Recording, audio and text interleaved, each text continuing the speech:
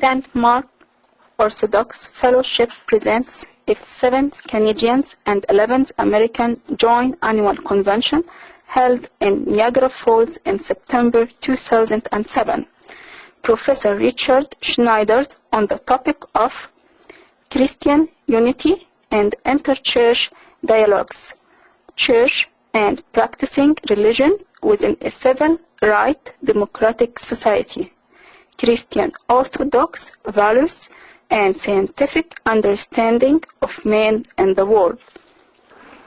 Okay.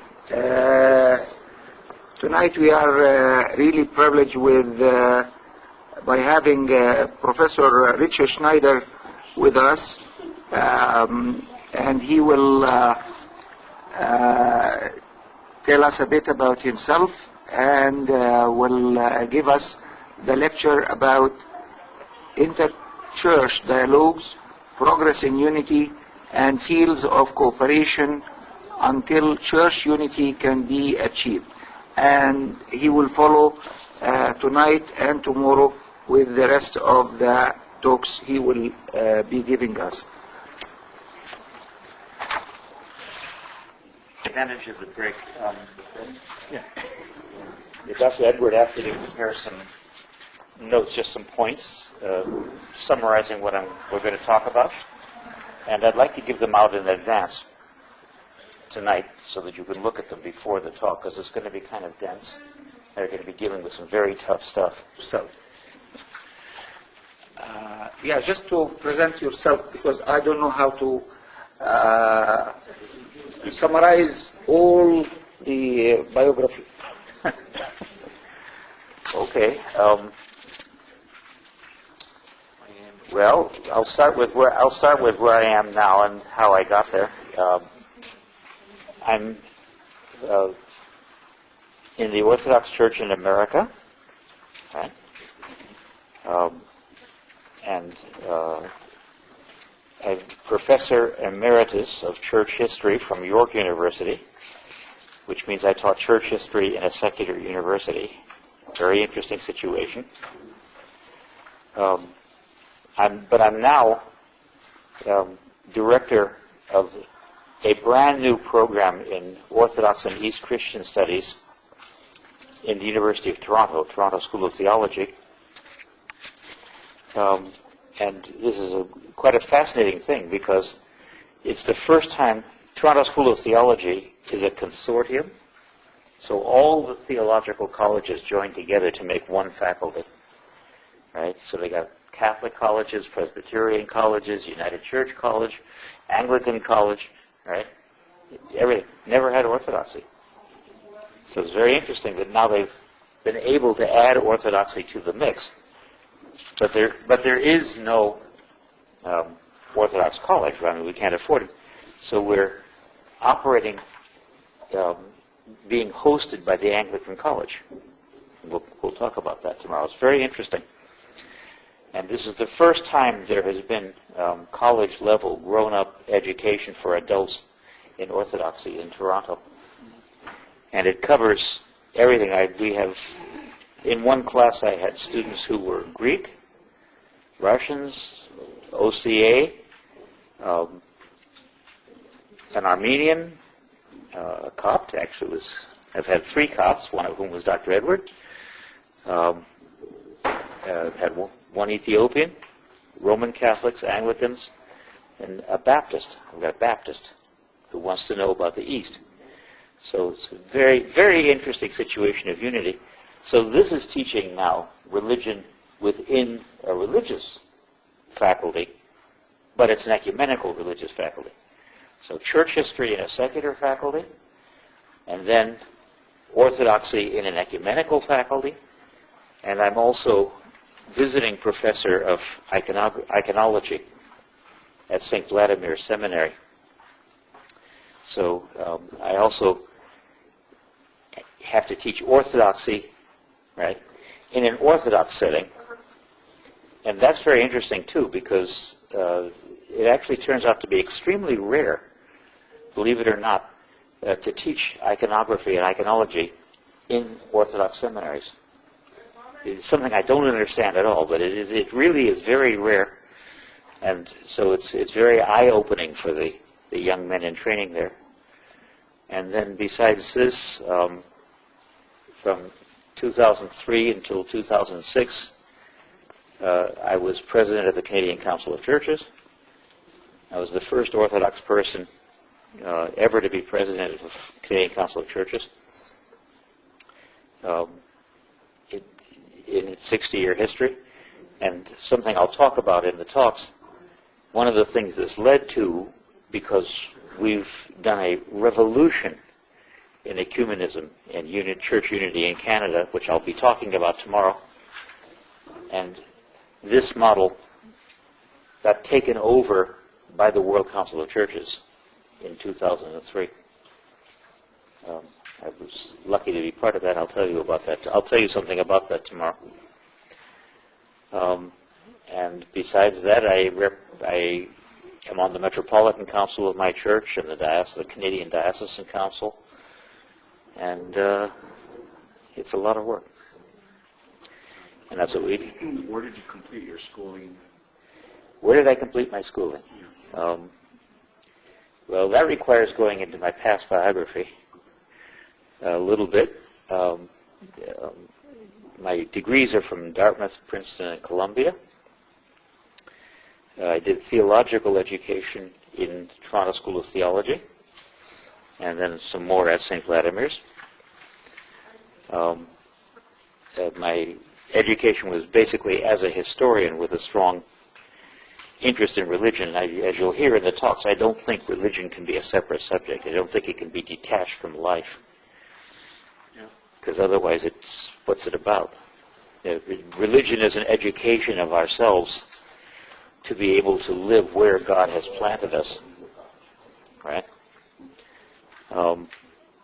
I think, for example, York is a very secular university in Canada, and in its origins actually had a lot of Jewish faculty. I thought it was very generous that they let me teach a 2-year course in church history, not in a religion department, in a history department,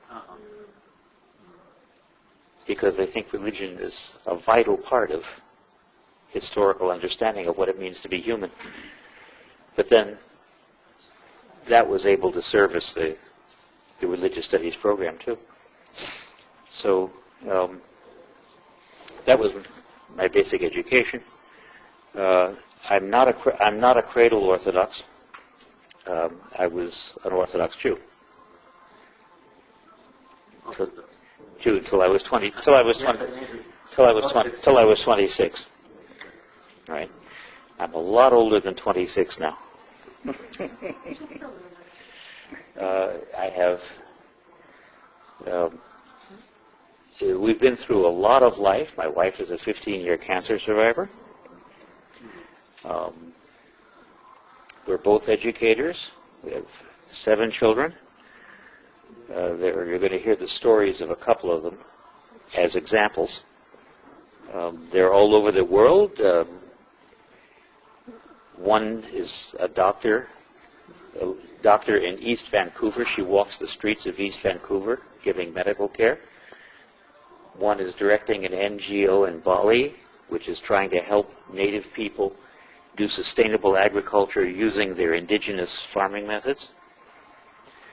One is also in Bali, created the first media studio ever in Bali, and is training the Balinese how to run their own media studio in Indonesia. One is a radar engineer, climbs mountains. One is a master chef in Toronto, just graduated. He's now line chef in a restaurant in Toronto. The next one is an Orthodox monk, and you'll be hearing something of his story tomorrow. Monday. You'll hear something of his story. And the youngest is a primate anthropologist. She lives in the jungle with gorillas. I just got back from doing the Lumen Orientale conferences, which are dialogue conferences between Eastern Catholics and Orthodox. And it's in Istanbul, Washington, San Diego, and the chairman there said, you see, it just runs in the family. Even the daughter is engaged. The daughter, like the father, is engaged in the study of primates.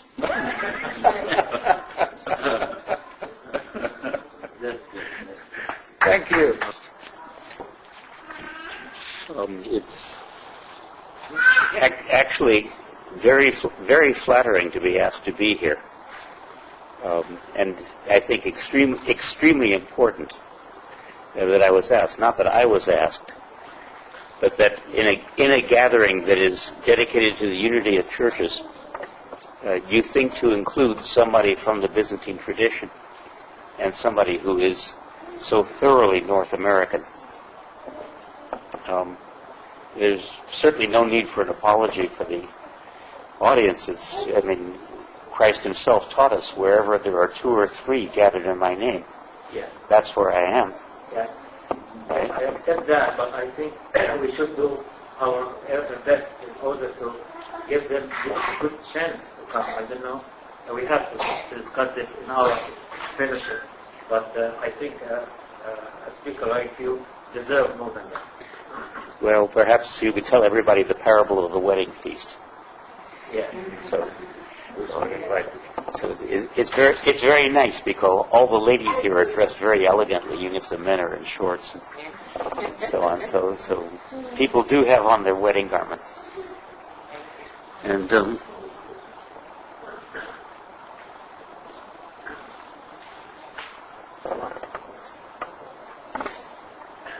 just one small correction. I'm the past president of the Canadian Council of Churches. It's written, I'm sorry.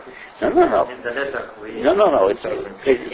I'm bringing this up only because it bears on the point of the first talk. Yeah.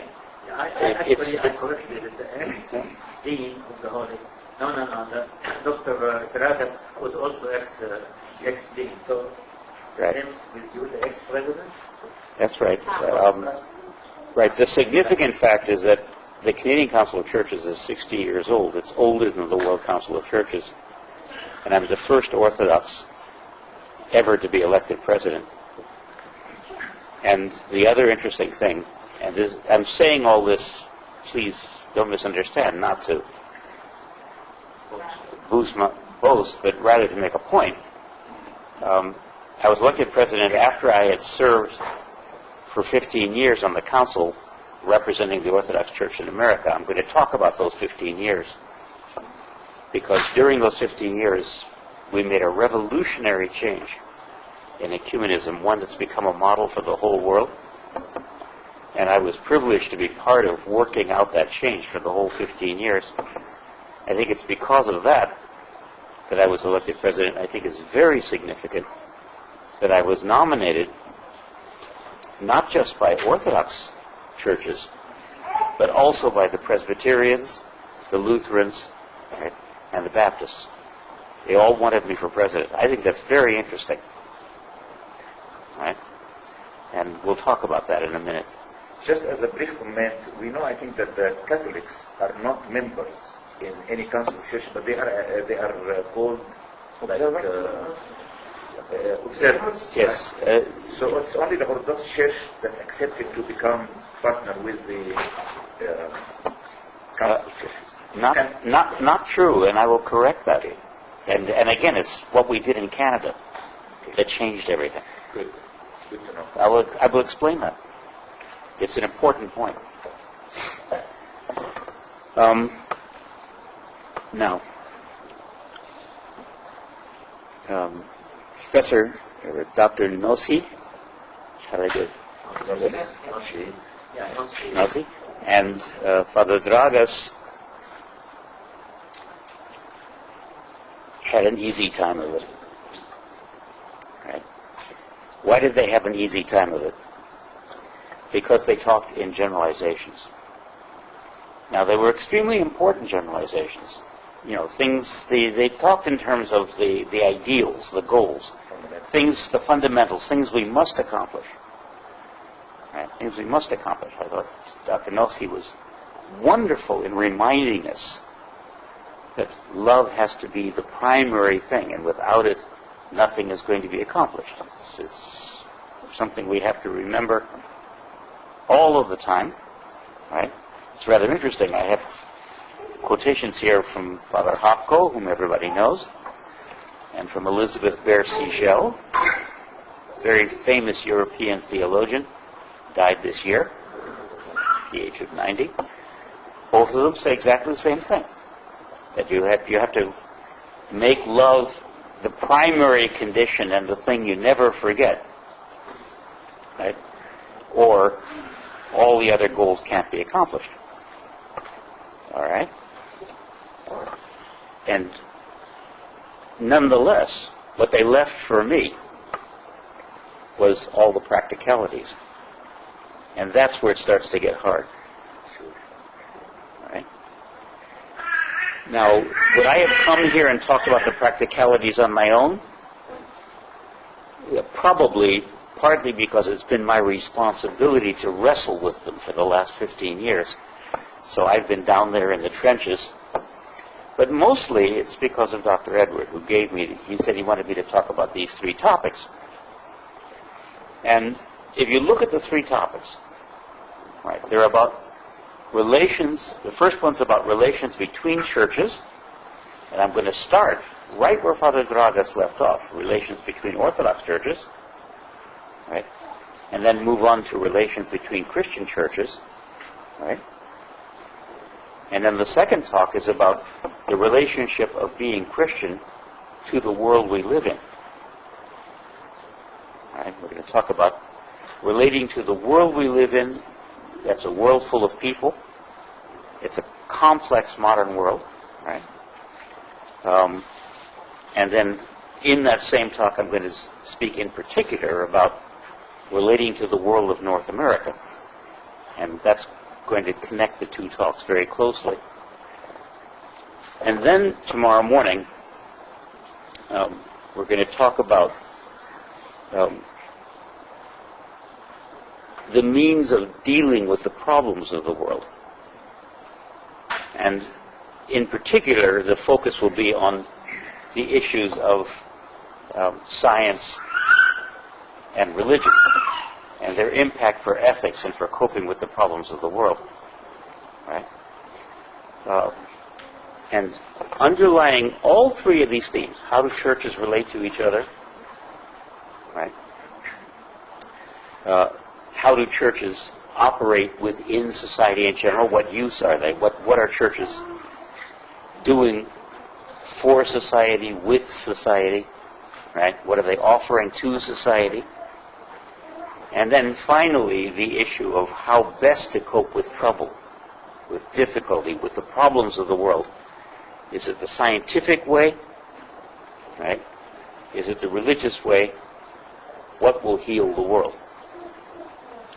All of these have underlying them these very basic things that we heard about yesterday. I would add one thing, and it's something that got a little danced around yesterday. That's the issue of truth. The question of truth. Right? Because religious knowledge is a claim to know the true God and what the true God wants for humanity. Right? Now, you notice I'm still talking in generalizations. See how easy it is? I could go on like this for hours and hours and hours. Right? I could talk in generalizations. Right? But if we're going to talk about what God wants from humanity, we are specifically talking about what does God want from us as people. What are we to do? What are we to do? Right? That is, by the way, the title of a very famous communist treatise by Lenin. What are we to do? But he stole the title from a very famous anarchist of the 19th century. Right? Well, Christians aren't communists. Can't be. And Christians aren't, because communism is atheistic. It thinks it's a science. And Christians aren't anarchists either. especially not Orthodox Christians, we think God made an orderly world. It's one of the fundamentals of the Orthodox vision of life, that God made an orderly world. Right? Our Father Dragas, I would throw a bunch of Greek words at you at this point. I would talk about taxis. No matter how chaotic the world may look, it really is orderly. And if you did look up some of the Bible quotations I gave you yesterday, you know, right, that in Ephesians we're told everything is made according to the plan of God. Right? Everything that's happening is according to the plan of God. Right?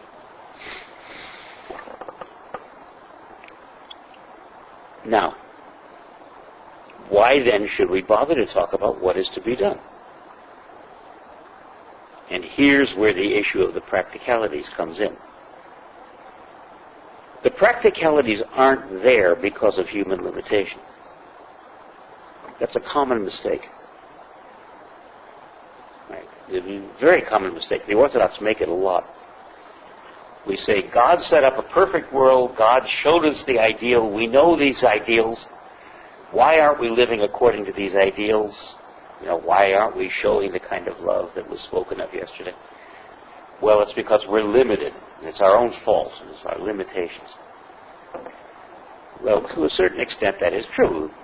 The world is the way it is because there's sin. Right? That's our limitation. Sin comes from a lot of psychological conditions: individuality, selfishness, arrogance, pride. Right? But there are also limitations because this is the world that the Lord has made. As the psalmist says, this is the world that the Lord has made. Right? The world and all that is within it. It's 24th Psalm. Right? And we've all studied history in school. And we all know that people had a hand in making this world, right? This world that God has made. Which means that somehow, right, we're engaged in this process of God making the world. Now that happens to be very good Orthodox doctrine, right? Since it's good Orthodox doctrine, it has to have a Greek word, right? The Greek word is synergy. And what is synergy? Synergy means that humans, right, are given the gift of existence by God. But existence is to be God. Right? Existence is to be God. And so, if God creates the world with His knowledge and His energy, so too do we. Right? If you wouldn't misunderstand it, I'd call synergy cooperate. Creation means human cooperation with God. Right? Okay, but now we come to the deep point. Here's the sticking point that lies behind all three of these lectures, these talks. If we're going to cooperate with God with all our knowledge and the grace that God has put into our hearts, right, with all our experience, it means it's an ongoing process. The limitation partly comes from the fact that it's not over yet. And we know what we know. Right? Now, one of the consequences of sin, this is not personal sin, this is a built-in sin of Orthodox history, is that we certainly don't know as much as we should know. We don't know enough. As Orthodox, we are really, really badly educated. Right? Even in the most elementary things. And that's why we prolong the life history of stupidity. Right? And why things aren't moving faster. Right? Both speakers yesterday spoke about this. Father Dragas said, got his dates a little confused, but Father Draga said, okay, there's been basic agreement between the so-called Oriental Orthodox churches, the Miaphysite churches, and the Byzantine churches, right? And that's true, right? The date on the signed document is 1992. And yet, we haven't restored one church out of this. Right? And we heard this also from Dr. Nossi. Same thing. He attributed it a little more to political reasons.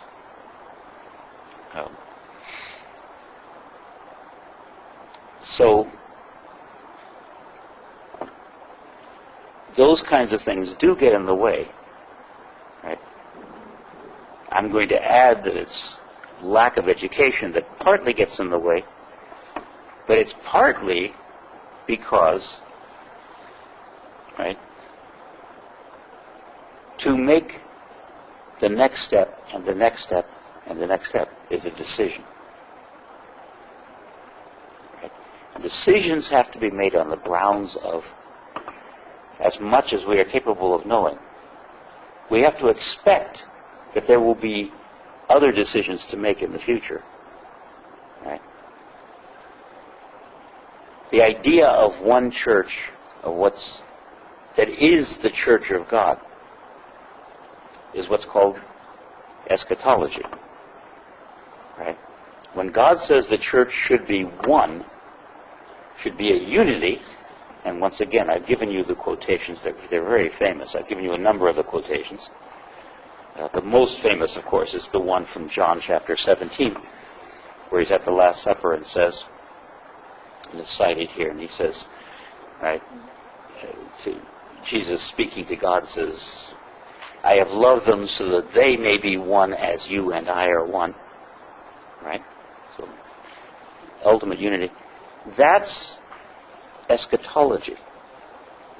That's what the church is, and therefore it's where the church should be going. Right? But it's a historical process that results from our work and our decisions. Let's just consider for a minute. Think about this society. Why does this society exist, do its work? Because some people made some decisions. I'm going to point out a little later that almost all the inter-Orthodox work for Orthodox unity, right, has been organized and pushed in the first place by lay people. Now, isn't that interesting? Right? Why is that so? Because lay people have a sense of the hurt, a sense of the stupidity. Right? The trouble is that to do it concretely, practically, by decisions in this world, you need to have a very precise sense, an educated sense.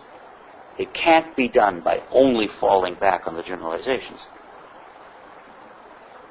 Right? That's why I suggest Father Dragas had an easy time. He chose to fall back on the generalizations and get back on the airplane and go home. Right? I'm not being sarcastic. Right? He opened the discussion, and that's what he should have done. But now he's left it to us to face, square on the practical problems and talk about what should be done about them.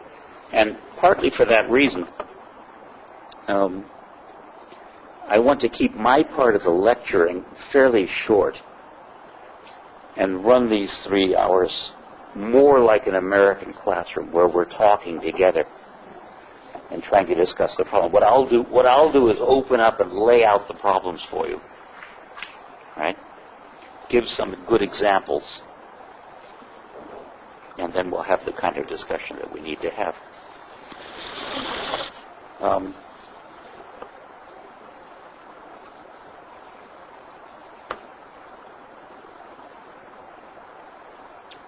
Okay.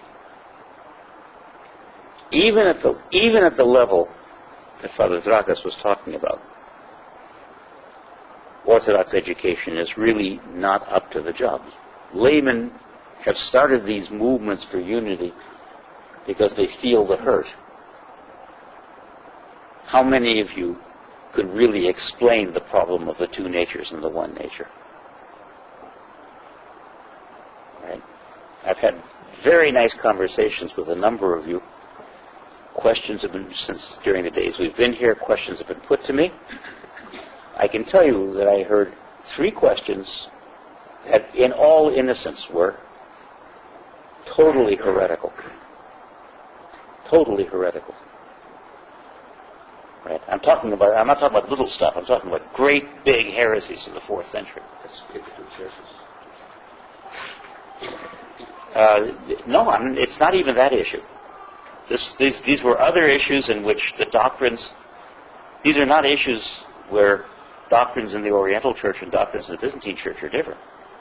These are heresies older than that, in which all Orthodox churches share the same doctrine. Right? Now, the reason was not that the persons who put the questions were heretics, certainly not. The reasons were that they had not been given a fundamental education in Orthodoxy. You know, I think it's absolutely spectacular that this group is a lay group. I think it's somewhat worrisome. It's not your fault, I assume. You don't keep the clergy out. You know, you don't stop them at the door, and if they have a collar and a cross on, you say out. But I think there's some problems that the clergy are not here, although I have to admit, and I say this even coming from St. Vladimir Seminary, of all places, that even the clergy are fairly badly educated these days.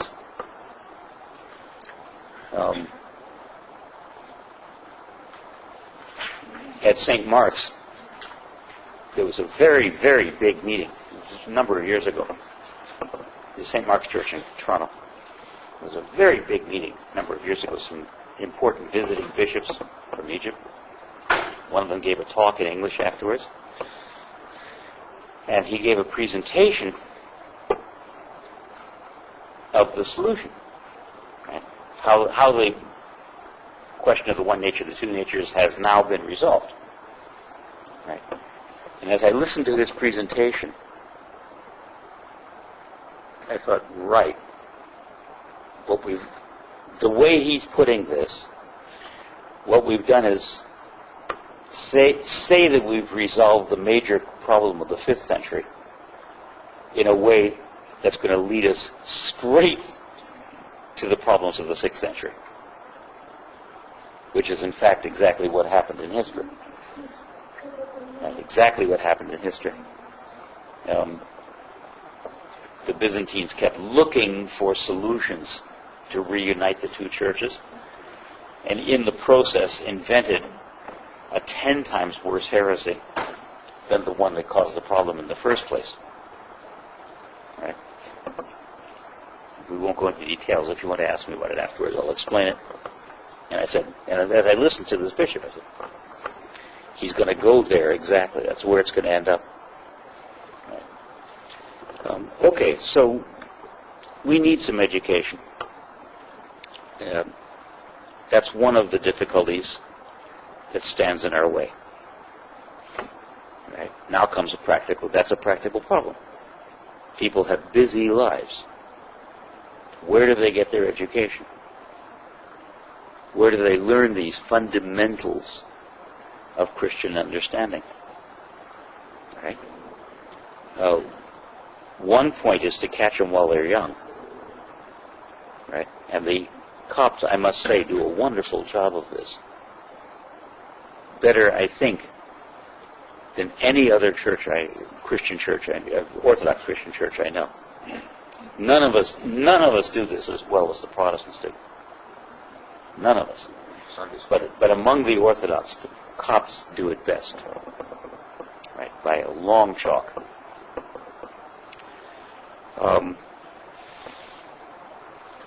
Nevertheless, I've had Coptic students in my programs in the university, and they say the same thing, that Western Christian students say. I always ask my students, why are you taking my courses?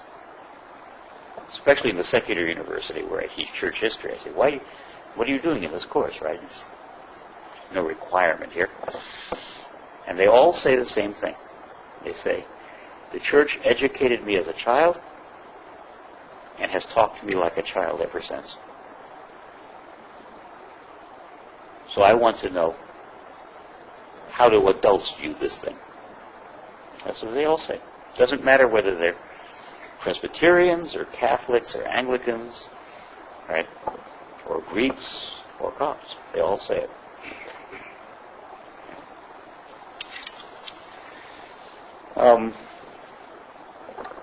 Okay. When we get this education, what do we come to realize? Okay, so we come to realize that to be Orthodox is not, in the first instance,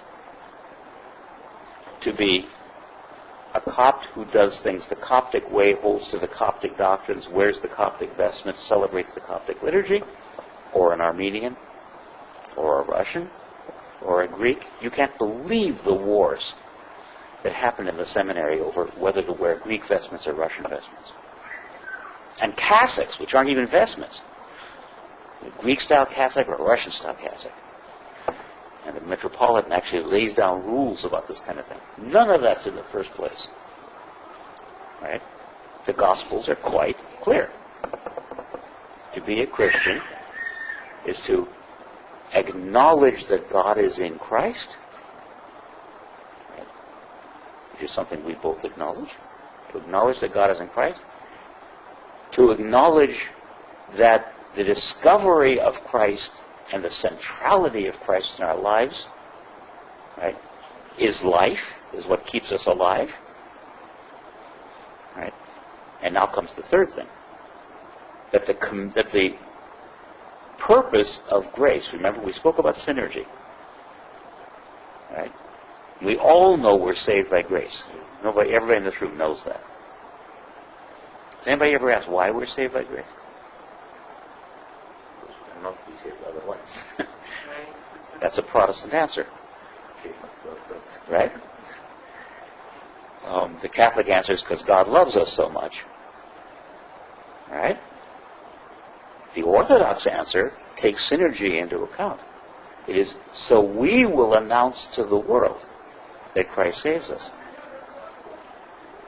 For us to recognize that Christ saves us becomes a commission. In the Acts of the Apostles, right? When the apostles they receive the Holy Spirit. This is chapter 2. They receive the Holy Spirit. And they start speaking about the resurrection. Right? And everybody is astonished. And the thing they say about it, to this resurrection, we are all witnesses, they say. Now here we really do have to go to the Greek. Because the Greek word that they're using for witness is martyrs. We are all martyrs. And what it means is that we testify to the truth. We testify to the truth. And the truth is the resurrection and that Christ saves us. And what that means is that Christianity, Orthodox Christianity, is an evangelical religion. To be evangelical doesn't mean to be like these crazy people you see on television. And they are crazy. To be evangelical means, right, to announce the gospel. Evangelion is just another Greek word for the gospel is a German word, actually. Evangelion is the word that's used in the scriptures. We're supposed to announce it. We're supposed to announce it. Okay, that's our purpose in life. And what activity in the church is true and valuable is that which furthers the job of being evangelical. In the second talk, we're going to talk about how that relates to culture, what it means to be Orthodox in North America. All right?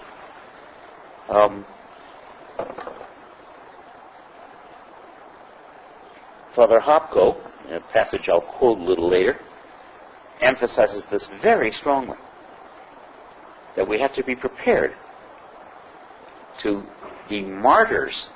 Nowadays it means defend to the death that which is true and vital and necessary in our faith. And we can only do that if we're prepared to take risks, to let go of that which isn't true and vital and necessary. Right? We have to put that in the second place, not the first place. We have to identify our orthodoxy with Christ. To be Orthodox is to put on Christ. We say it at baptism. As many as are, it's from Romans. It's from Romans chapter 8. As many as are baptized into Christ have put on Christ. We repeat that. Everybody repeats that on Holy Saturday. Right? And we sing it through Pascha. Right? That's what it means to be Orthodox. Put on Christ. Christ, Jesus says, unless you take up your cross and follow me, right? You can't be my faithful. You can't have a place with me. Well, part of that cross has to do with dealing with others. Has to do with dealing with others. Right? Now, in the course of these three talks, we're going to encounter a whole bunch of others. In the first talk, it's other Christians. Right? And maybe even before we get to other Christians, we should step back for a minute and talk about other Orthodox. Right? But, you know, and how is it that we're supposed to announce the gospel as the Orthodox understand it to other Christians if we can't even agree among ourselves? The first practical problem is Orthodox disunity. Right? One of the things Jesus tells us is that it's not just the words that we preach, it's what we do that in fact is the announcing of the gospel. Right? Remember, he says, many come in my name, but not all of them are the Christ. Right? And he also says, many will call after me, right? But only few are chosen. Only few are living the life. So it's by our example that the effectiveness of our announcing the gospel is made true. You might ask, what kind of an example do the Orthodox show the world? Why should anybody take us seriously? Father Hopko points out that Orthodoxy is a kind of laughing stock in the world. It's a little bit bitter. I don't think he's right. Right? But certainly, and he says it in a context in which he's fighting the forces of modern permissive liberalism, which of course doesn't like the fact that the Orthodox stand on certain values.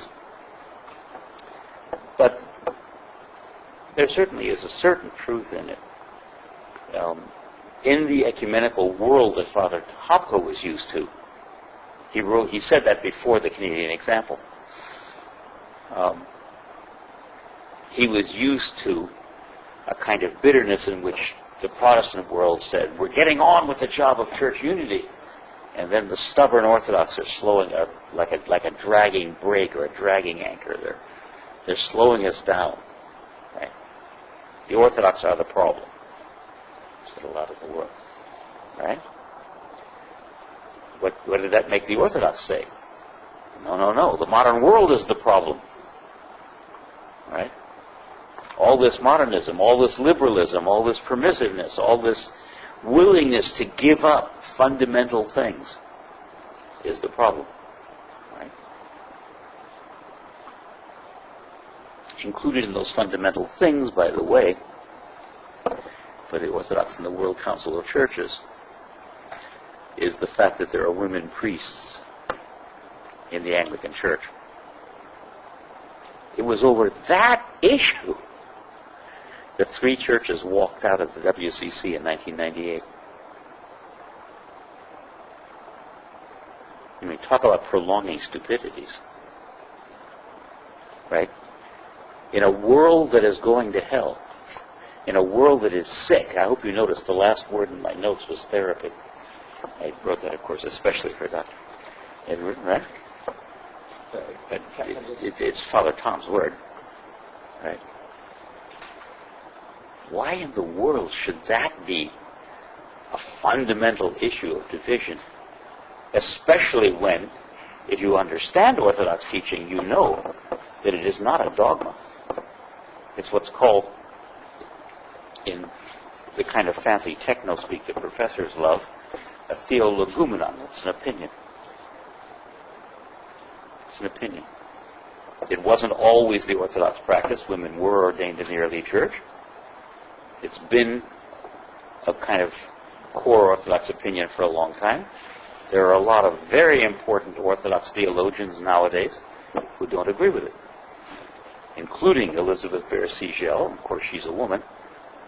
But also including Metropolitan Anthony Bloom, who also died this year, right? Very important theologian. But it's not only these 3 churches that walked out. People from the congregations of the Episcopalian Church left with all their priests and with the congregation. And many of them are now in the Orthodox field. Right. These problems, right. These problems are not unique to Orthodoxy, certainly. Right? In every Christian church, there are the people who want to absolutely cling to the ways we do things as the life and death issues. Right? It's in every church. Conservatives, right? In the second talk, I'll tell you about my experience of addressing the Anglicans on the question of same-sex marriage, for example. They're totally split about it. So it's in every church, right? But Father Hopko's fundamental evangelical Orthodox point is true for every Christian. Anything that is not in the first place, right? Seeing the vision of Christ, hearing Christ as the Word, because Christ is the Word of God, and what I'm adding in these talks, in a good, synergistic, cooperative way, understanding what that Word says we are to do. Notice I said understanding. Right? Requires use of our faculties. Requires being who we are, whom God made us to be. Right? Anything that isn't that, right, is an obstacle, a red herring. It's getting in the way. And this is why the Canadian solution to talk among churches has been so fascinating. Right? Now, ecumenism, right, is the command of God. Now, how can I say that when so many Orthodox hear the word ecumenism and instantly throw up, right, and scream and yell and say, "What are we doing there? Right? How dare you? How dare you talk to people who don't hold the truth?" Right? Notice, by the way, that's based on a presumption. Right? We are right; they are wrong. That's the presumption. Right?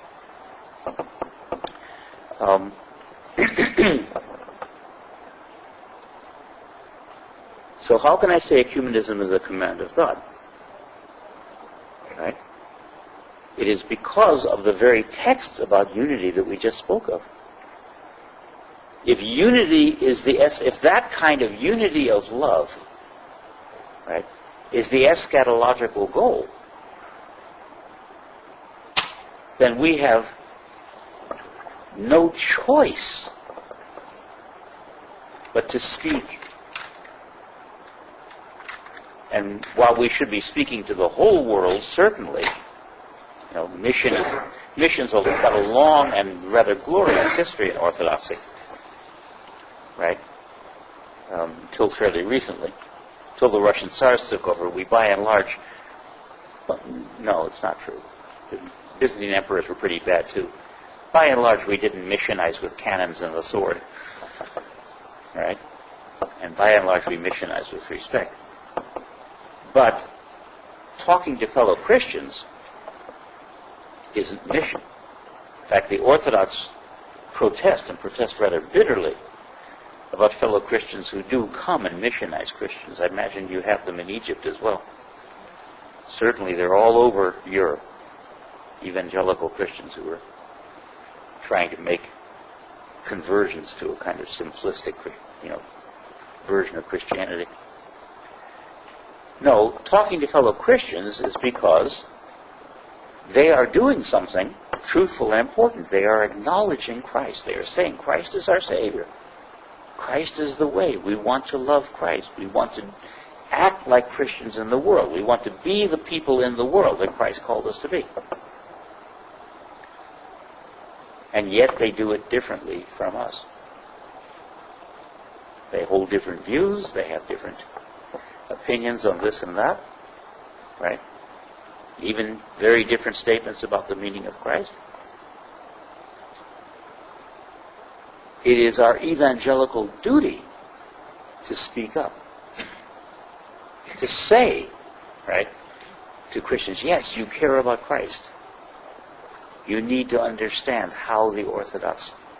what the Orthodox know about loving Christ and putting on Christ and being Christ. Because that's something we say. It always shocks everybody else. We say, we are God. We are Christ. Right? Theosis. Now, in the old ecumenical activity, that became nearly impossible. The ecumenical activity that produced the World Council of Churches back in the 1940s had a long prehistory in which, by the way, the Orthodox took part. I won't take the time. Time doesn't let me read this rather wonderful document from 1920. It's an encyclical from the ecumenical patriarch. And he's calling for the kind of thing that eventually became the World Council of Churches.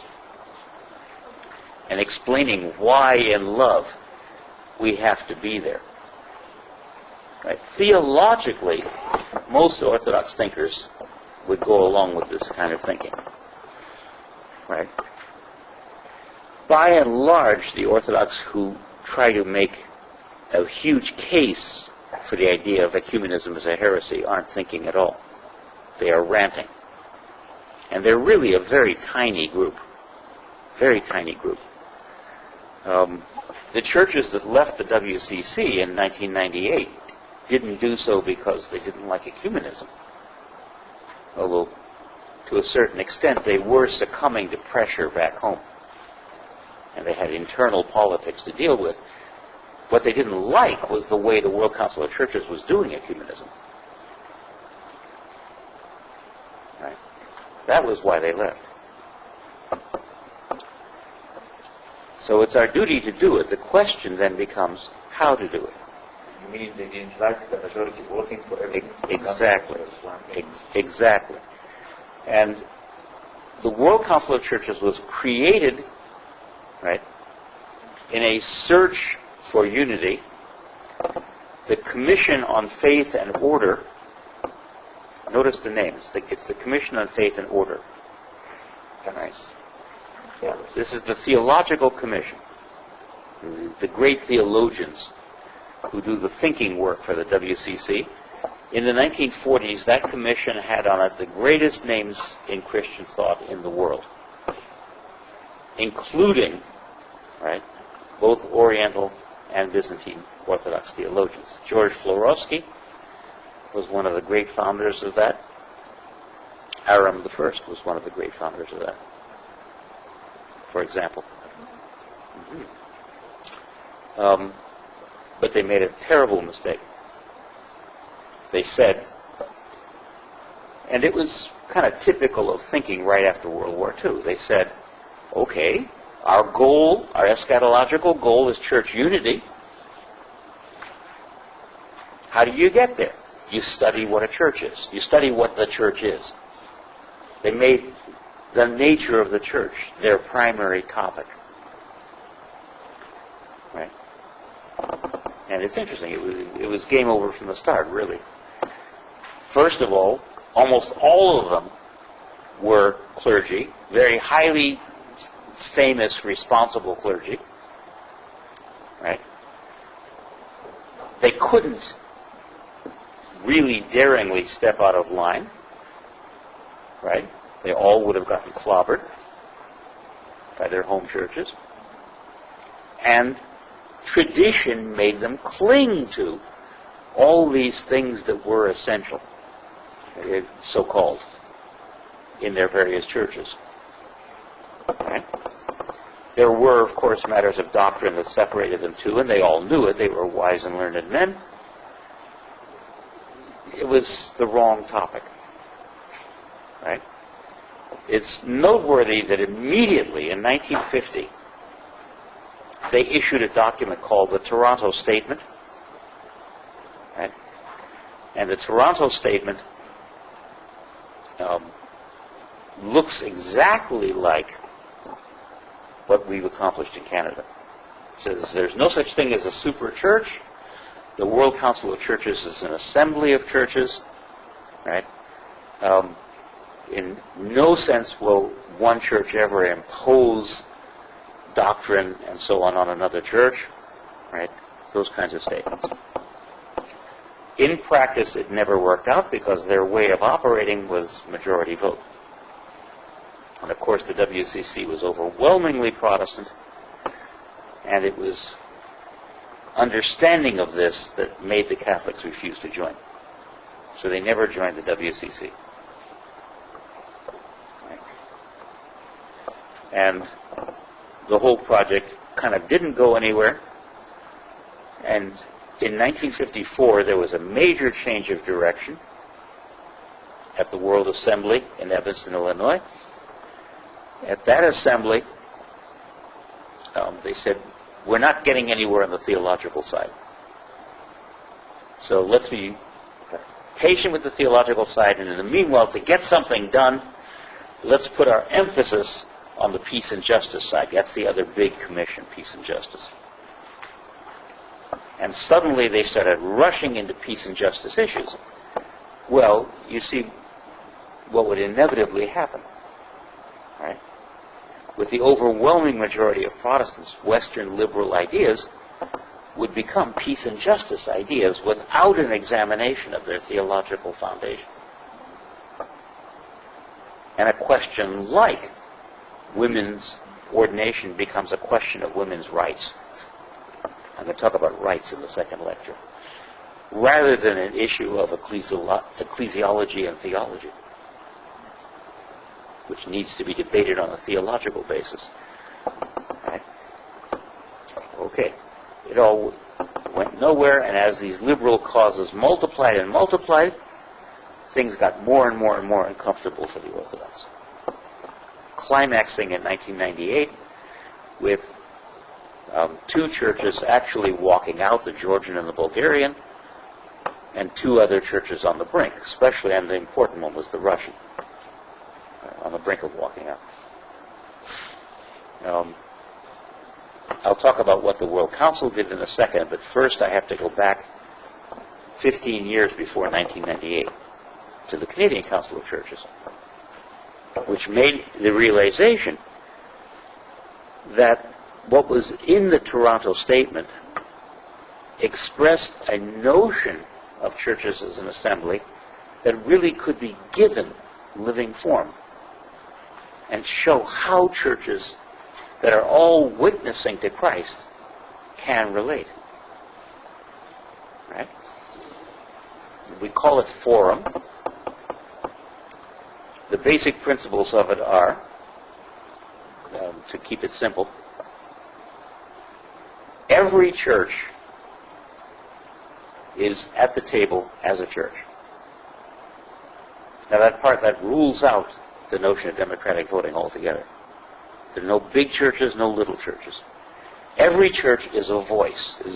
Every church speaks and is trying its best with the best knowledge that it has, what the comment we made at the beginning, which is why things move, speaking with the best knowledge that it has to speak the voice of Christ, the evangelical voice that the world needs to hear. Right? Therefore, what we have at the table is dialogue. No matter what the issue is, churches bring up various issues. The world presents us with certain issues like war and so on. There are things that happen in the world, biotechnology, peace and justice. Anti-Semitic things happened in Canada. America went to war in Iraq. Right?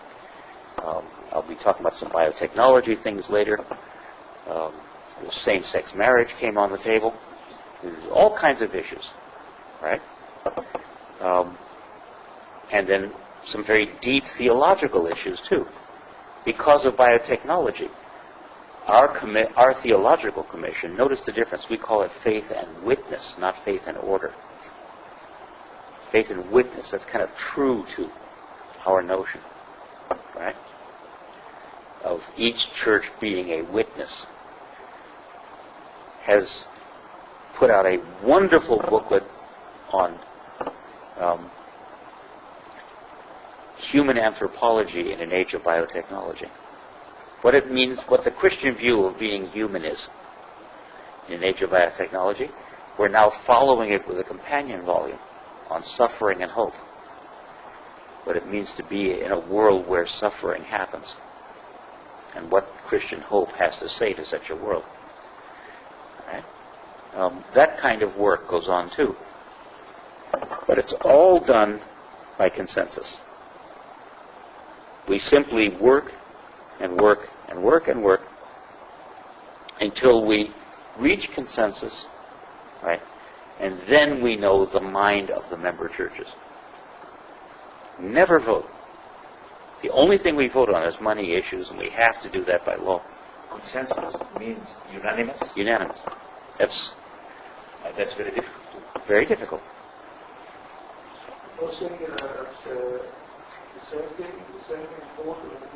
We never vote. No, right. All yeses and no. That's right. That's right. All yeses, no nos. Exactly. And what makes it so difficult? Why is that so difficult? Because, I go back to what we were saying, it requires exactly the kind of humility that Father Hopko is speaking about. It requires not just coming in and saying, we're right, you're wrong. It requires listening. It requires listening. Now listening is of God too, you know. If we couldn't listen, we couldn't be Christians. Why? Because Jesus is the Word. And Jesus comes to us through the Word. What do we know about Jesus? Let me speak as a historian for just 1 second. Right?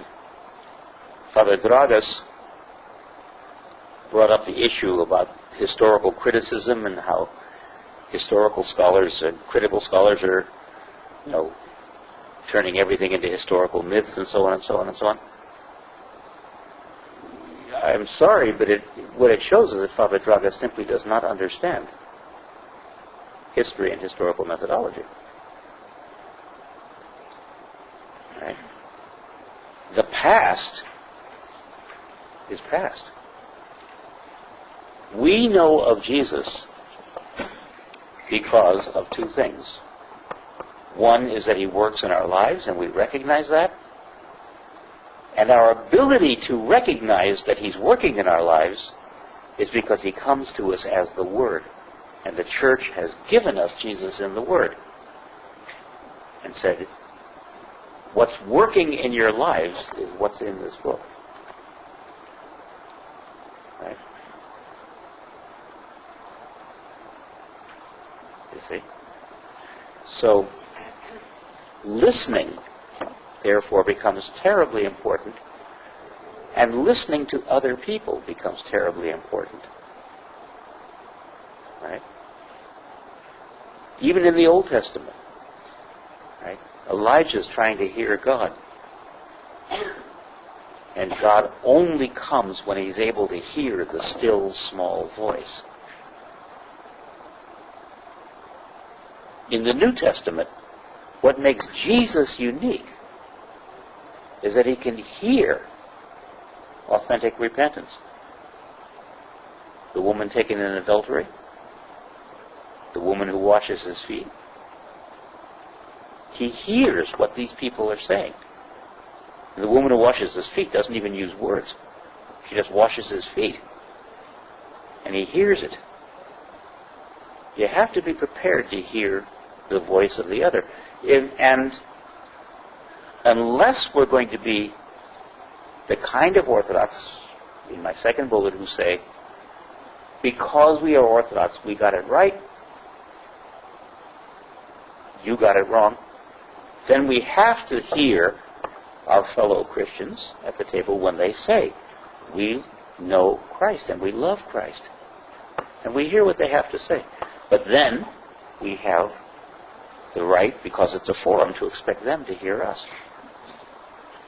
And you see what this does? It totally reverses. For the Orthodox, it's terribly important, because it totally reverses our role in ecumenism. In a democratic ecumenism where we're going to be the minority, we have to be the ones to say no. That's our role. Our role is to say, can't say that. In forum ecumenism, our role suddenly is to be teachers, evangelical, outreach people. It is to say, this is what we think ought to be said. And by golly, the world listens. I could tell you story after story after story after story. One of the great moments was the members of the United Church at first said, this forum thing is never going to work. It took us 10 years to hammer it out. I was there. I was part of the work for the whole 10 years. Right from the start of defining what it was and how it worked, to identifying the procedures, to writing the new constitution and bylaws that entrenched it, to teaching people how to make it work, and so on and so on. The United Church people said, this is never going to work. Never. Well, I can tell you, I have United Church people who were there coming to me saying, now, things like, teach me how to pray with icons, because I've understood what you've said about the church being the incarnation of Christ. And now I can understand what you mean when you say that's in the icons. So teach me how it works. And then finally, a year later, the same guy came back and said, it's really weird, but I pray better with my icons than without. This is a United Churchman. As liberal Protestant as you can get. All right?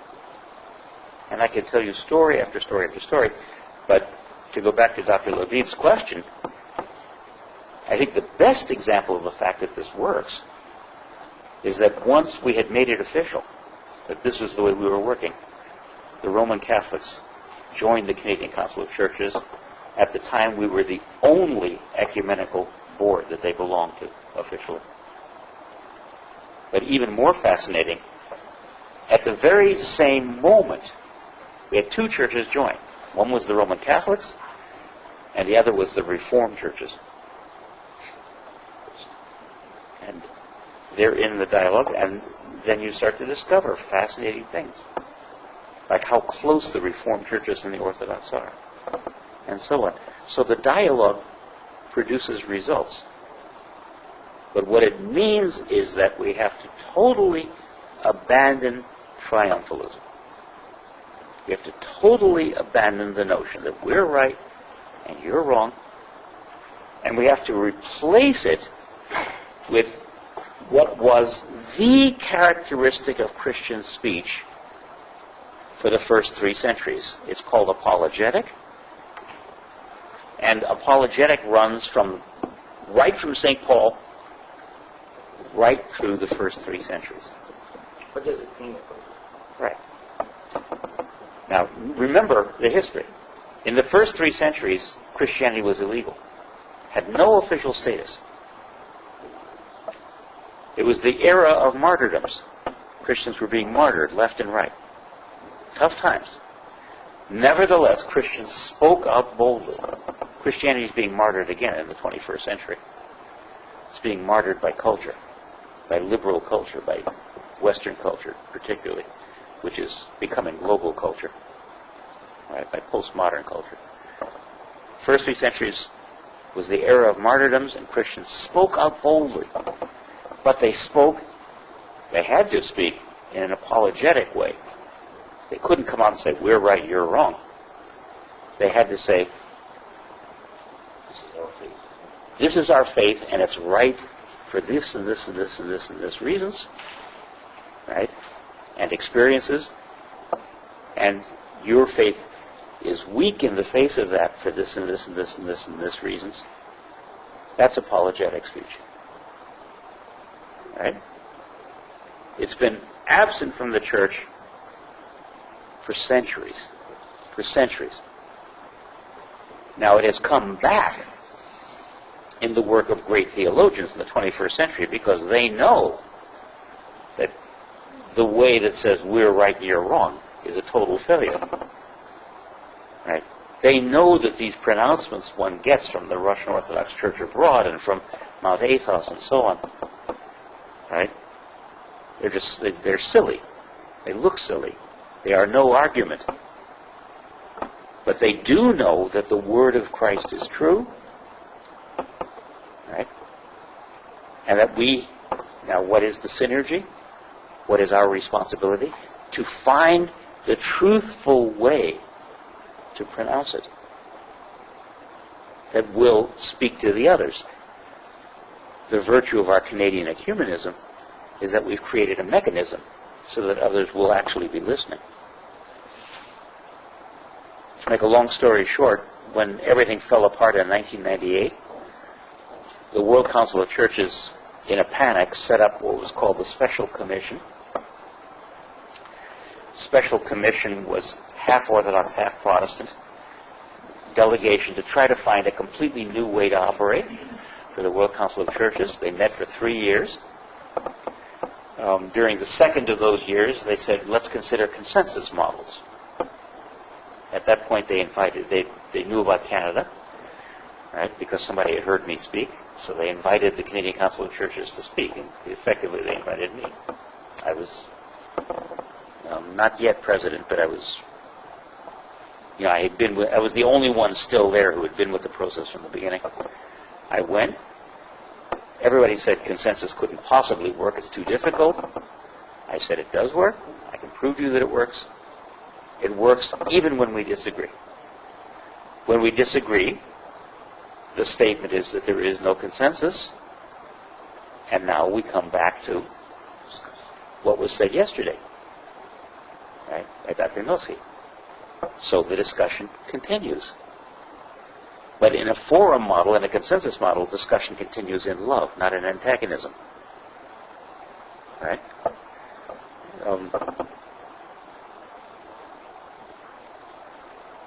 The most interesting example, perhaps, was same-sex marriage.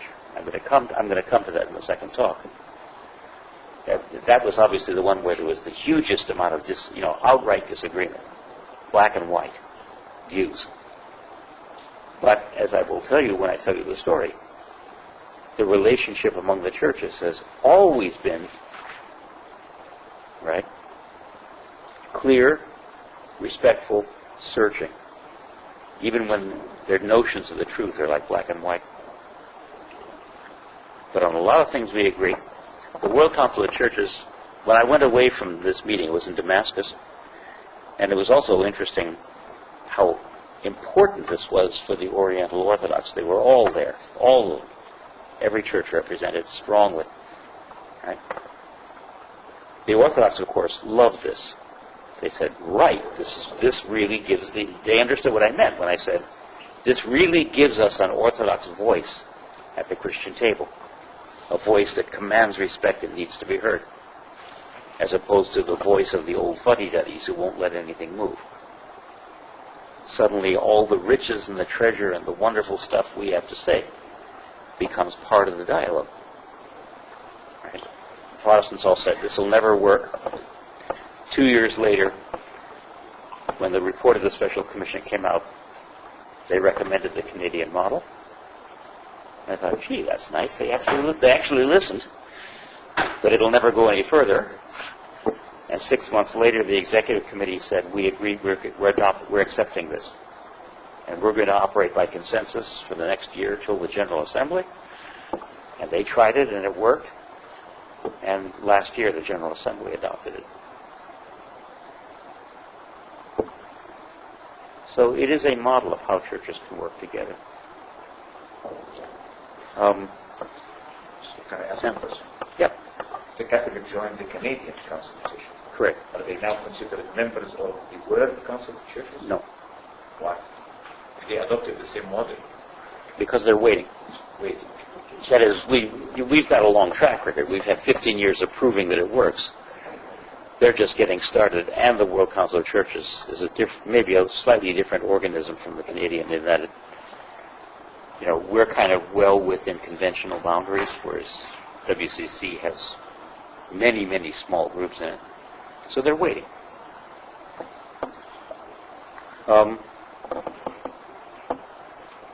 Dialogue produces results. Right?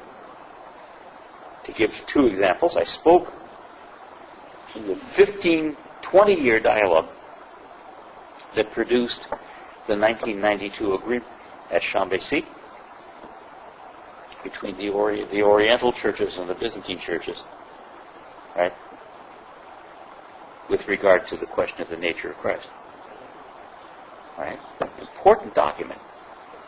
How many of you have read it? How many people in your congregation have ever heard of it?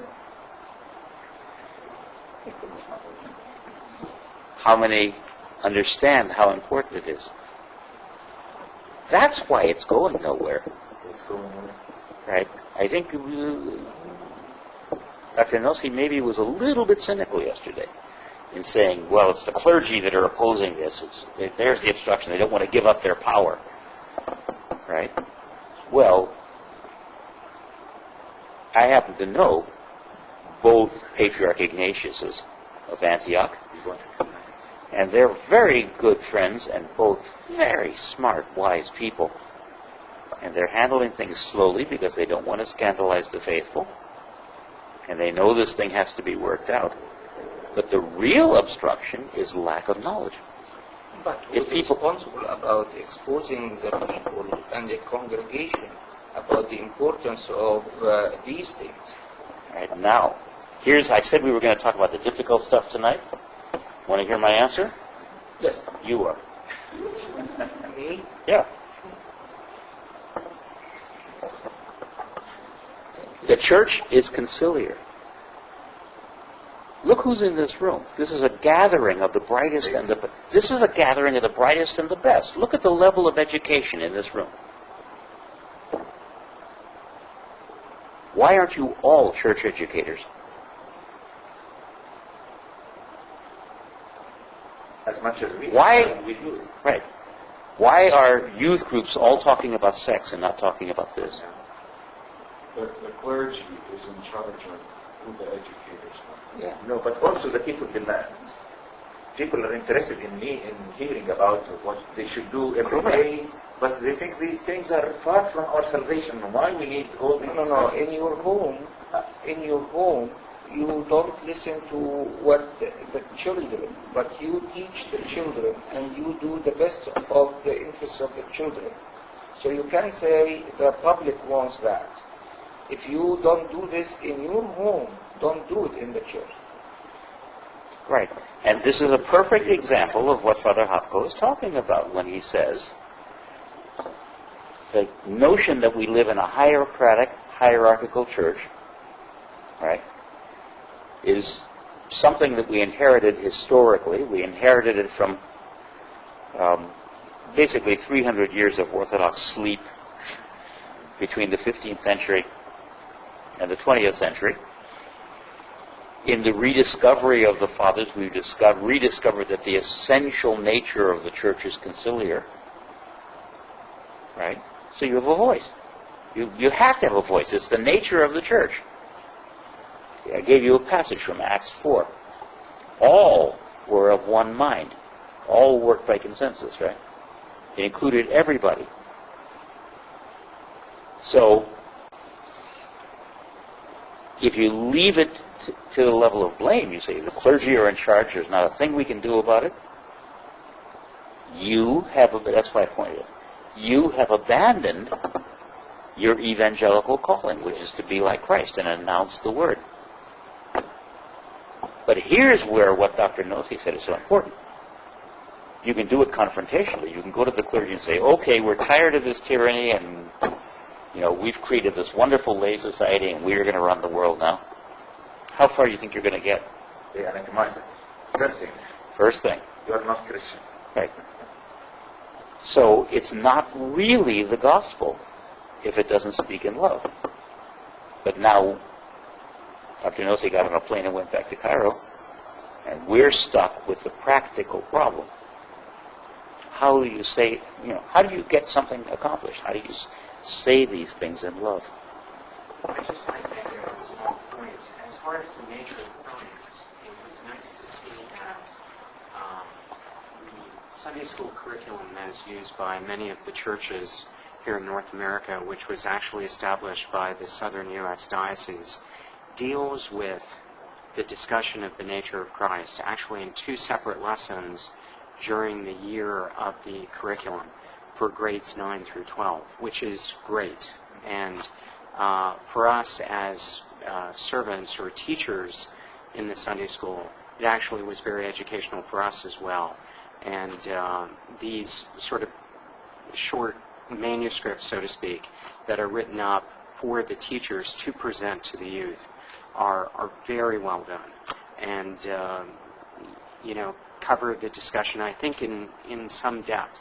So I just wanted to bring that up because I don't know how many people here actually, realize that. So that's great that the Coptic Church at least is making an effort in teaching the youth about some important issues, and certainly the issue of the nature of Christ is very important. It's very happy news. I'd be very grateful if you send me a copy of it. I can actually give you, it's on the website. It's suscops.org. suscops.org. It's under the resources tab, Sunday school curriculum, and you find it in grades 9 through 12. Okay. And deal with the nature of Christ. All right. And for the bishop is the bishop of The Southern States. the same curriculum actually are using in Canada and USA. Correct. For starting from preschool up to grade 12. Right. Now, how many grown-ups get exposed to this? Just the servants, actually, who are teaching you. I think it would be great, at least when it comes to these sort of fundamental Orthodox theological issues that they are actually taught more to not only youth, but to the Right. And to move it up a notch, like Emerald, if the material doesn't exist, why not take a look at and see if it could be used, this marvelous new French Orthodox catechism that is totally grounded in Christology instead of in ecclesiology, investments, and church history, and authority, and jurisdiction, and everything else. The first volume is completely Christological. It's called The Living God. Right? If 1992 was right, and we've really recognized the truth in each other, one would like to think that this catechism, which is quite recent, should look like something the Coptic Church would say, yeah, right, useful stuff. If it doesn't, somebody's not been dialoguing. You understand? And 1992 was just an empty piece of paper. Right? But, gee whiz, how would you know that this thing exists anyway? A topic I haven't taken up yet, but I will in the next talk, is about insularity. See, okay, this organization had the graciousness to invite a non-Copt to speak to you, and I happened to know about this thing, and I told you. Something came out of the dialogue. If you had had all Coptic speakers, would anybody have known this book exists? It's a wonderful book. It's available in English from St. Vladimir Seminary. Press. That's what dialogue does. And in fact, it's my last statement for this first talk. Okay, the lessons learned in the Canadian Council of Churches have to do with ecumenical relations between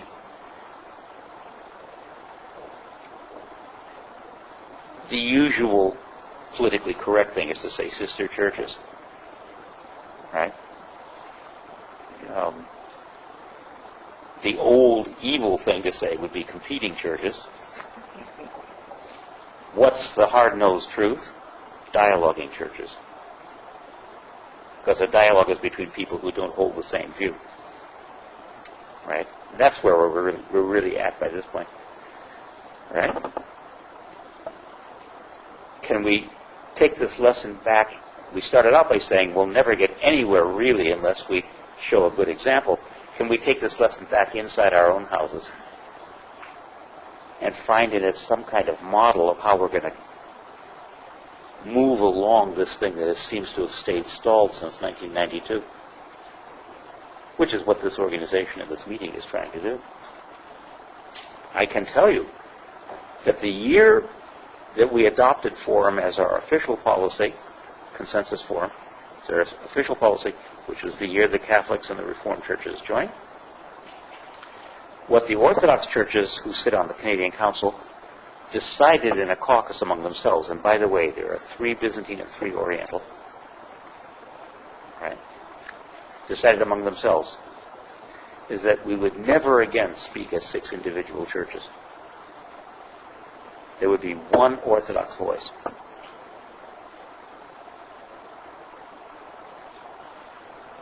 Amazing, huh? The Copts are one of the 3. Got the OCA, the Ukrainians, the Greeks, Copts, Armenians, Ethiopians. Isn't that amazing? Just amazing. That was the good news. Now comes the bad news. And that'll open us up for the next talk. We tend to turn inward. Right? Our concerns are largely for the welfare of our own church. Right? When I first started going to the Canadian Council of Churches, back in the early days of this thing, one of the great voices, and certainly was a mentor for me, for sure, was Father Ammonius Gurgis from St. Mark's in Toronto. Wonderful person. Fabulous. Right? For the last 10 years, I've hardly seen Father Gurgis. He used to be right in the thick of it all. So where's he been? Well, the Copts are creating, in Toronto, they've bought 2 square blocks just north of Toronto. Do you have any idea what that means? This is Toronto we're talking about. It's kind of next after New York City, right? In terms of, and they're going to create an entire Coptic village. Right? I've seen the plans. It really is a village. I'm astonished they haven't planned to build a 10-foot wall around it. Father Gurgis is the project manager, and that's where his attention has gone. Right? Pardon? I will, in the later talk, I will say something about the one person who shows up for the cops, and that's when we're talking about civil society. Because I have to tell you some of the things he says. I'm not going to name his name. The tragic thing, really, I mean, that's bad. And it shows what happens when one starts to look inward instead of looking outward. I'm setting up the next talk. But the really tragic thing, right, is that I still represent the OCA on the Faith and Witness, which has been doing all this fabulous theological work. And in 15 years, although the Coptic Church is entitled to 3 seats on the commission, like every church is entitled to 3 seats on the commission, there has never been a Copt attend a meeting. The meetings are totally open to observers. There has never been a Copt at a meeting. You have names, but they don't attend, or there are no names No, assigned. they've never assigned anyone. Every 3 years is a new appointment cycle. Appointment cycle is a triennium. Every year the appeal goes out to appoint somebody. And it's not even, we have to approve. It's the people you think are your good theologians who would share in this dialogue. There's never been an appointment. Observers would be like you. It wouldn't be appointees. That's right. Appointees should be people who have the theological training to cope with a situation like that. Is it the Pope that's supposed to send these 3 people, or No. the Church in Canada? The Church in Canada. So it's the priests in Canada that's responsible for this. Yes.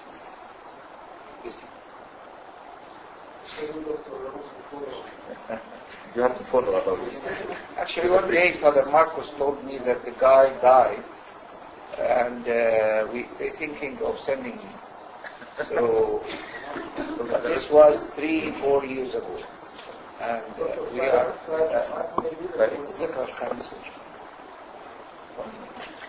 Okay, let's stretch our legs. One more question. This must be a lot of fun. I'm feeling much better. Good. What's the name of the book again that you said was French in translation? The French Catechism, in English it's called The Living God, 2 volumes. And the author? It doesn't have an author's name on the title page, but it's published by St. Vladimir's Press. So can you under the Living God? The Living God. You have it. Thank you. I do feel much better. I feel much better. Already? Yeah. Before I get the tea?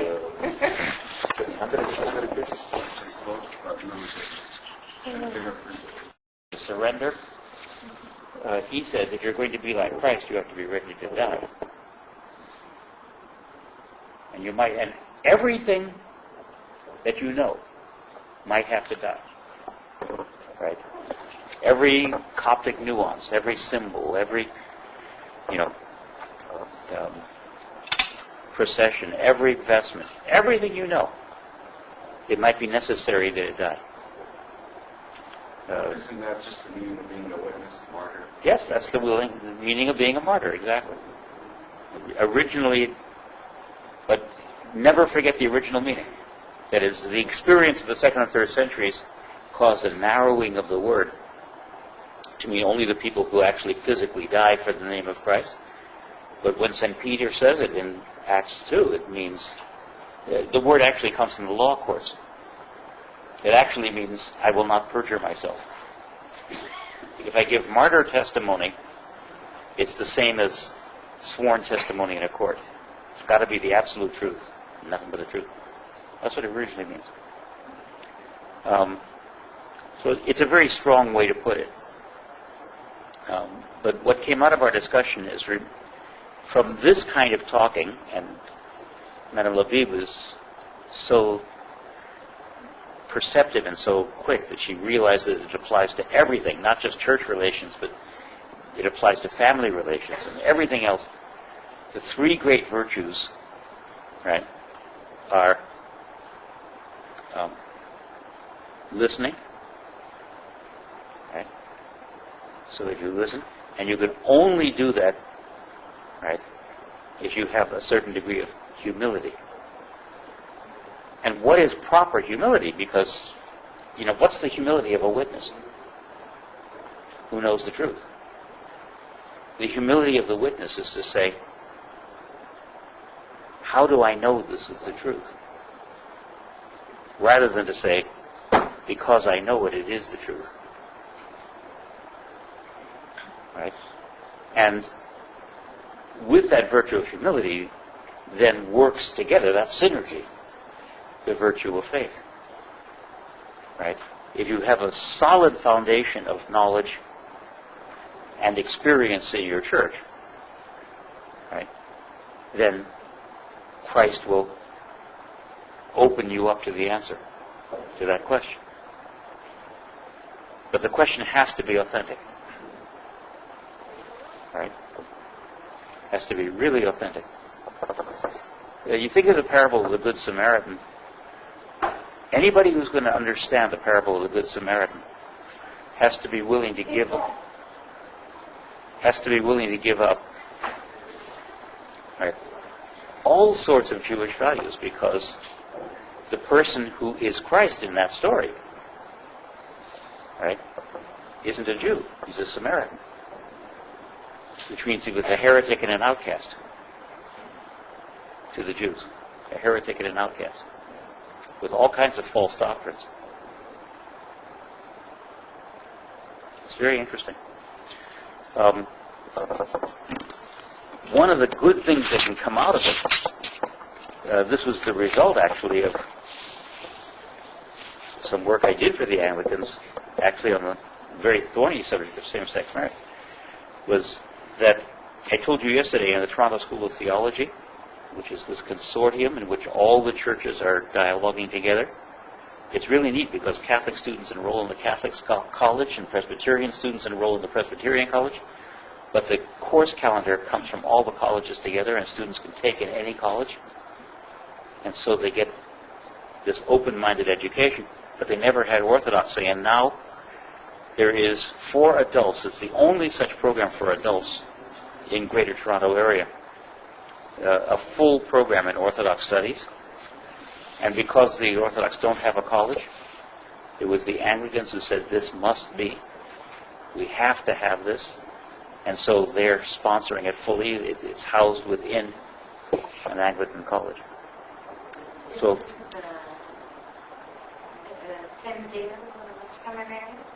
no, it's Trinity College. So, at the University of Toronto. So I brought along a description of the program. It would only be of, approximate interest if you don't live within the say sort of between Hamilton and Kingston. But if you do and you're interested in knowing about this, please feel free to take one. I think there's probably enough almost for everybody. There's no correspondence courses. No correspondence courses. You have to sit in the classroom one night a week. One per family. But especially if you do live in the GTA, call this to people's attention. I said before that it has always been the laity that have been in the forefront of this kind of thing. I have to admit, I've put notices of this kind of thing, bulletins and posters and so on, in virtually every Orthodox church in Toronto. And all the clergy have, to my face, promised that they would really promote this. And when students actually come, it's because they heard about it from somebody else and not from clergy. They all say this was news to us. So please let people know about this, okay? It's just so many people know. All right. Now, we started very late tonight, and because we have a whole lot of time tomorrow morning, I think what we should agree among ourselves, I'm looking for consensus, this is how we do it. When I was the chairman, the hardest job of being president was finding consensus, getting people to talk till it happened. It split up the time, and so let's quit by the clock tonight rather than, right? And let's say we'll go till 10 o'clock and then stop, because we have tons of time tomorrow morning to finish. How's that? But many people, I think, may not be able to attend the morning. I don't know. That's why I'm looking for consensus. Some people want to travel early, and so I think, what about making it to 10:30 today? Is that difficult for you? Or Let's put it this way. My first year of teaching at Columbia University, I was in my last class and I knew I was leaving. And I didn't notice the clock and I stopped talking at 2 in the morning and not a single student left. So I can do it, but... Okay. What the preference I'm looking or everyone? We are looking for Finish consensus. at 10 today and continue tomorrow, or finish at 10:30, 10:30. so that we don't miss a lot 10:30. for those who are leaving tomorrow. Yeah, Stay. 10:30 من العصر طيب. من الدرس 10:30 to agree to 10:30 tonight or 10 o'clock.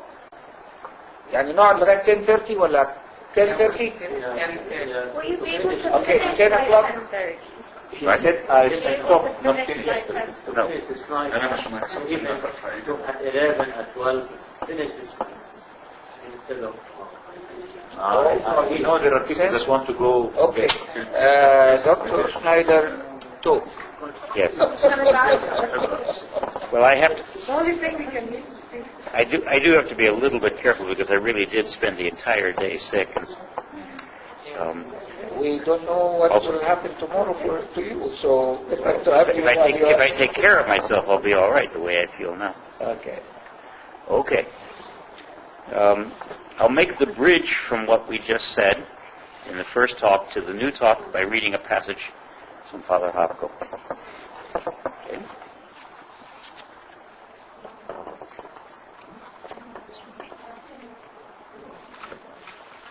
For this miracle to happen, the Orthodox churches in all parts of the world, our global village, have to die to their present Byzantine, Ottoman, and Imperial Russian structures and human institutional forms and live as Christ's one holy church. In this death they will not remain alone, but will bear much fruit in a manner proper to God. The greatest obstacle to the evangelical and philanthropic, remember philanthropy means love of mankind, philanthropic mission of our Eastern Orthodox churches, and surely for Orthodox ecclesiastical jurisdictions, that's in quotes, in America, is our unwillingness to deny ourselves and die to ourselves, humanly speaking, so that others may live through our loving self-sacrifices for their sake. This is why our churches, jurisdictions, dioceses, and parishes remain alone, bear so little fruit, and are filled with so much turmoil and trouble. Self-interested Christian churches, concerned about the preservation of their institutional and cultural forms and expressions, cannot be authentically evangelical and philanthropic.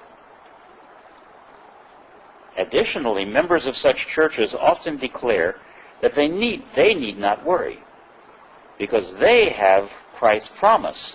See, we are right, you are wrong. They have Christ's promise that the church, meaning their particular parish or diocese or patriarchate in its present historical form, notice, all those things that are supposed to be so absolute just have a present historical form, which is a consequence of 2,000 years of historical effort and circumstances and changing context and so on. Right? The important thing is not the historical form, it's the eschatological form, as we were discussing. And our job, our task, is to make the present form look as much as possible like the eschatological form. Right? They're sure that they have Christ's promise that their church will survive. So they quote the Lord's words about the gates of hell being unable to prevail against it, and thus they cease to be real Christians. How strong is that?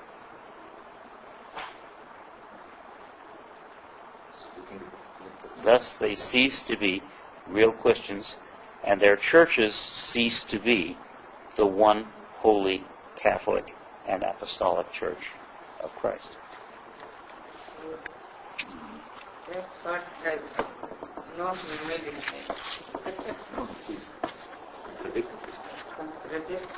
Yeah.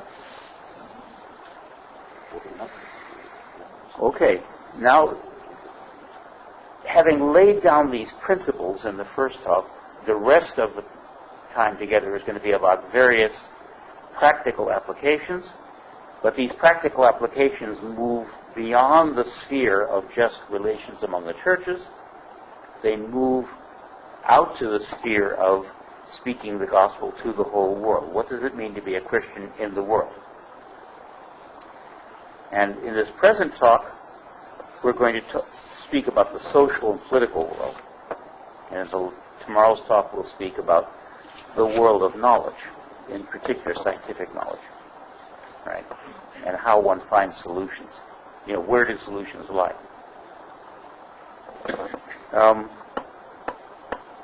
Now, Father Hopper spoke about our present historical form. It's almost tempting to say Orthodoxy is cursed by its history, but that would be to fly in the face of the plan of God. Our history is our history. It's whatever it is, right? And our church has taken on various historical forms, right? The curse isn't in the history. The curse is that we won't let go of it, that we will not acknowledge that we live in a different time and different circumstances, right?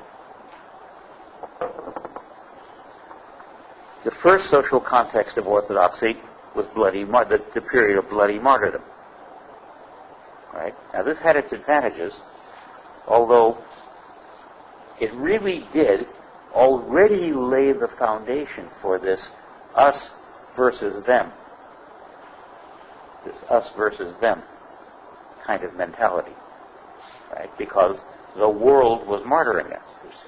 The world was persecuting, right? It didn't allow any room for what you heard yesterday, that wonderful phrase of Martin Buber's, the I-thou relationship. Now, when Buber says I-thou, he's talking about our relationship with God, but it's also our relationship with the world of others, the world of everyone. But obviously it's tough to think that way, when the world is searching your basement to find you and hauling you off and throwing you to the lions. In my office I have a great big sign for students. It's a baseball scoreboard, except what it says on it is Lions 66, Christians 0. Just for fun. But the real difficulty was caused by the Byzantine era, right? And then followed by the Ottoman era, which was the same thing 180 degrees reversed. The trouble with the Byzantine era is that the church became established. And to keep matters short, I'm just going to say these things, and if you want to question me about details later, I'll be glad to elaborate on them. An established church, that is, a situation where one church is identified by the state as the approved church and is established and sanctioned by law, right? Which means that membership in it is effectively obligatory, and non-membership in that church is to be outside the norm of society, the norm of the law. Where that church becomes privileged and all other churches become disadvantaged, or all other such associations become disadvantaged, that's an established church. The Byzantine church was an established church, right? And this I personally regard as catastrophic for a church. Absolutely catastrophic. But it's a style of churchmanship that a lot of Orthodox say they want to go back to, right? When the government of Canada was contemplating the idea of same-sex marriage being legal, the Orthodox bishops of Canada put together a petition to the government, and the petition was hopeless. It basically told the government the only way a government was allowed to act and said the government had to institute Christian values. And then it cited a whole bunch of laws, right, that were made back in the days when homosexuality was regarded as a crime. And it cited them all as precedents. Right? Notice how this puts the other, right, the homosexual, totally outside, right, the norm defined by law. It's no wonder those laws were abandoned 15 years ago. Right? And so they should be. Oscar Wilde would never go to prison nowadays. Right? In tomorrow's talk, we'll return to the subject of homosexuality as a scientific problem. Talk about it. Today, right now, it's a social, legal problem in this present talk. Are we going to talk about it as a Christian problem or a Christian issue? Right. Okay. Right, because it's a scientific problem, it is a Christian issue. Right? The issue, the subject of the talk, I mean, we're not going to settle the problem of homosexuality tomorrow. It'd be nice if we could, but we won't. The problem is, what are Christians supposed to do with what scientists think? Yeah, but... and what are the ethical implications of it? Yeah, but we are not assuming that what the scientists said is what the science said. Because some scientists do not agree with what the scientists said. So we have to allow the consensus here. Right. Because I am one who is supposed to be from the science group. I don't agree with what it is said from those scientists till the 70s. It wasn't the science said. Correct. Until now. But let's save that for tomorrow. Yes. Let's save that. Because some people will start to become afraid of some of the statements. Well, you can all read it tonight. It's on the second page. Okay. You can do it for bedtime reading. We'll talk about it tomorrow. Okay?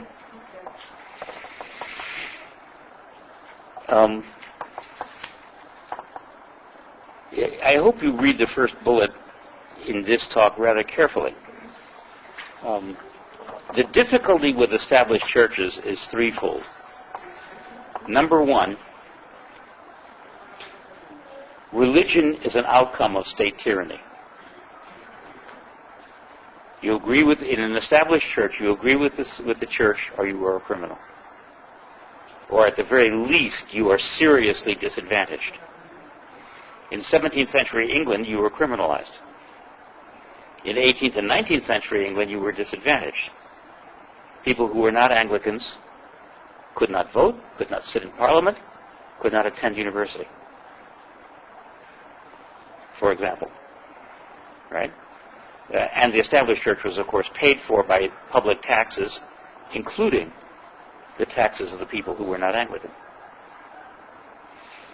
In Canada right now, we're having a massive debate about this, in that because of historical circumstances in Canada, the Catholic churches are allowed to collect taxes. Now, it's done in an extremely fair way.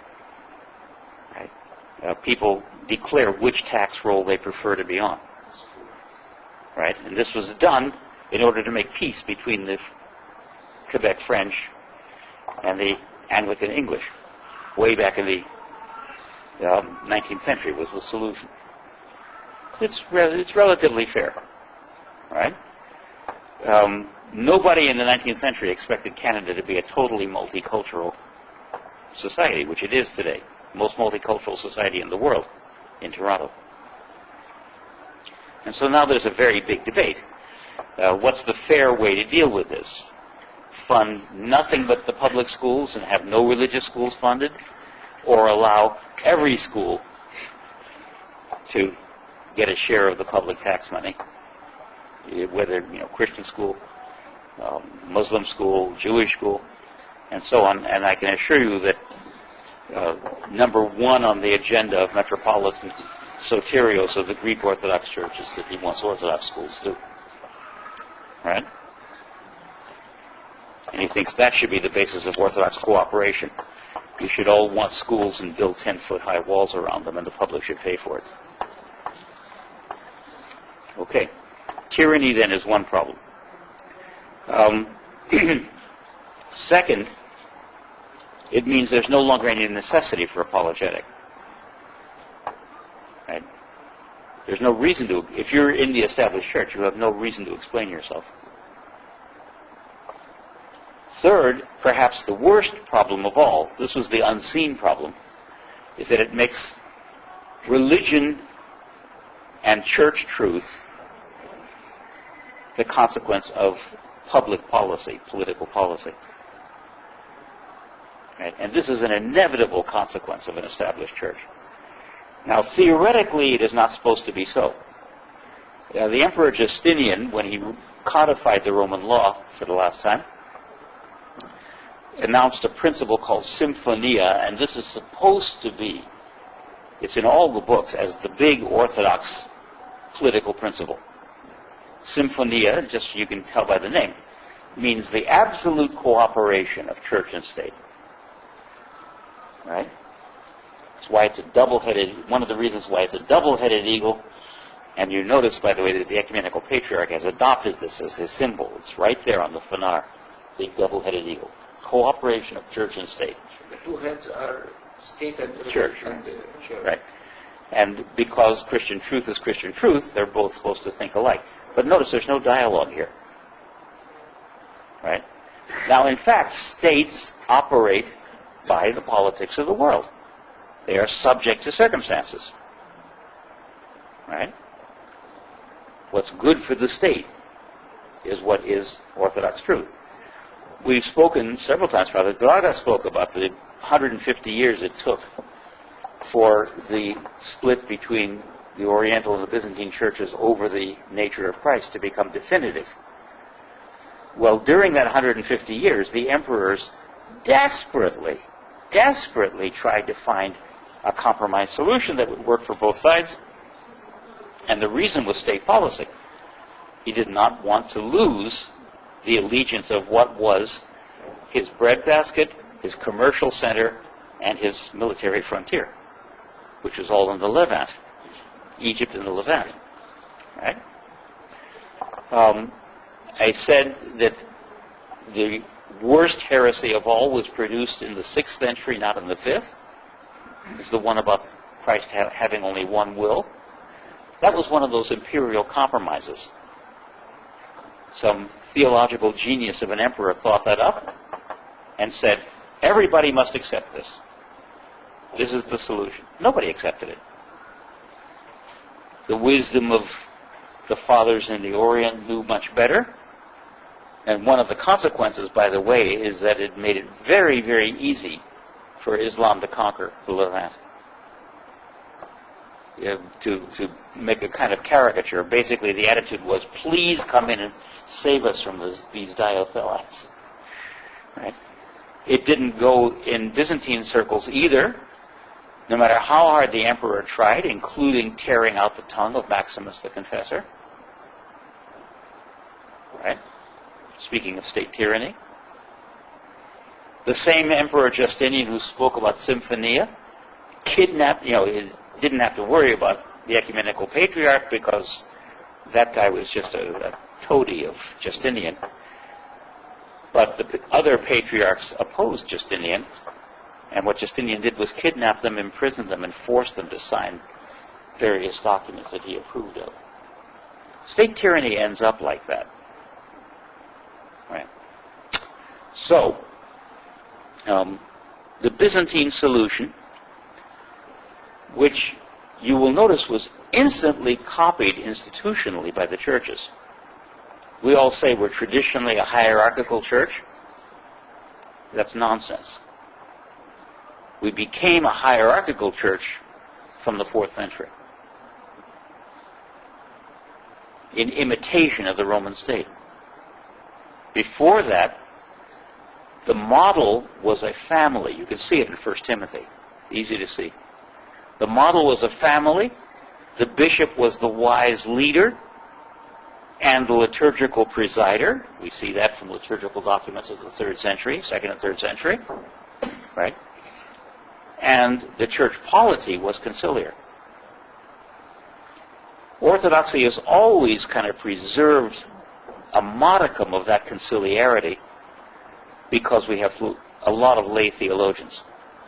So at least we listen to the educated laity, right? The West even abandoned that.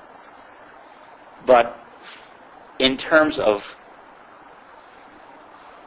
the running of a church, as far as, to my knowledge, the only authentically conciliar church in the world, if it is in fact authentic, is the Orthodox Church in America. And certainly I've put 10 good years of my life and have aged considerably trying to keep it that way, working on the Metropolitan Council, over against a synod of bishops who were raised in the Russian model and think that a church is run by bishops and that's the way it is and that's the end of the story. Okay. So the hierarchical model and the established... Can we say that the church is based on the bishops but run by them and the others? It's based on the churches. There is no church without a bishop. There are lots of churches without bishops, the Baptists. No. We're talking about Orthodoxy. Right. Orthodoxy. All Orthodox churches derive from the Byzantine model. Right. The church is not based on bishops. It is based on Christ. The church is the body of Christ. Now, go back to the scriptures and look at the descriptions of the body of Christ. 1 Corinthians 12 is the most clear example. Right. And many the priesthood. Right. Where's the priesthood? In the New Testament, there's only one priest. And who is that? Christ. And we are the priests are the servant of the one priest. Right. They are. The most orthodox way to think about it, because we're such an iconographic people, is to think typologically. The priests are the representatives of Christ, the image of Christ. Right? If you look at what priest says in the liturgy of John Chrysostom, right before he does the anaphora and the consecration, he says, if I were doing this, I couldn't do it. It is not I who do it, but you who do it through my hands. Synergy. But without the priest. If you listen to what's said before confession, right, and in some forms of confession, priest says, it is not I who forgive. You are not speaking to me. You are speaking to Christ. It is not I who forgive you. It is Christ who forgives you.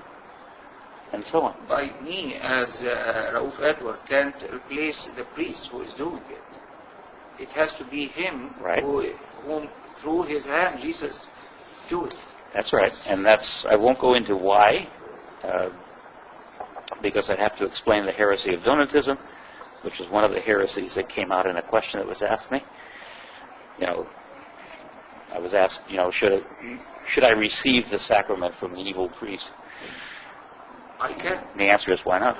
It doesn't mean it's based on the bishop. I mean, right. It means the construction of any local church needs a priest or a bishop in order to... Yes, it's really because... It's because of the liturgy that we are an Episcopal church. Because of the liturgy. Yes.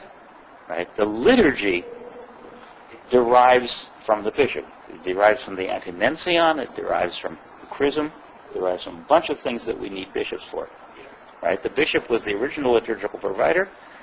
If you take it back to when that got established, the bishop was in fact the local priest. Bishops were bishops of a city. Yes. He was the local priest. You take that back to 1 Timothy, the bishop is just the most respected local leader. Bishops do not run the church. The church is conciliar. The church is based on the unity of the whole body. There's no question about this.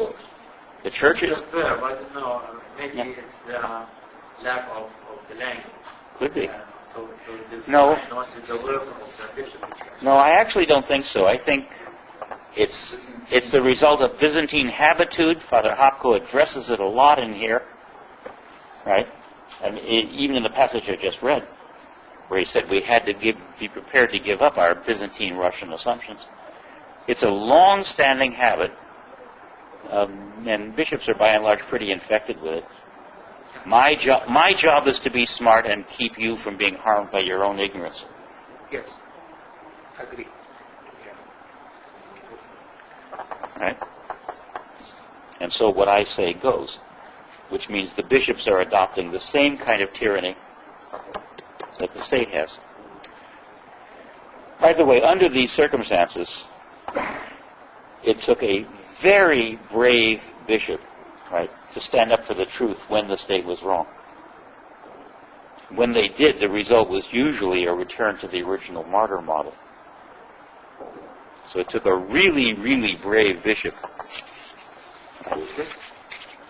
Well, there are lots and lots and lots of examples. There's Ambrose in the 4th century. There's Photius in the 8th century. There's Nicholas I in the 9th century, who finally told one emperor he just could not get married 4 times. There was one famous example under Ivan the Terrible, and Ivan killed him. There are examples. But by and large, the people who have been willing to stand up against the state have not been people in high authority in the church, because in an established church, their jobs depend on the state. Remember that the emperor, bishops are supposed to be elected. They're supposed to be locally elected. Well, throughout the Byzantine period, the emperor appointed the ecumenical patriarch, simply appointed him. Got the right man for the job, so to speak. Meaning his kind of guy. All right. Historically, right, if you get established churches in a world of multiple churches like the one we were speaking of in the first talk, you get wars of religion. Right? And that's been true for a long, long time. It's not just a medieval phenomenon. Right?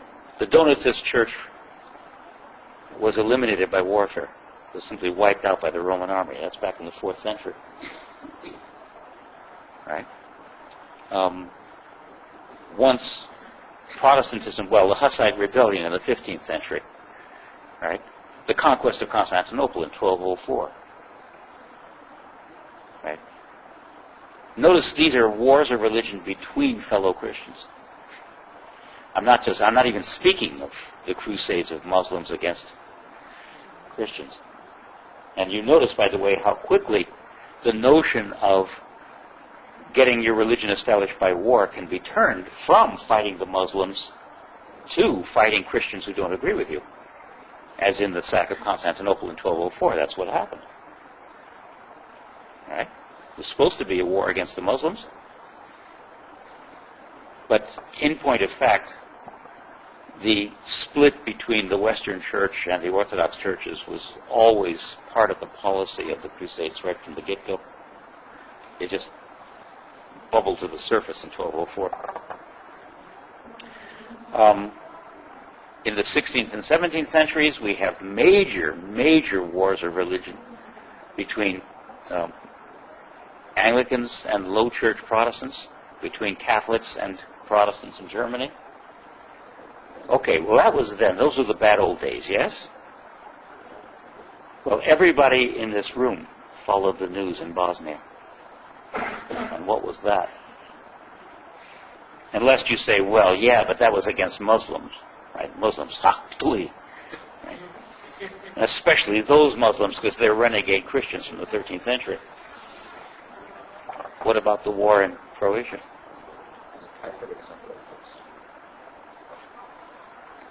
Which was simply a revenge war for the persecution of the Orthodox during the Second World War by the Croatian Catholics. Wars of religion, bad stuff.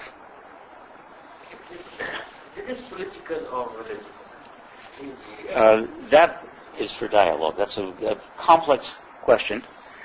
Madame Labib pointed out. Yeah, I warned you at the beginning that those guys yesterday had it easy, and we were dealing with the complicated. We're dealing with the complicated, nitty-gritty, right, on the ground problems, detail by detail. And the more you try to do that, the more complicated it gets. That's not me. I said I warned you at the beginning. Madame Labib reinforced it during the break, right? And that's one of the that's a very good example of one of the complications. But it does illustrate my point. That when you get an established church, you can't separate religion from state policy, right? Whereas religion is the truth of Christ, right? And everything about the truth of Christ is primary, and everything else is secondary, and potentially you can give it up, right? This is what makes the North American situation so very, very unusual, right? Historically speaking, it shouldn't be called the North American experiment. It should be called the United States experiment, right? It's spreading. It's spreading to the world, right? And recently it's become Canadian. The reason we can't call it originally Canadian is because Canada did institute this protection of the Roman Catholic schools, in the British North America Act, which created Canada in 1867. But already before that, the Anglicans in Canada wanted to have an established church, the way they had it in England. And that was in the 1830s, when England still had all these disability rules for non-Anglicans. Non-Anglican Christians could not go to university, could not be in Parliament, could not vote, right, et cetera, et cetera. Orthodox in the church? No. And the rather powerful Bishop of Toronto wanted to have such an established church in Canada, and partly because the Anglicans were not in the majority, right? The other Protestants were. It didn't work, and we got public schools instead. So, in a sense, Canada's in there from the beginning too. But in the United States, the amazing thing is the Bill of Rights, especially the First Amendment of the Bill of Rights. And the Bill of Rights establishes a situation in which, on the one hand, no church will ever be established, but on the other hand, all churches are free to practice religion. It's not just the no established church that matters, it's the no disabilities. Right? This is an amazing experiment. An amazing experiment. Right? People were fairly horrified by it. It's very hard to make it work because people's religious prejudices run very deep. And America still made it very, very hard, for example, for the Catholics. And also, by the way, for the Orthodox in Alaska. You may not know that Orthodoxy is the primary religion of Alaska, right, still to this day. And when America purchased Alaska, right, in the 1860s, the vast majority of the indigenous population was Orthodox. And the first thing that happened was basically a whole bunch of Presbyterians coming in and setting up the state schools, right? And seriously disenabling Orthodoxy, which they regarded as, of course, this is 19th century version of the wars of religion, as superstition and popery and blah, blah, blah, right? There are letters to President McKinley. They're probably fairly rhetorical, but they say that, why do you allow these Protestants to come in and shoot us for practicing our religion? I hope it's rhetorical. On the other hand, remember that these people are Indians, and Americans in that period are shoot anybody who's Indian. Doesn't matter what religion they are. So in real life, in sociology, these things are hard. But at least in law, the American experiment sets the churches free. Now, why do I say this is terribly important for the churches in America, in my view? It is because, therefore, the churches only claim, right, to authority, to authenticity, is on the basis of their ability to speak the truth, which means it's an absolute return to apologetic. All right? And the beauty of democracy is that it makes the churches free to speak the truth. Right? We can speak up. You couldn't do that in the Ottoman Empire.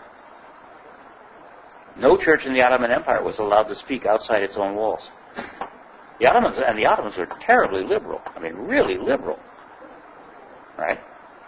You just had to be willing to keep it to yourself and not go out and missionize. Now, of course, Islam was an established religion in the Ottoman Empire, and telling the Christians that they couldn't missionize is to tell them that they can't even be Christians, because we said, the very first thing we said tonight was that to be evangelical, to outreach, to missionize, is the essence of Christianity. It is to announce the word, to announce the gospel. So the Christians had to kind of hang in there. It was a martyrdom period for them. Right? Still kind of is.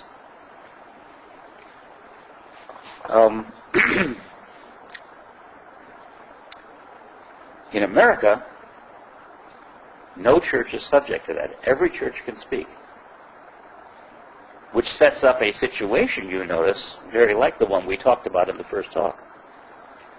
And it means that what the churches have to do to have any kind of claim is to be what churches really are. Missionaries, people who reach out, right? People who speak the truth, people who seek to offer, right, the beauty of Christ to a sick world that's greatly in need. Now, I will come to a difficult point in a minute, but right away, first point I want to turn to is that to do that means that you have to think that your home is where your feet are. That this responsibility of missionizing and so on is not a responsibility that comes to the churches, belongs to the bishop, and is handled by some office or the secretariat. And only by specialized trained people either. Right? No. It is the nature of every Christian. The Good Samaritan is a missionary. Right? And remember, he's not even a Jew. He's a missionary for what God really is. Right?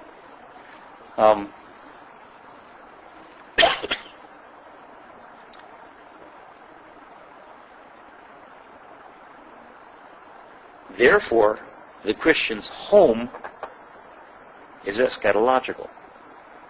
The Christian's home is in Christ. And that means that his home in this historic moment in which he lives is wherever he happens to be.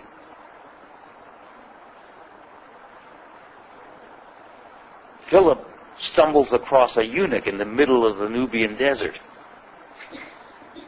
and converts him. In fact, the story ends with a miracle. There's water in the Nubian desert.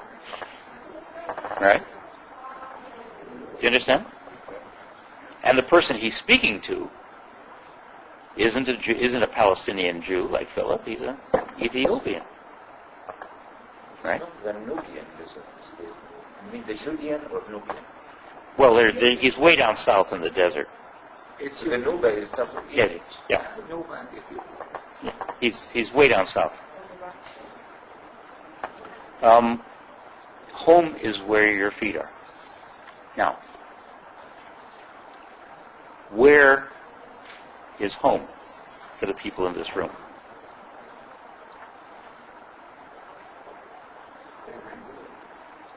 Pardon? Everywhere, but in your historic moment, where are your feet planted? I was waiting for that answer. Right? I will tell you two words, right, that are the curse of orthodoxy. One is mother country, as opposed to homeland. Your homeland is North America. Mother country is a curse, and worse is the word diaspora. There is no such thing as the Orthodox diaspora. But it is the most commonly used word in Orthodox dialogue. All right? And why is that so? Here, I would need another whole hour to discourse on the history of Orthodoxy in America. Father Thomas was speaking about jurisdictions here, right? You notice how upset he got when he was speaking of jurisdictions. It's because the existence of multiple jurisdictions in one place is a heresy, right? At the very least, it's a complete violation of canon law. And this is not just one bishop's canon law. This is the canon laws of the Council of Nicaea. Right? Meaning too many bishops presiding in the same place? Having jurisdiction in the same place. There are 6 bishops of Chicago, 6 Orthodox bishops of Chicago. There are 4 in Toronto. Different nationalities. No, different ethnic jurisdictions. That's national, I mean, it's origin. Yeah. Right. And this is against Nicene law? Absolutely against the canons of the Council of Nicaea. 1 bishop in 1 city. That's because the church is unified. Right? And these have the same faith, like Bulgarian, Russian, and Right. Antiochian, and they all have the same faith, but Right. fight for territory. I made a very quick count. In Toronto, if I count in all the non-canonicals, like the Old Calendar Greeks and the self-proclaimed Hoknas, and if I include them as well, and I include all the Orientals and all the Byzantines, there are 31 Orthodox jurisdictions in 1 city. And this is partly why this concept of diaspora and homeland is so important, right? And it's a question of where our loyalties go. I spoke about, for me, the sadness. I mean, he's doing a great piece of work, right? But nonetheless, the sadness of seeing Father Ramonius having to devote all this energy to a project whose purpose is to create a ghetto for the Copts. Now, some of it's valuable. I think old people like to live within their language. They, if you're going to have an extended care residence, I'm rather in favor of it being ethnic. It's comfort for the old people. For the young, this is catastrophic. For what the Coptic Church could offer Toronto society, which is a very sick society, it's a catastrophe. Because nobody's learning how to talk to where you are. Right? Is it a kind of racism, being separated and isolated from the society to live in peace ourselves? Again, I think in the discussion, you should think about this overnight and we should discuss this. It's an important issue. There's all kinds of reasons for it. Security, safety, fear of the others. We know our own. Some of it is false spirituality of the kind Father Tom speaks about, that God really intended our church, right? So we're all right. The others can deviate if they like. it's the power of culture. It makes a total mockery of what the Canadians say they're so good at, which is multiculturalism. Multiculturalism is not the same thing as this block is Egyptian and this block is Italian and this block is Ethiopian. That's not multiculturalism. That's ghettos. Right? In North America, it's even tougher because North American society sociologically or anthropologically resists the idea of multiculturalism, has a melting pot ethos instead, and very successful people like you generally are quite good, therefore, at doublethink, so that you can work all week as Americans, right? Do your jobs well, contribute to society, pocket your paycheck, and you expect the church to defend diaspora and homeland. I would not be so rude a guest as to hold up the Copts as my example here, but I will certainly tell you about my experiences with the Armenians. You should look at the Armenian website. All the energy is going into creating loyalty and commitment to Armenia. All of it. And especially for the young. Especially for the young. It's about language, right? And so on and so on. It's about culture. It's about making sure you go to camp in Yerevan and not in Saskatoon. Right? It's not. It is also nationalism because the Byzantine model is so alive. Yes, in Orthodoxy. So there is a lot of association with the search for a nation state so that we can reestablish Symphonia, right? And by the way, this has been condemned as a heresy in Orthodoxy. It's called Philotism. It's the notion that you belong to our church if you are a member of our ethnos, our ethnicity, right? But it's one, quite frankly, unfortunately, is potentiated by the hierarchy. Oh, yes. Oh, absolutely. I'm not offending anybody by saying this, but when you look on the website that I mentioned earlier, the Southern Diocese, it has a profound amount of very valuable resources. One of the resources that I think is very valuable is sort of the questions and answers section to that website. What I find very unfortunate is that one of the questions on that website is in regards to the Coptic language within the liturgical service and within the hymns of the church. And the way the question basically states, what is the importance, or should we retain the Coptic language in the liturgical life of the church as well as within the hymnology, etc.? And the answer is very, very strong, stating that undoubtedly, yes, we should maintain the Coptic language, that our ancestors, and this is a famous quote, unfortunately, that has been potentiated within the church over and over and over again, that our ancestors had their tongues cut out because they spoke Coptic. And how can we be the generation to dispose of this language or minimize the language? Maybe not dispose of it, but minimize this language. It is not up to us. Actually, it is up to us to carry the torch, so to speak, of this language and to carry it to generations to come. And I find that answer very unfortunate.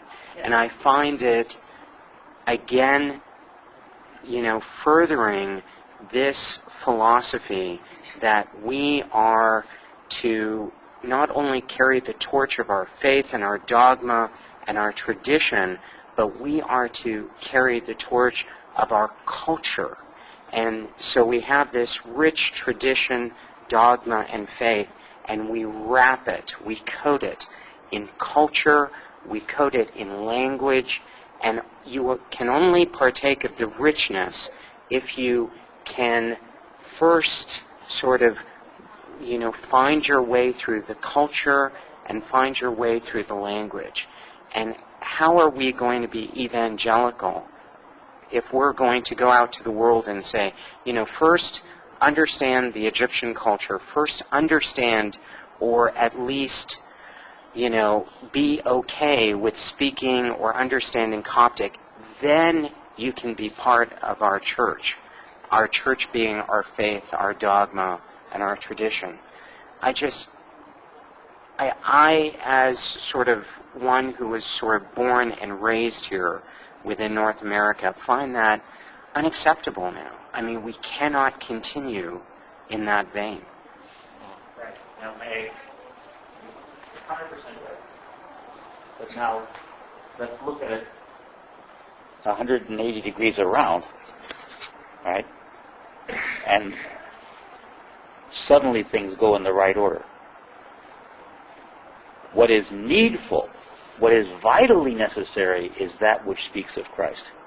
That which makes it possible to come into an eschatological fullness of understanding of Christ, right? And to announce that to the world.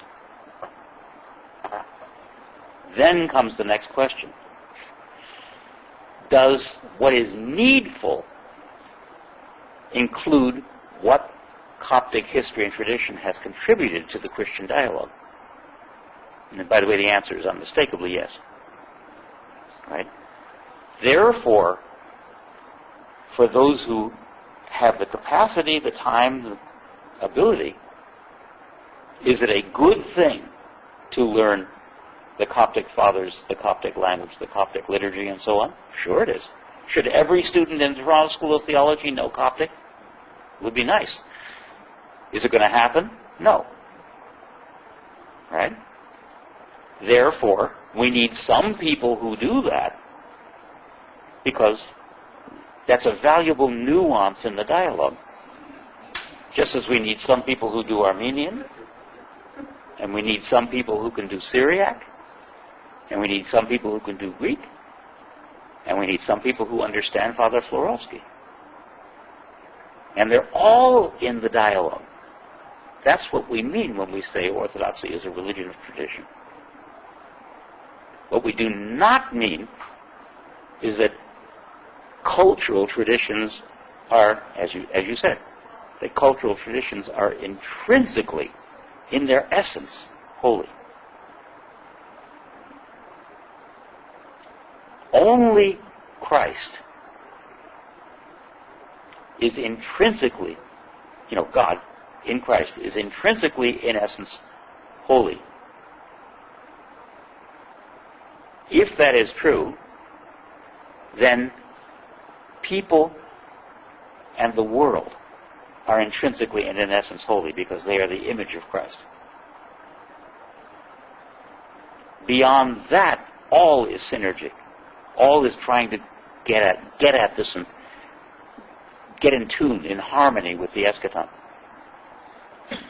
Does getting into harmony with the eschaton mean getting into harmony with the state? No. But the Byzantine solution says yes. Now, the Byzantine Empire, of course, disappeared.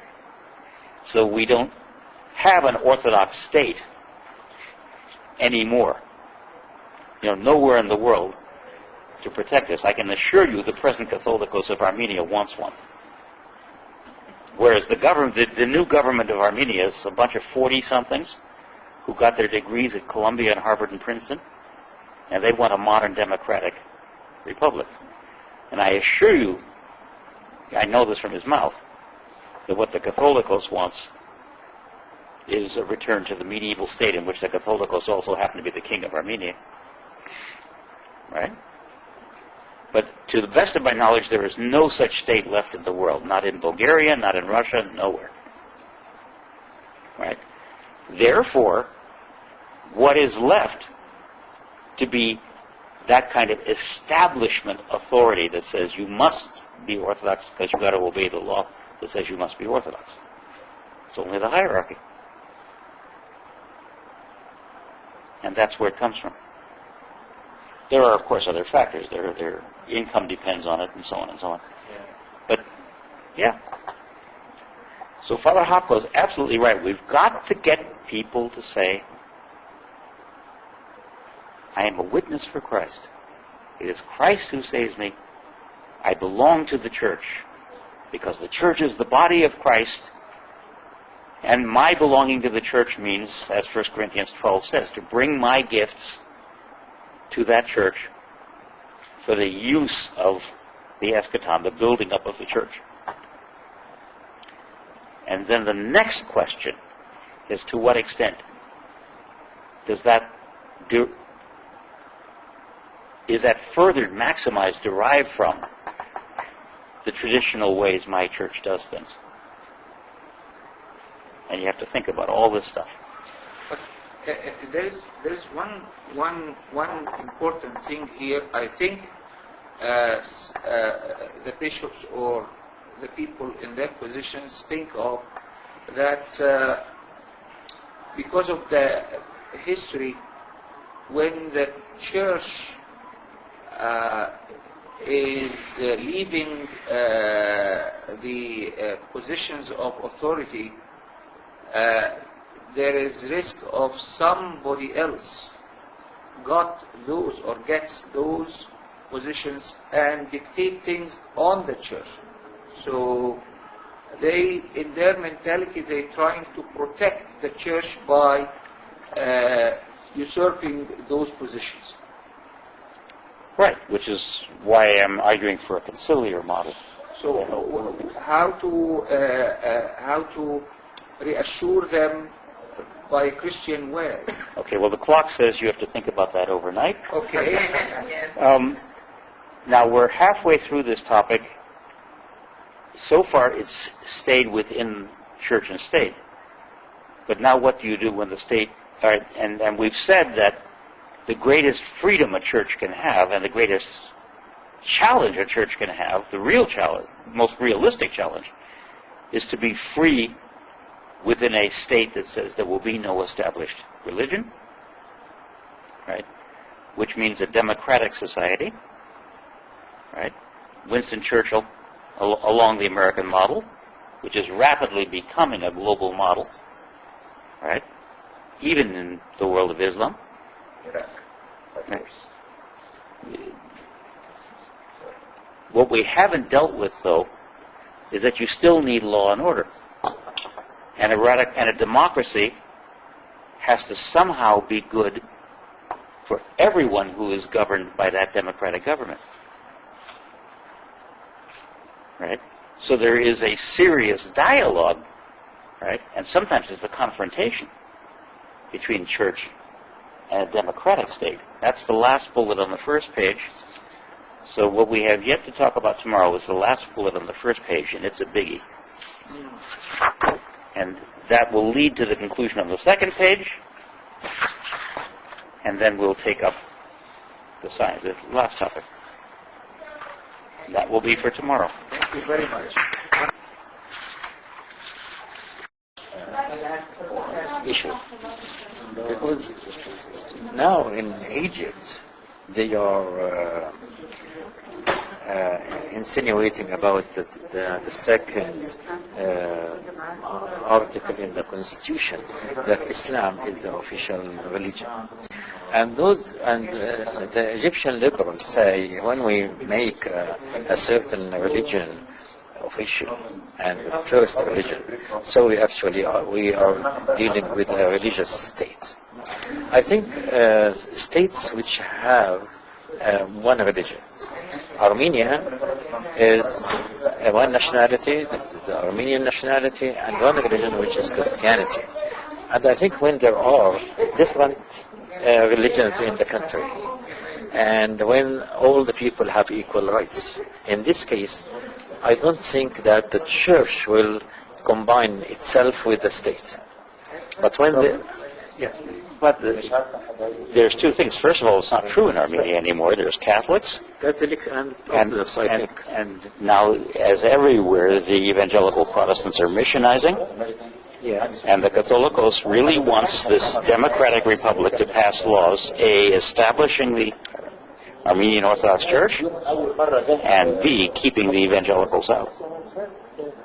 When you say that they are keeping religion, you mean Orthodoxy, only Orthodoxy? They are rejecting Catholics and others, or making them second-class citizens? Or? Well, basically, he wants to forbid public missionizing. Uh-huh. And while the missionizing of Christians by Christians is, I think, not of Christ, it is a real difficulty, a real problem of arrogance. Yes. Yeah. If you start asking a democratic republic to pass such a law, you've got an absolute conflict in your polity, and you're back to a medieval established church, and all the problems that brings with it. Yeah, I thought that when we say one religion, I mean because they are all Christians, and that's why they want the state to be purely Christian and purely Armenian. Yes, but yes. Part of the evangelical view is that Orthodox are not Christians, that they've gotten all confused. Yeah, yeah.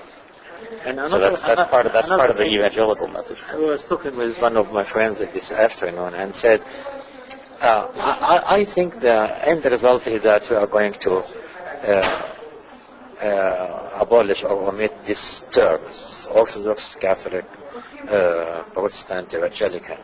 So how are we going to go back to relate the church to the city? Say, when Paul sent his epistles to Corinth or to Ephesus or to the Colossian, or is it what we expect in the future if we are going to withdraw these divisions and these titles of Orthodox and Catholics? Well, who knows? But you have to take historical context into account, right? Church always exists in history. In those days, the organization of society was essentially these urban agglomerations. The Roman Empire was a bunch of cities with a whole lot of farms in between. Yes. But it was really a bunch of cities. Yes. What we're rapidly moving into is something, it's been called the global village. Yes. And so you've got to take modern civilization into account, the airplanes and travel and the internet and la-di-da. So are we going to go back to something urban like that, or are we going to go into something global? Who knows? We want to define a certain church. For example, the Church of Egypt. What we're going to say? If all the churches in Egypt say, the Catholic and the Orthodox and the Protestant and the others will say, we are all Christians, and I accept you and you accept me, and your baptism is accepted to me, and I can't find any difference between you and me. So we will say the Church of Egypt, including all these. Well, what we have to find. I think that's a little like Father Dragas' simplification yesterday, whereas we have to patiently work our way through all these issues, right? There are issues of truth, of doctrine, right? And then they'll have to be worked through. Yeah. So I think So it will continue for decades, I think. For decades and decades, and patience is one of the virtues. Yes. So it's the third great virtue is patience. Yes. After listening and humility. Yeah, at least we are dealing with one another and we're talking to one another. Yeah, this is good. And I knew that. I think the ecumenical 20th century is historically astonishing. Yes, that's good. Compared to the 19th centuries before it. So and the Vatican is dealing with evangelicals, I think, and talking with them. And this is a big change. The Orthodox are in bilateral dialogues with something like 11 different churches. We're in bilateral dialogues with the Catholics, with the Lutherans, with the Congregationalists, with the Reformed churches, the Anglicans. And There's a lot of bilateral dialogue we going on. should deal directly with the difficult aspects, difficult items in the story, because I think, as in the Palestinian dilemma, for example, nowadays 50 years wars and negotiations, things like that. And what we read in the newspapers in these days, that please go directly into the difficult issues, that is the state and the capital and things like that. So I think instead of just extending the talks in the differences and how to, they should head to this future of, do you accept actually one church, that is the Christian church in the whole world? And there should be the good intention for that. Otherwise, they are sitting together and they are eating on tables and they discussing things, and you'll go back and we'll meet next year and so on. Like the scientific conventions which we attend every year, and we have the next convention to be held in this city at this date, and that will continue forever. Right. Thank you very much. Anyhow, that last is an obligation, of course, because it's scripture. It's given to us in the gospel. We have no choice but to think about unity. Yes. But there should be the good intention. There should be the power of forgiveness and not sticking to our positions as bishops and popes. Yes. You will find all of that in those essays. Yeah. 1, 2, 3. Thank you. Thank you very much. Thank you very much. Have a good night. Those essays are quite wonderful about that. Thank you, Dr. Vicky.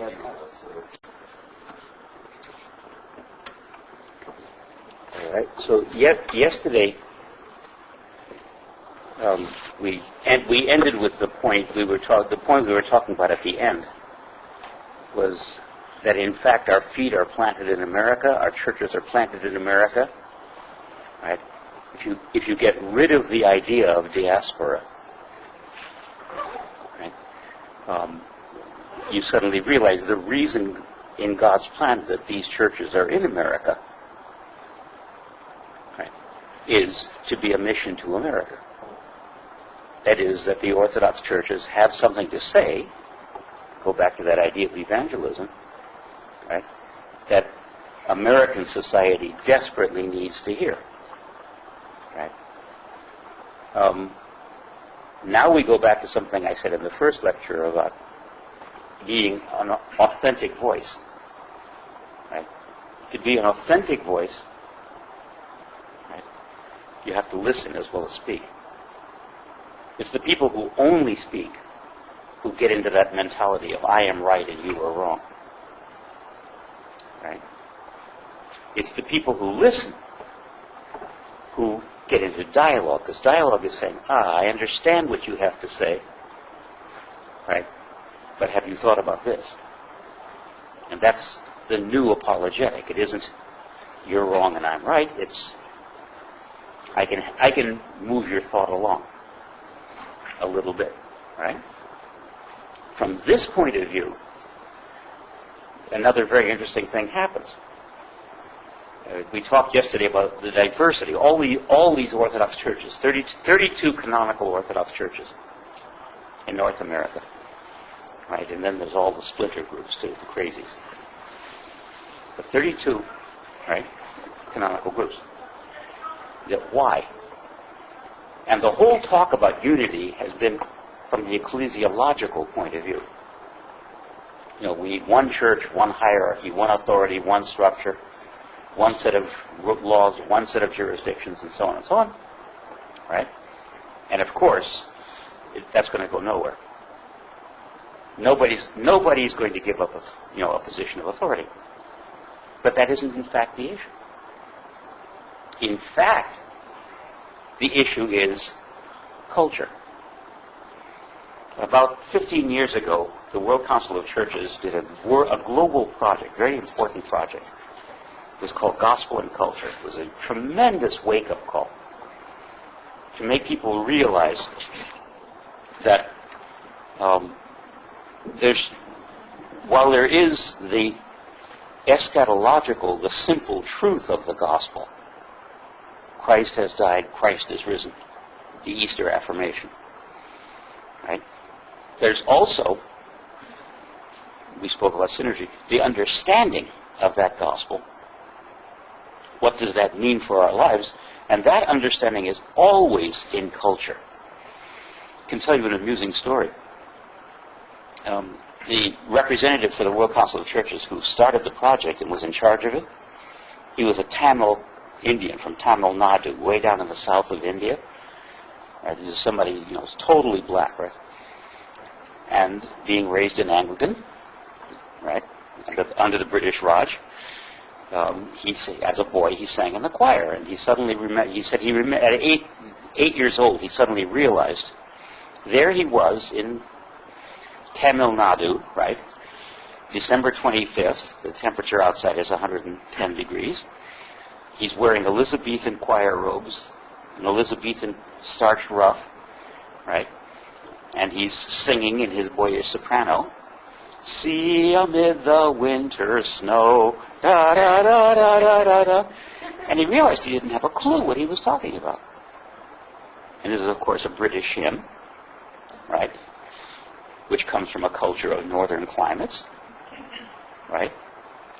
The chances are pretty good that, except maybe in the Galilee, Jesus never saw snow either. And that's when he realized that there has to be this relationship of the simple gospel to culture. Now, if we think about North American society, right, in the terms we were talking about yesterday, one of its essential features is multiculturalism. I don't have time to go through the whole history of the Orthodox Church in America, but it's really quite fascinating. Just a few it started as a mission, right?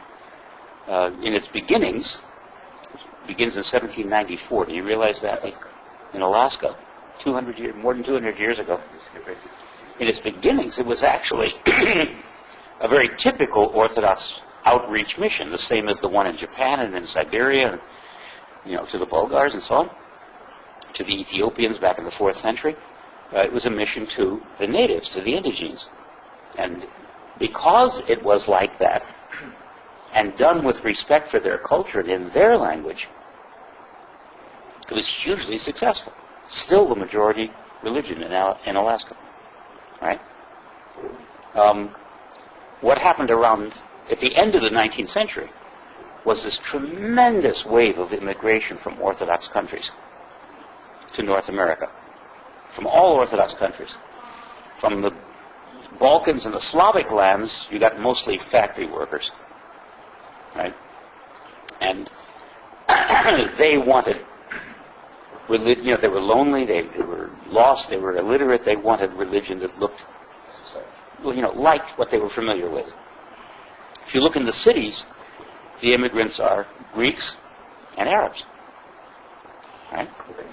Yeah, mostly Lebanese. But all kinds who get involved in commerce and so on and so on. They too wanted religion that looked like their society. At that point, the American church thought of ways to accommodate them. They invented something never seen before in Orthodoxy. Never ever. That's ethnic bishops. Ever since the beginning, bishops have always been territorial bishops. They're the bishops of a certain distinct, defined region. And what Archbishop Tikhon invented was the idea of, no, let's have bishops, and we'll put them in the major cities, of course, because they have to have a cathedral. But their responsibility will be for that ethnos. The first bishop ever consecrated in North America was an Arab. Right? Yes. Well, there was no Antiochian church yet. There was only the one church still. Right? And he came from Antioch. He was sent by the Patriarch of Antioch, right? Transferred to serve this American church, right? which meant the Patriarch of Antioch was allowing him to go under the Patriarch of Russia. It wasn't Patriarch, it was Metropolitan at that point. Right? His name was Raphael Hawawini. He's now been canonized by the Orthodox Church in America. Great man. Right? This was the vision at that point. What happened to that vision? Two things. One is the great Metropolitan, Tikhon, was called back to Russia for the Great Synod of 1917 and was elected Patriarch, and then immediately was put under house arrest and died under house arrest 20 years later. Right? He's canonized. Oh yes, absolutely, and deserves it too. So that was one catastrophe, but the much bigger catastrophe was what we talked about yesterday: ethnicity, the diaspora mentality. Suddenly, the Greeks are saying, "We want a Greek guy. We want a Greek church." They were the first. Right after them, the Arabs said, "We want an Antiochian church." Right? And they both got what they wanted. And I'm feeding Dr. Edwards' worst instincts here, but in both cases, if you examine the history, they got it because the patriarchs were pursuing their own political ambitions. Right? Especially in the Greek case. And then the floodgates opened. Suddenly we had a Serbian exarchate. Suddenly we had a Bulgarian exarchate. Suddenly we had a Romanian exarchate. Boom, boom, boom. You see? And these really were exarchates. That is, the head of church wasn't in North America. The head of church was... See, notice how you even use the word. It was motherland. Right? And immediately this diaspora mentality develops. Diaspora mentality develops. And along with it, all those things we talked about yesterday, the loyalties to the homeland, the focus on the homeland, the ghettoizing, the total lack of relationship to the fact that the feet were planted in North America. Right? I have to say this was especially strange in the case of the Greeks and the Arabs, because the Slavic workers, only the men came. And they were sending money back home. Right? They didn't think they were going to stay. They ended up staying, of course. And I'll tell you an interesting thing that happened to them socially. But in the case of Greeks and Arabs, the whole family came. They knew where they were going. They knew why they were going. They were going to make money. But the mentality stayed in the homeland, and the church encouraged that. Right? That's right or wrong. That's my question. That's what happened. Now we go to what should be. Right. Well, we have to go back to the beginning of what we said at the very beginning. From a gospel point of view, right, this is no longer the Church of Christ. It is the church of the Egyptians, it is the church of the Greeks, it is the church of the, right? That's what it is. Whereas there is only one Orthodox church, and that is the Church of Christ. And the job of the Church of Christ is to evangelize. We said this right at the beginning. Right? And you evangelize the people that you find. Philip found the eunuch. Right? Go back and read Acts 2 carefully. It's a very significant story. It's an allegory. It's the day of Pentecost. Right? And when the apostles get the Holy Spirit, the one detail that is given is that they speak all the languages of the world. And everybody's astonished. And everybody's hearing his language, and everybody's astonished at that. The issue is not language. The issue is geography. It's the idea that the gospel is for everywhere. All right? And the job of an apostle, a witness, is to announce the gospel both in word and in lifestyle, where one is. Right? But if one is totally shut off, if one's eyes are only focused on Egypt or Serbia or wherever, how is your neighbor going to see your Christian lifestyle? What's your neighbor going to see? What your neighbor's going to see is a ghetto. What is your neighbor going to hear of the Word of God? right? He's going to hear Gospodi pomiloi, Kyrie eleison, right? And your neighbor who comes from Portugal or, right, Brooklyn says, what? Do you follow? Do you see what I mean? Your neighbor has social concerns of all kinds. Right? Are the Orthodox there? Right? The other churches are there. Are the Orthodox there? So, there's been a real neglect. We said that was our closing point yesterday, that there's a real neglect of the fact that we're in America, and it's a neglect not just of our civil duties, it's a neglect of our gospel responsibilities. Right? To be loyal to culture, our culture, to feel our culture, to want to maintain and sustain our culture, these are noble things. They're important. And my argument right now is that, in fact, to do good to North American society, we need to do that. Because North American society is multicultural. But the goal of being Egyptian, Greek, Russian, whatever, is not to create a ghetto, but to show the whole of North American society what value there is that the Greek, the Egyptian, the Russian form of Orthodoxy have brought. Do you see? But again, do we model that? To do that, in the first instance, I'm back in the first talk again, in the first instance, to model that, we have to give that to each other. Right? We have to give that to each other. There is a very strange phrase that has developed in the 20th century. Right? It's a phrase which should have no meaning at all. Inter-Orthodox. Why is that a strange phrase? Because there's only one Orthodox, only one Orthodoxy, only one Orthodox church. But if you take gospel and culture into account, then it's a meaningful phrase. There's many, it's like Baskin and Robbins. There are many, many flavors of what is all ice cream. Right? And each one is delicious. Do you see how it works? And so, right, one has to,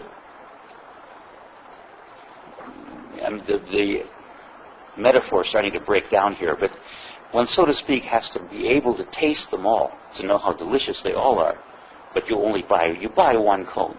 That's yours. All right? But at least there has been the sharing of the richness of each. That's the model we ought to be presenting. Right. Now,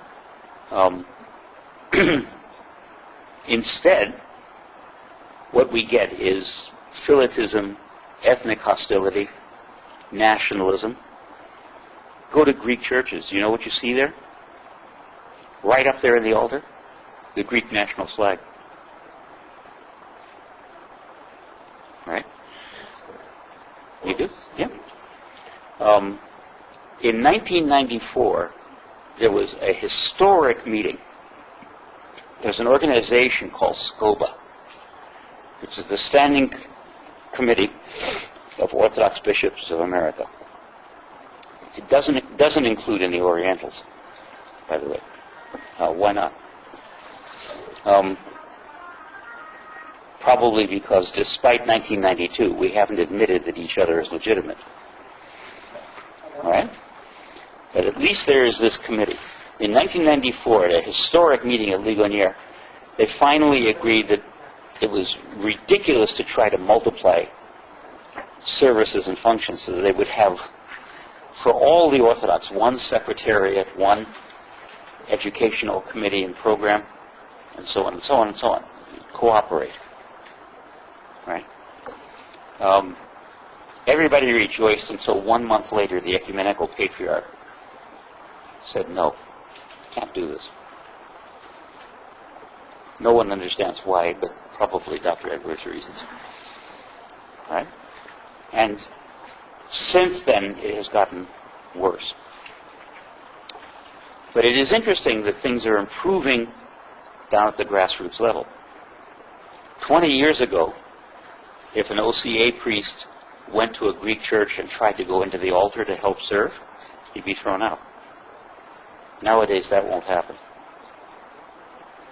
All right? There's a sense of openness, of hospitality among the Orthodox, which is a sign of improvement, I think. But in the outreach to North America, I'm not so sure what's happening. The Ethiopians in Toronto have just collected $3.5 million, right? And believe me, Ethiopians do not get top-level jobs. These are nickel and dime contributions, right? And just like that, they collected $3.5 million. What for? Because they wanted to build a church that looked like it was in Ethiopia. Right?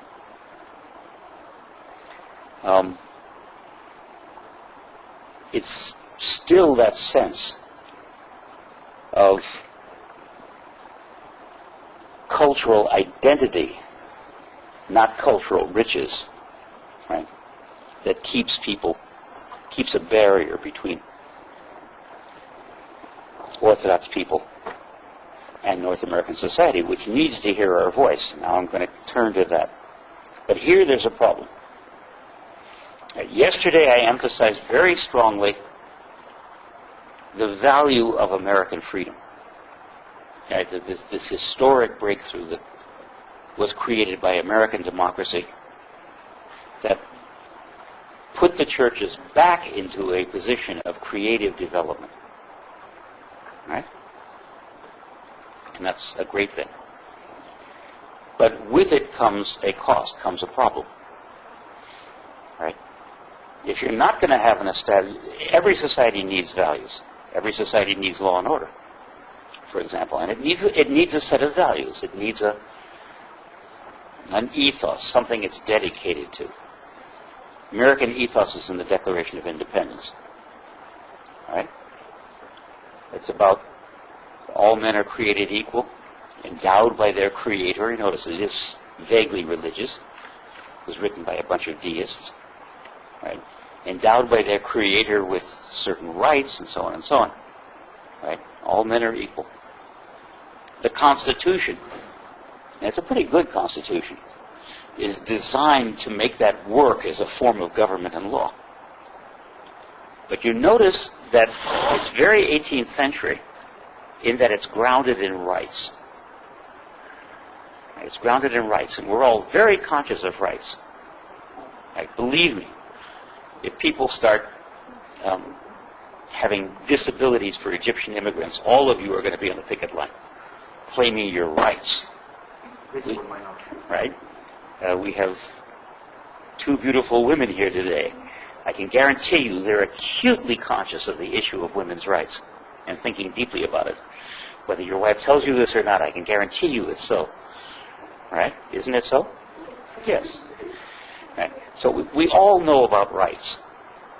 Right? Dr. Edward is a psychiatrist. He knows about rights. Has to face this issue all the time. Right? Does a patient have a right not to take his medicines? A schizophrenic. Does Dr. Edward have the right to lock somebody up? We have physicians here. Right to life, right to die. These are rights issues, right, of all kinds. Right? And they're important. In democracy, people are supposed to influence their government too. And rights comes in all the time. Well, I'll tell you a very interesting story. Because of the equality of all the churches in the Canadian Council of Churches, one of the many ways we show that is that we don't have one vague sort of common ecumenical worship service. We worship in the traditions of the member churches. So of course we never do Eucharist. We couldn't do that. We do evening prayers and things like that, and we pass it around so that every church gets its turn, and the churches get to learn about each other that way. Right? We do the same with Bible study. Passes around in turn. Well, at one meeting, one day, we were dealing with Native Indians and their problems. Right? I'll ask you a nasty question, by the way. You just don't try to answer it. Just tuck it into your heart. How many times have you ever, since you've been in an Orthodox church, heard a discussion of the problems of the North American Indians? Never. Right? So we were having this is one of the virtues of joining an ecumenical body. You're made to encounter things that you've ignored, that you've neglected. So we had a big discussion. The Indians say, we're there, they gave presentation, they said, we want our rights. Please help us out, join us. The next day was Orthodox Bible study, and I was leading it. And what we pointed out was that rights is not a Bible concept. There's no such thing as rights in the Bible. From a Christian point of view, we have no rights. We have gifts. Right? And all gifts are from God. And we're supposed to act in a godly way. But to act in a godly way, it's my last bullet actually, to act in a godly way is to protect the weak. To see to it that nobody is left out. Right? That's how it works in Christianity.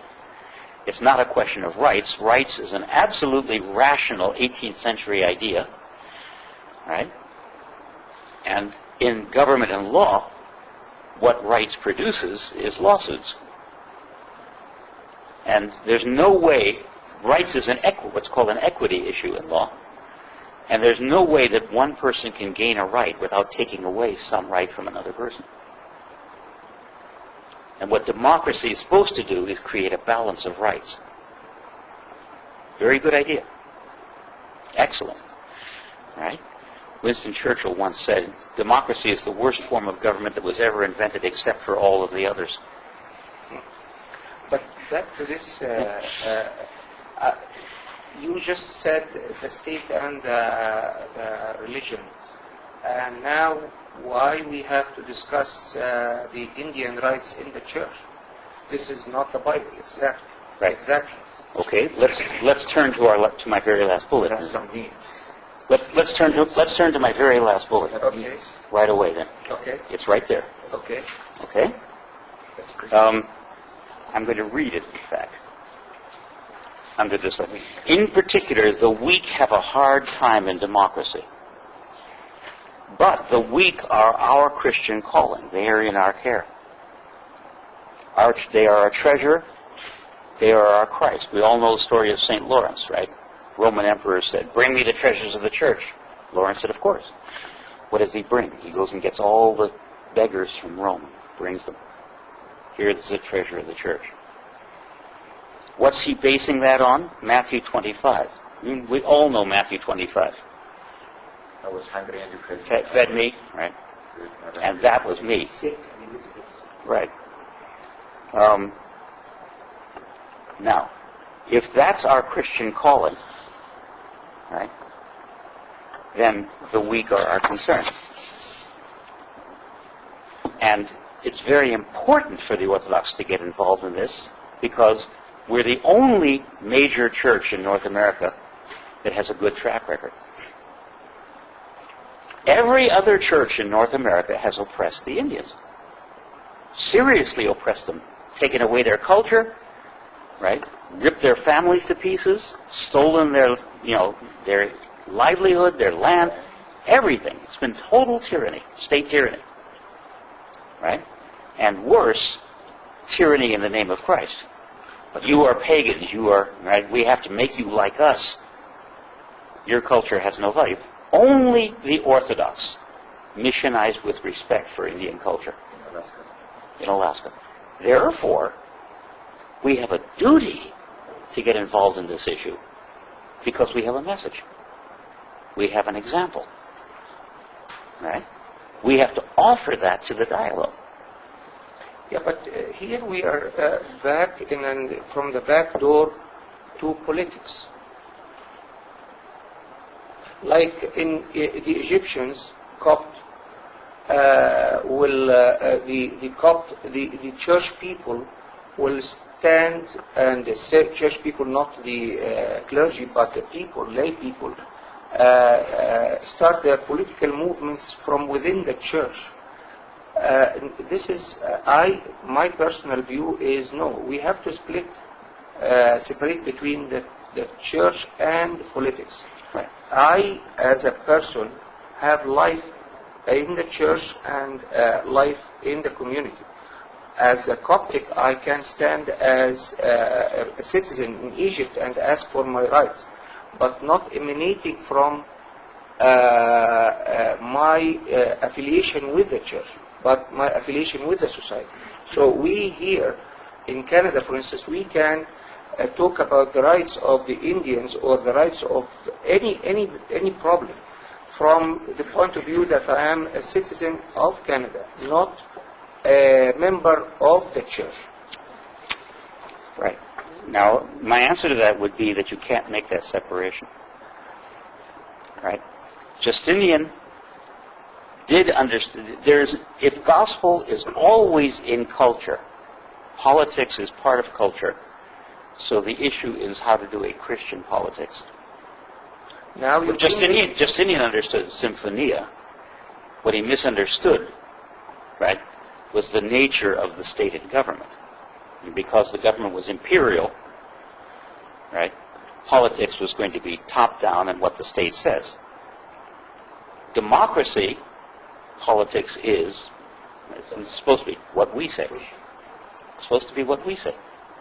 You can't stay out of this debate. So what are you going to bring to it? Now, you said, okay, I can, as a Canadian, I can talk about the rights of Indians, and I can keep myself separate as an Orthodox. You can't. No. Because politics is values. You can't have a values-free politics. The question is going to be, what values? The Prime Minister, whose values? The Prime Minister of Canada, when he talks, does he talk as a member of whatever church he goes or as a Canadian? He talks in terms of values, and I will tell you, this is a fact.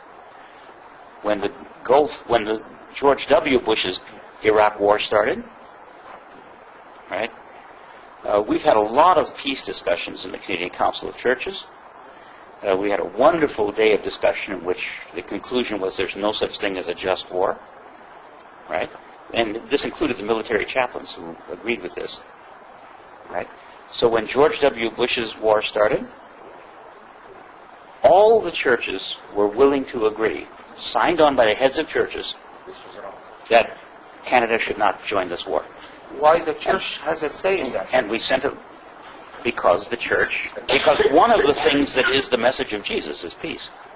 Jesus promises, my peace I give you, my peace I leave with you, right? And therefore, we, dealing on the ground, have to make decisions, we said yesterday, that further this message of Jesus. Pardon? Now you are a politician, not a religious man. Oh no, it's not an either or. No, now you make everyone in a democratic country talking, the Muslims will talk about applying their Sharia law. I apply this, I apply this. The state has to be separate from the church, and everyone talks whatever value, whatever resources he has to make and shape his idea, but he does not have to say Jesus said that, or Muhammad, or Buddha, or whoever. Nor did I say that either. So why the head of the churches talk about politics? Because there is... Okay, we'll go back 2 steps.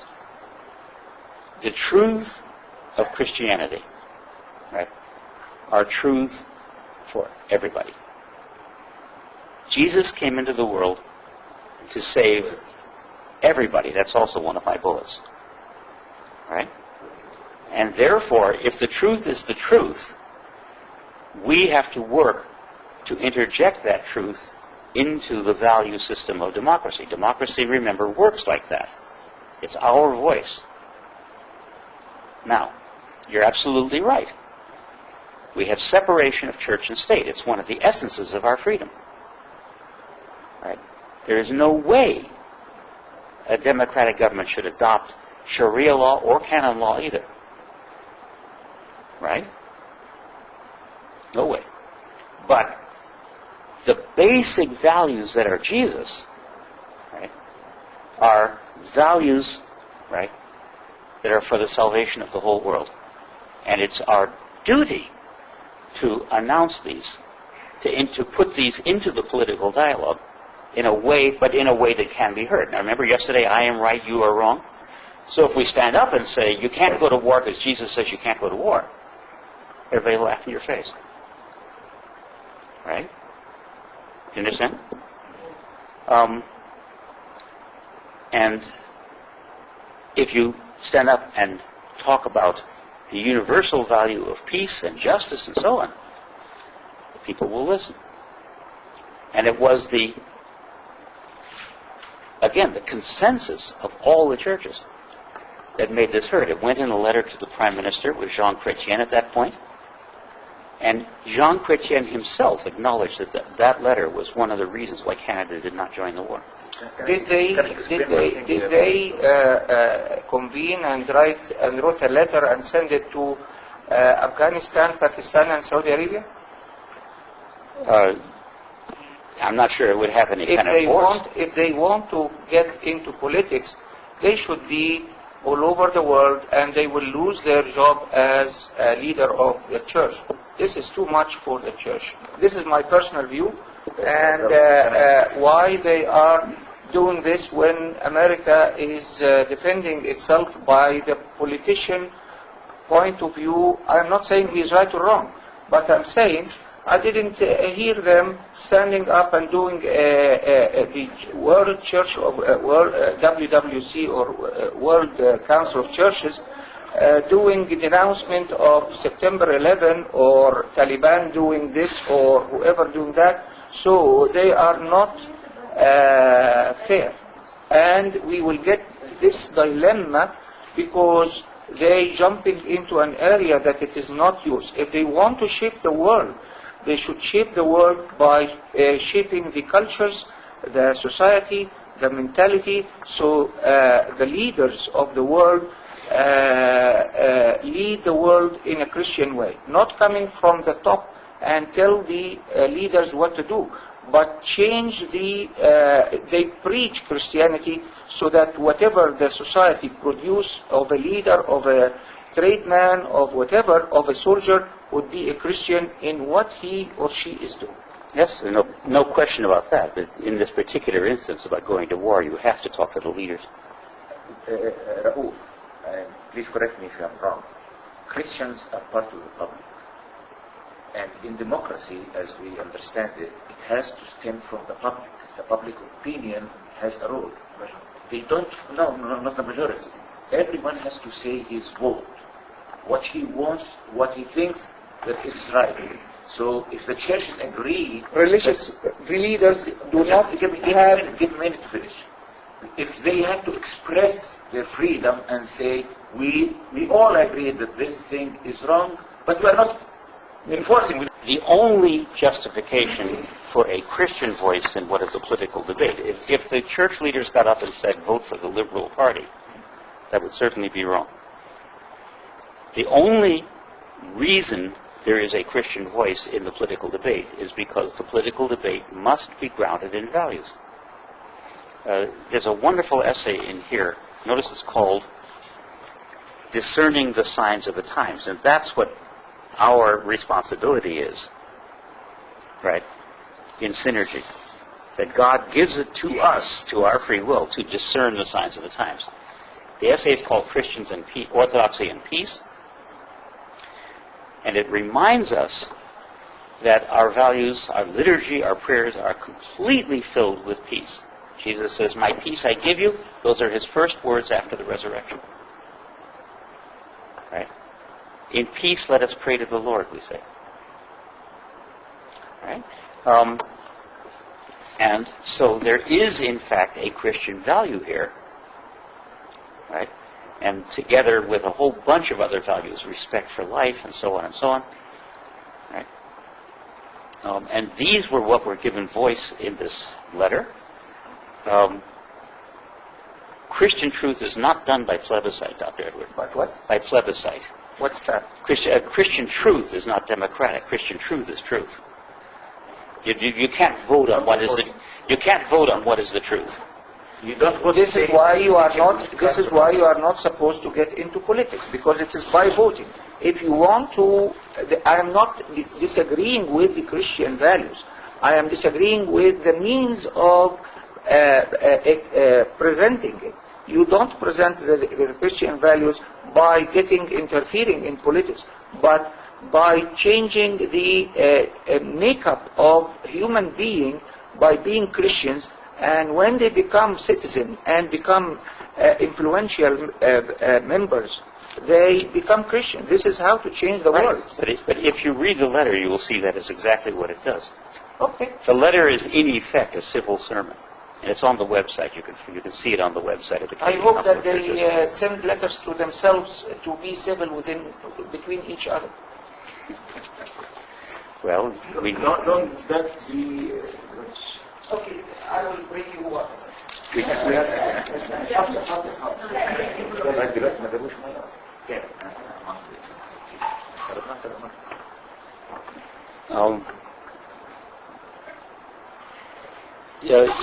In short, the freedom that democracy gives allows Christianity to be a meaningful voice in the dialogue, a meaningful Christian voice in the dialogue. But it means we have an obligation to pay attention to this dialogue from the beginning. Right? The ecumenical movement realized that it had to have two arms, or to use John Paul II's phrase, two lungs. Right?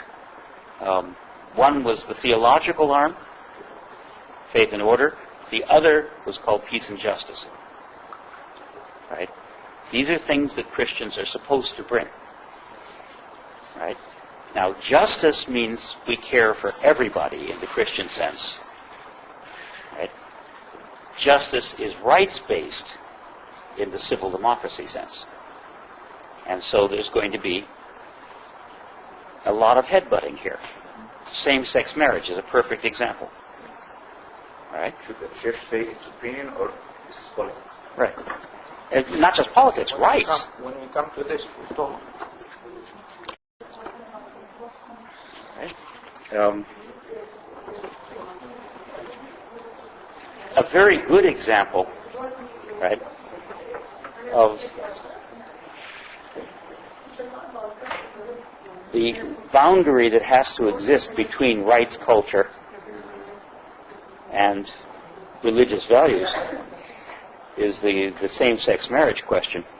The Canadian Council of Churches had to face this because we knew the government was dealing with the issue. Right? It was on the agenda, on the order paper. And the government needs input from And the government the public. needs input from the public. We knew also perfectly well that there was not going to be consensus. It was for the first 5 years of Forum, we only dealt with matters on which we felt we could get good consensus. We chose relations with the state and biotechnology as our two chief agendas. And you'll hear about the biotechnology in a minute. But for 5 years, it was astonishing. The first thing, it was just when we decided on the Forum consensus approach, and everybody said, you'll never accomplish anything ever again. You'll just talk and talk and talk. And the first thing that happened is that very day we were able to get a complete consensus about euthanasia. Complete. It was amazing. Right? So that was why part of my success in talking to the World Council of Churches Special Commission, I could say we've had 5 years of being able to find all kinds of consensus. But on same-sex marriage, we knew there was not going to be consensus. because there were churches that said same-sex marriage, right? The gospel has to be interpreted in such a way that this is an impossibility, this is against the, simply against the image of God. There were other churches that said, right, the image of God is total love for all humanity. We have to embrace all people. We can't shut people out of our churches, liberal churches, right? It's a very hot debate and a very serious debate. Very interesting experience remember we talked about the three big virtues: listening, humility, and patience, right? Those are the three big virtues: listening, humility, patience, right? The fourth virtue, of course, is being absolutely firm in your truth. So here we have a situation, right, where we've got competing notions of the truth with very firm sides. Are we going to be able to show, and really black and white, are we going to be able to show listening, humility, and patience? Well, so first thing we did was stage a debate. Had a panel. The panel had a Reformed Church, Orthodox was me, and United Church, representative speaking. Each one defended the position, good apologetic, right? The Reformed Church person I knew, of course, would speak from the Bible, being a Reformed Church person. So he gave a brilliant, brilliant scripture presentation that churches could not tolerate same-sex marriage. Since I knew he was going to do that, I spoke from an iconographic position, marriage as the image of Christ. Right? And so it has to be about union and various other things. I won't go into the argument. The United Church person, as we knew, presented from the point of view of love, respect for humanity, respect for persons, freedom in Christ, and so on. The kinds of things liberals say. Right? Everyone listened to it. All three papers were exceedingly wise, well-grounded, learned, right? The people listened intensely, right? It was an amazing moment. So, of course, obviously no conclusion. And spontaneously at the end of the meeting, all three of us got up and hugged each other. Isn't it how it should be? Yeah, that's how it should be.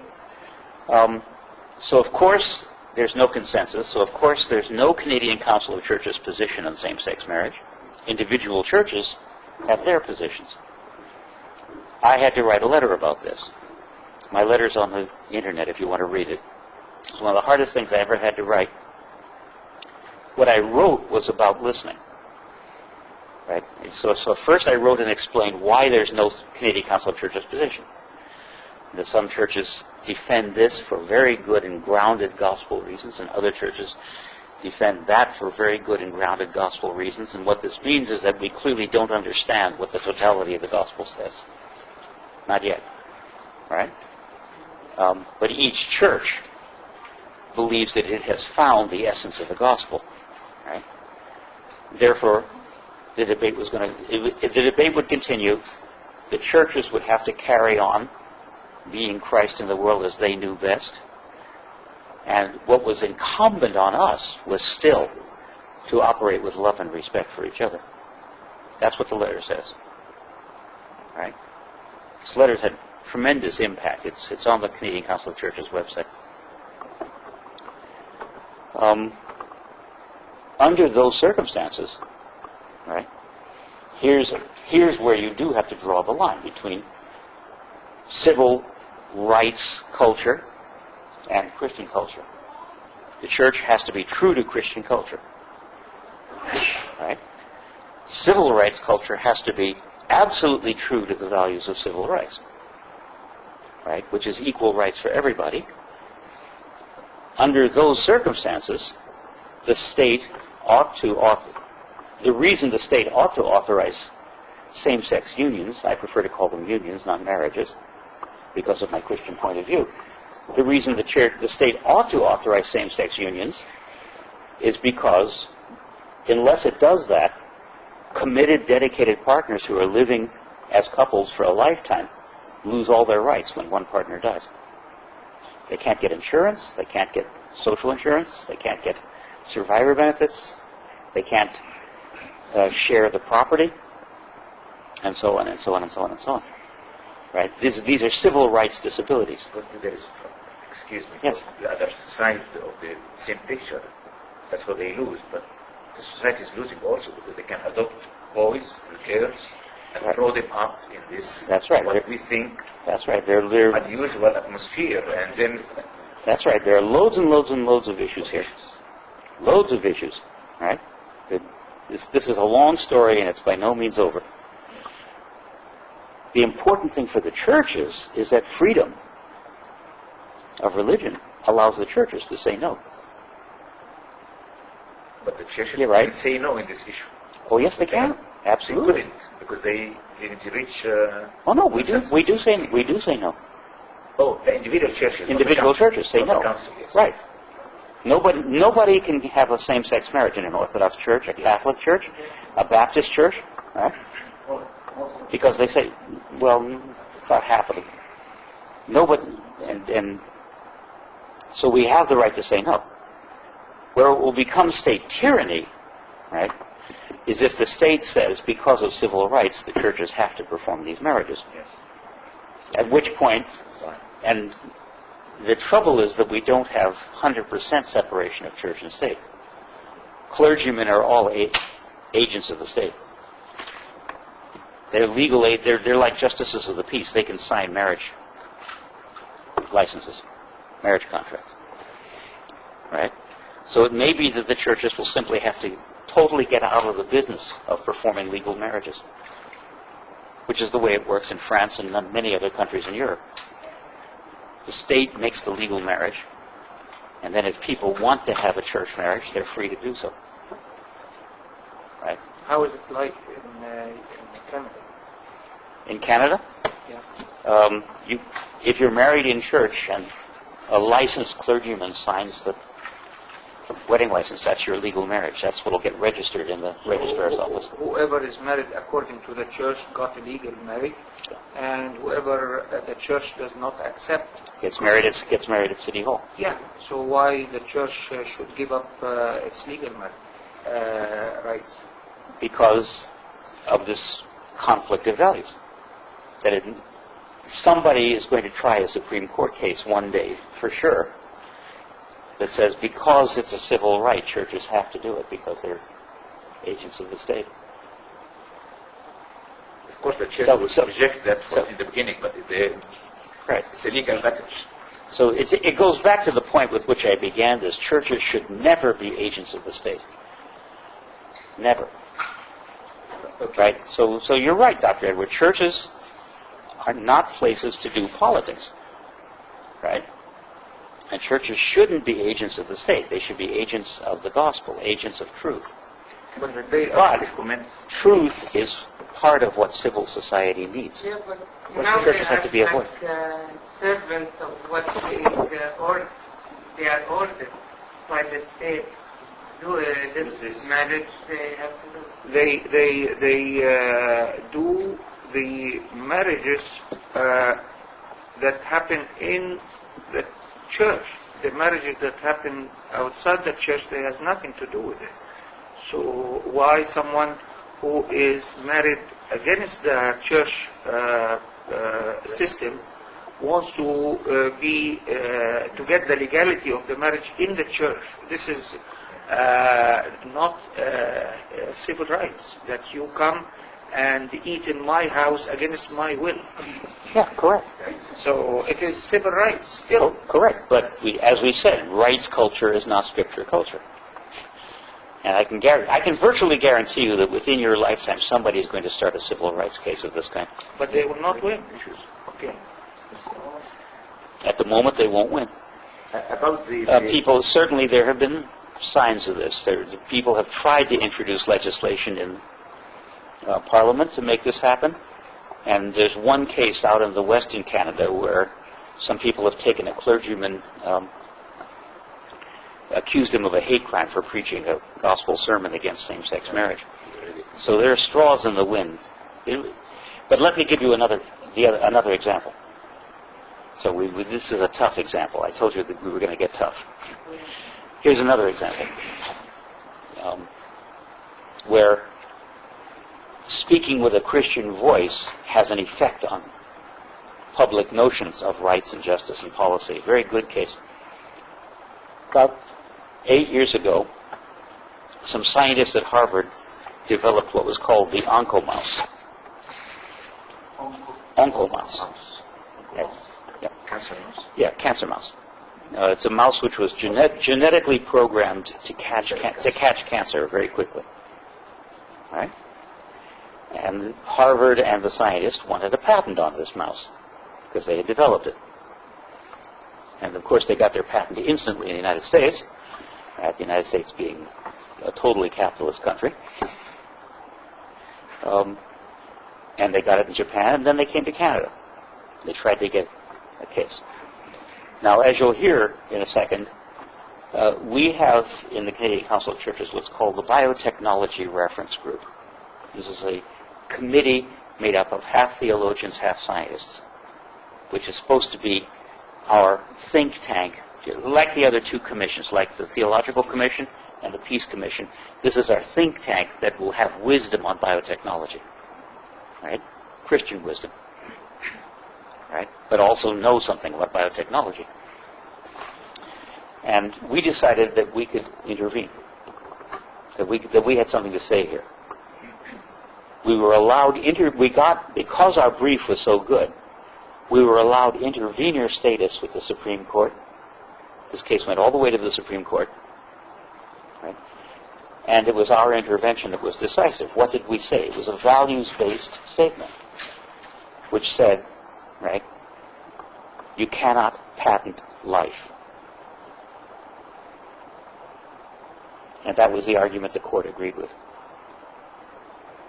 Now that is not a scientific value, that's a theological value. It's against patenting it, not doing it. Yeah. What do you mean by Patent. It is registered. They have to. No one can use this mouse unless he pays for the then money. In effect, the mouse has become a commodity that Harvard owns. All right. Right? And what we said was you cannot commodify life.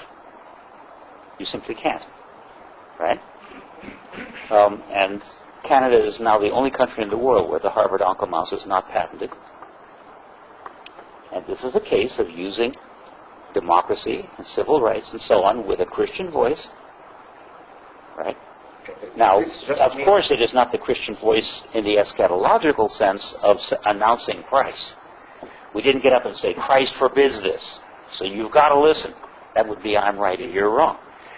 What we said was, we know that if Christ is God, and of course we know that Christ is God, then the image of God in every person means there are certain basic values, right, that all share, and that everyone should be able to recognize if they're given voice. And we gave it voice.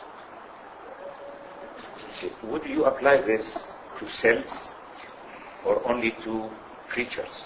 Well, it has to go case by case, obviously. That's why we have a biotechnology reference group.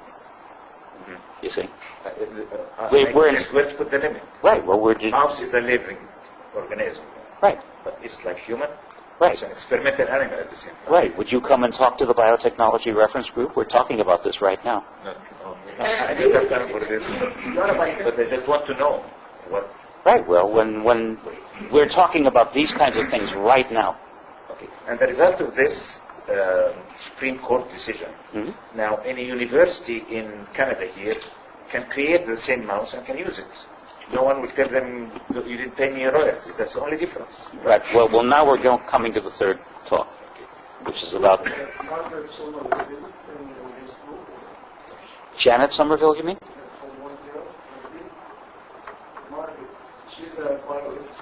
Oh, yes, we talk to her all the time.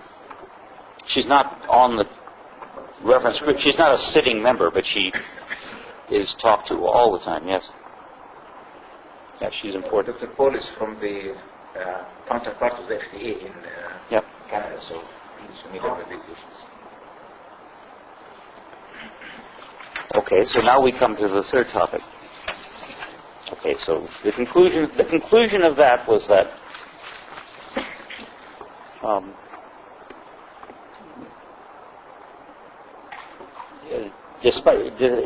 despite what my friend Dr. Edwards says, there's no such thing as separating church from politics, because there's no such thing as separating church from culture. Right? The question is simply, what kind of voice must the church have in everything that is cultural, right, in society in general? And the answer to that is always the gospel voice. Always the gospel voice. And then the third point was, under those circumstances, the church is in fact much better off in a civil rights democracy, despite all of the difficulties, right, of the clashing values between a rights culture and a gospel culture, because the church is free to speak the gospel. Where in a theocracy, right, which is imperial and tyrannical, you're going to have top-down ruling, and the power of the state and state policy is going to run church policy and church government unless the church is prepared to be martyred from time to time. Right? And then finally, how can we tell whether or not the church is selling out to politics? When it forgets Matthew 25. As long as the church is always speaking for Matthew 25 in its social concerns, its peace and justice concerns, right, it's doing all right. But that means, last conclusion, we have to be prepared to apply Christian values to everyone, including the others. Right? How many of you have ever joined a protest against racial profiling and discrimination against Muslims? Not ever. For example, I told you this was the hard stuff, right? But is there any discrimination? Oh, terrible. Oh, Dr. Edward, don't be naive. And did a lot of protesting there, trying to change the constitution in Ontario, and particularly keep the Sharia Islamiyya as a part of the marriage legal document. Yes, and that's you weren't there yesterday, but that's my argument, that it's exactly civil democracy that makes that impossible. And that's why it's glorious to live in civil democracy. It's protecting us. It's our freedom. But I can tell you, one of the things I had to do as president of the council was I was called in by the government, by the Department of Justice, because the anti-terrorism laws, the security laws had just run out, and there was a debate, should we extend these or not? And they summoned one commission that was made up of what they called faith and culture groups. It was very interesting. There were 25 different Muslim groups there, 2 Jewish groups, 1 Christian group, Canadian Council of Churches. I was it. The Muslim groups mostly told the horrible stories about discrimination and profiling, and they're all true, by the way. Right? When you try to go back across the Canadian border. And we experienced it coming here, too. The Jewish groups all said, more security, do more of this. I got up and said, the essence of Canada has been, right, the defense of humanity, peacekeeping, and so on. This is the soul of the nation. What does it profit a man or a nation if it gains the whole world and loses its soul? Afterwards, everybody said, that was amazing. Who said that? You see? Dr. Schneider. Do you understand? Right? Dr. Schneider. Dr. Schneider. There is, if there is a high risk group in medicine, we focus on this high risk group to help controlling a problem. So if the statistics shows that a certain color people, a certain race people, a certain religion people have more risk of something, disease, crime, whatever, we have to enhance or increase the focus on those people. So if someone, if Saudi Arabia now, or Egypt, or England has higher rate by statistics of being carrying TB or carrying terrorist plans or carrying whatever, me as an authority have to increase my surveillance, my caution and whatever. This is not discrimination. This is a scientific method of doing our job. If the slum areas have more rate of disease, we focus our health education in those. Not that we discriminate against the wealthy areas by not giving them health education because they know about education. And the other side of the coin applies too. Right. Now, Dr. Edward, now we're getting into the science and religion debate. Of course, you're absolutely right. We have to do these things, right? It's because there is a high-risk group. The high-risk group is called radical Islam, right? And it's politically, it's a form of world anarchy that is not unique to Islam. It's existed forever, right? And you find it all the time. And at the moment, there's an outbreak of it, so we have to increase care and surveillance. The values issue, that's the science issue. The values issue is still the Christian issue. It's still Matthew. Do we do this with respect for people? Do we do this in a way that maximizes people's awareness that we love them? Or do we do it in a way that says, we are right and you are wrong, we got it straight, you are the criminals? Now, we don't, of course, know which ones of you are the criminals, right? Obviously, statistically speaking, one person in this room is a terrorist. Okay, so which one of you is it? You see? Now, that's the point. So therefore, there is what we might call the police approach, and there is what we might call the Christian approach, right?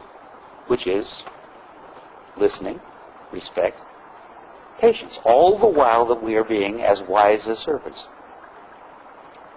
Right? Do you understand? It doesn't change the fact that every person is the image of Christ, and the only way to follow Matthew 25 is to see the image of Christ in everyone. When I teach iconology at the seminary, I teach my students, the climax of the course is to say, you've understood this course if you look at the icon of the Pantocrator, the icon of Christ, and you see your own face. You've understood Christianity if you look at the icon of the Pantocrator and you see Dr. Edwards' face. Your neighbor's face. You see? Do you understand? Yeah. And that's got to be true of the other. Whatever you do with the others, you have done with me. Right. What you do to yourself. Exactly. The best Orthodox parish I think I've ever encountered is in Toronto, in downtown Toronto. It's the mission of St. John the Compassionate. Right? Little Orthodox parish, Carpatho-Russian. They are St. John the Compassionate. They're Russian church. Pardon? He's a saint in the Russian church. John the Compassionate? In the Greek church. He was an 8th century bishop. 8th century. It was when Islam was first coming in, and times were very, very tough in Egypt and in Port. So what he did was simply opened his doors, took everybody in, gave away everything he had, fed everybody. That's, reduced himself to poverty. But it was active. It wasn't monastic. It was active poverty. Right? That's why he's St. John the Compassionate. He was a priest or a layman? The bishop. He was Patriarch of Alexandria. Alexandria? Yeah. Greek? Yeah. Melkite, of course. No one. Melkite, of course. Melkite, yeah.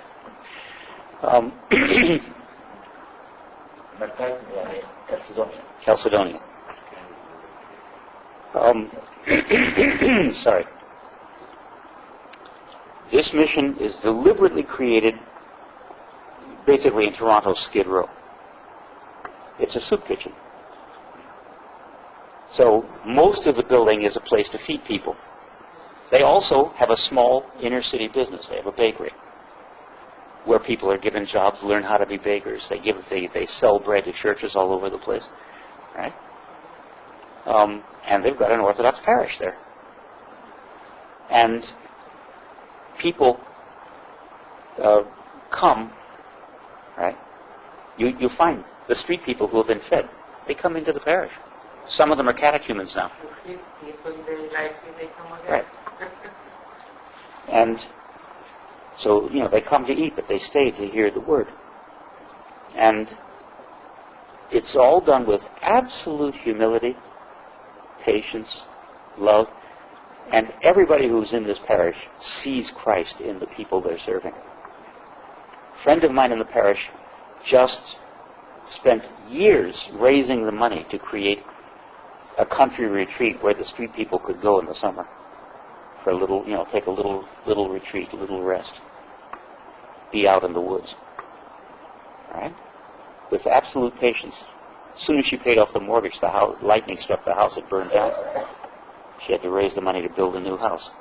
But this is the work. And that's all because they can see Christ in those people. You have to be able to do that. And you have to take it to the absolute extreme.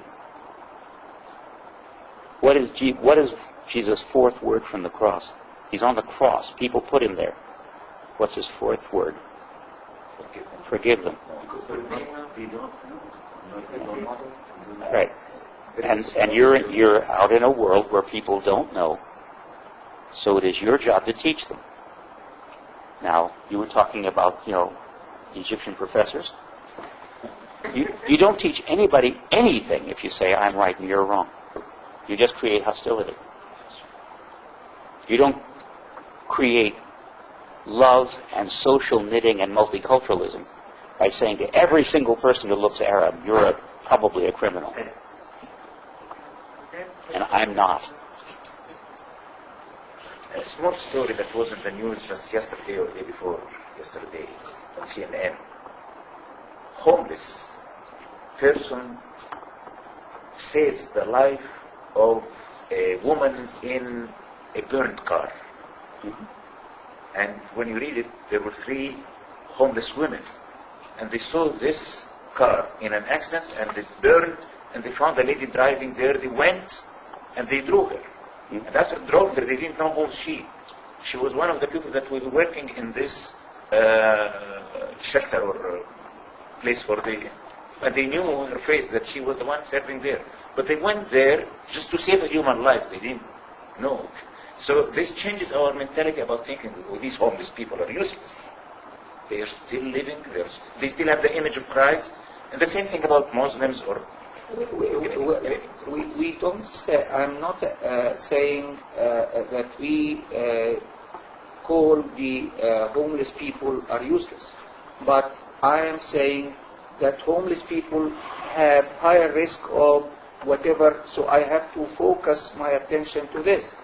If I am a government, I will pay attention to people coming from certain areas because there is higher risk of whatever.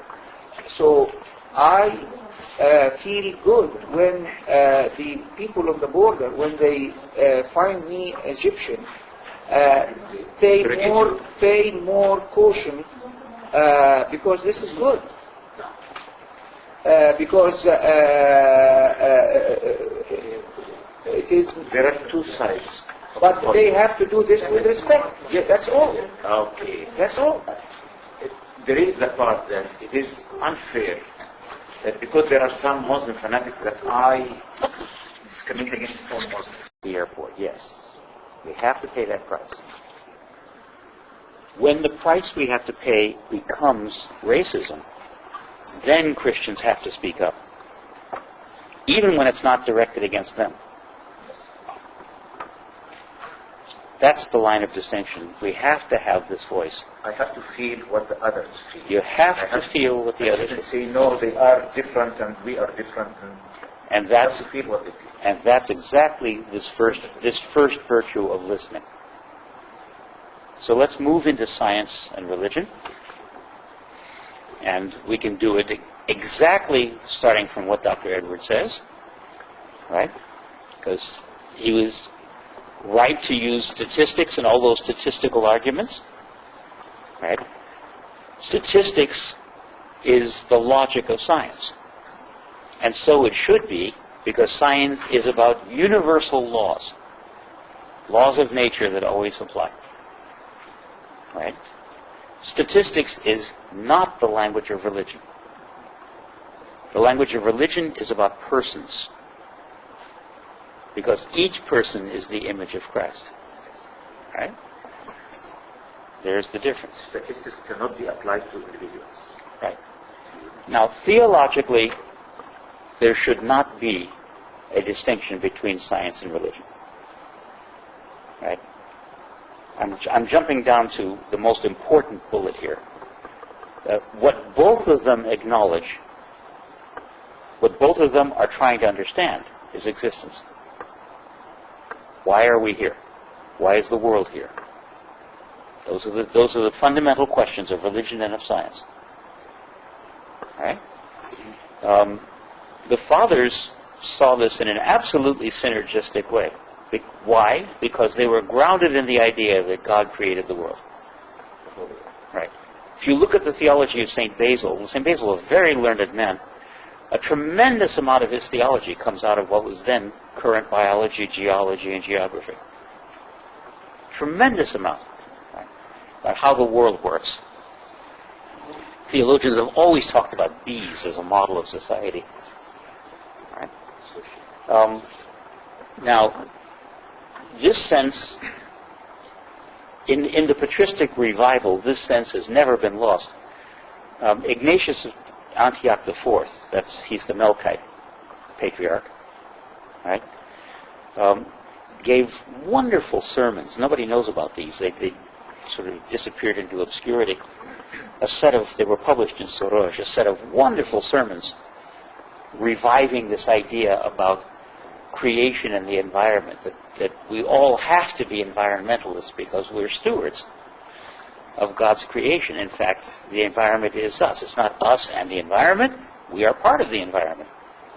Any biologist can tell you that. Any ecologist, my daughter could tell you that, right? From sitting in the jungle, day after day after day with her gorillas. Pardon? Right? There isn't any separation between us and the world that science studies. What has become the separation is the mode of speaking. It's been the history of thought since about the 16th, 17th century that the world it's partly connected with universities and departments, that the world has developed specialized methodologies. That's why universities have departments and why departments have exams for their doctoral students, so that they learn this techno-speak. And scientists learn scientific techno-speak, and theologians learn theological techno-speak. Right? And we have another kind of techno-speak, the one we use in church. Right? And remember, it's not just the simple gospel, it's the understanding of the gospel. The reason for techno-speak is that it creates your way of understanding. Okay? And it's because of this that the two fields have drifted apart. Because they aren't both starting with the premise that God created the world, right? The idea of science, both of them, by the way, religion and science are grounded in the notion of universal laws. Isn't that interesting? But the universal laws of science are supposed to be value-free. That's one of the rules of the game in science. The universal laws are value-free, right? Whereas one of the rules of the game in religion is that the universal laws are values. They are themselves values, right? And so the two sides have a very hard time talking to each other. You notice this is not about stupid arguments like evolution or creationism and stuff like that. Those are stupid arguments. They don't have any meaning at all, right? And we don't have time to go into that. I can explain it later if you want. These are about much more fundamental arguments about whether existence is involves value or not. And if there's going to be a new dialogue between religion and science, it's going to be, right, an attempt for both sides to come to an understanding, right? On the one hand, religion has to understand that science has made this contribution of saying there are irrevocable laws, at least, right? And you have to take them into account. They are the way the world works, right? Religion has to take that into account. Science has to take into account the notion that there's no such thing as value-free laws. Every scientific law is more than a mathematical analysis. It's a value judgment about force, about structure, about neural pathways, about all kinds of things. It's a value judgment, right? The consequence of this dialogue is that both will realize that there's a necessity for change. That both have to realize that there's a necessity for change, right? Now, the difficulty comes when you get down to particular cases. And that's because both are changing. Science changes very fast.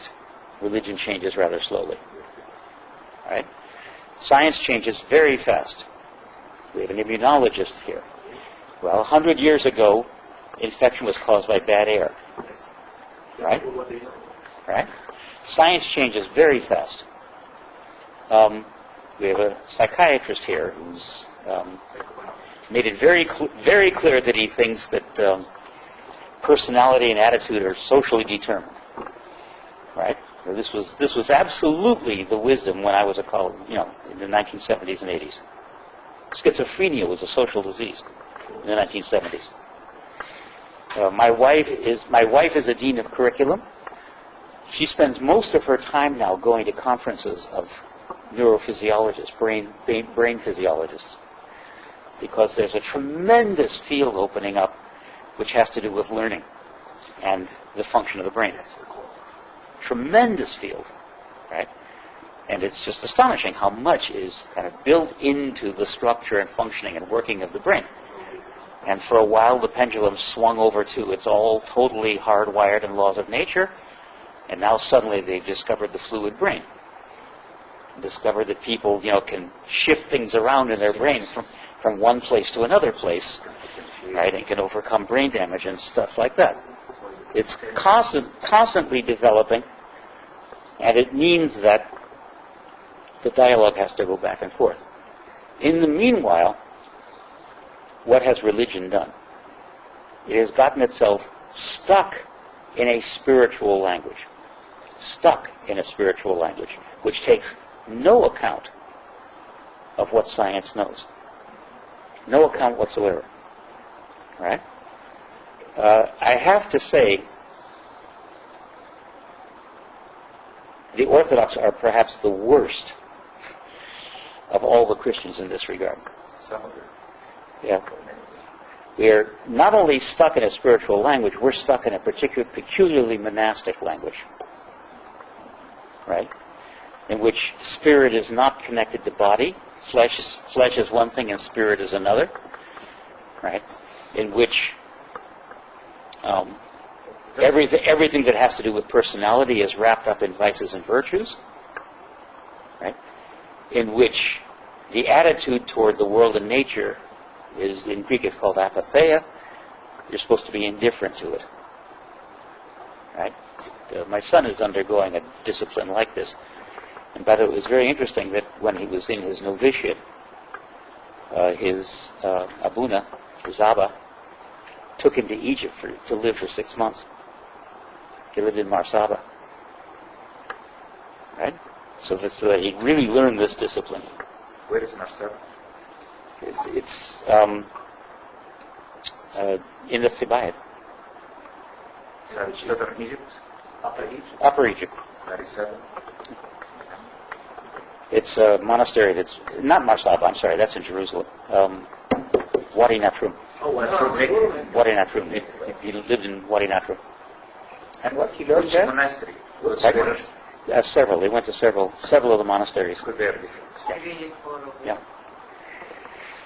And what he learned there? Well, he was in his novitiate as a professed monk. He was a novice monk. A novice. Novice. Not yet a novice. Yeah.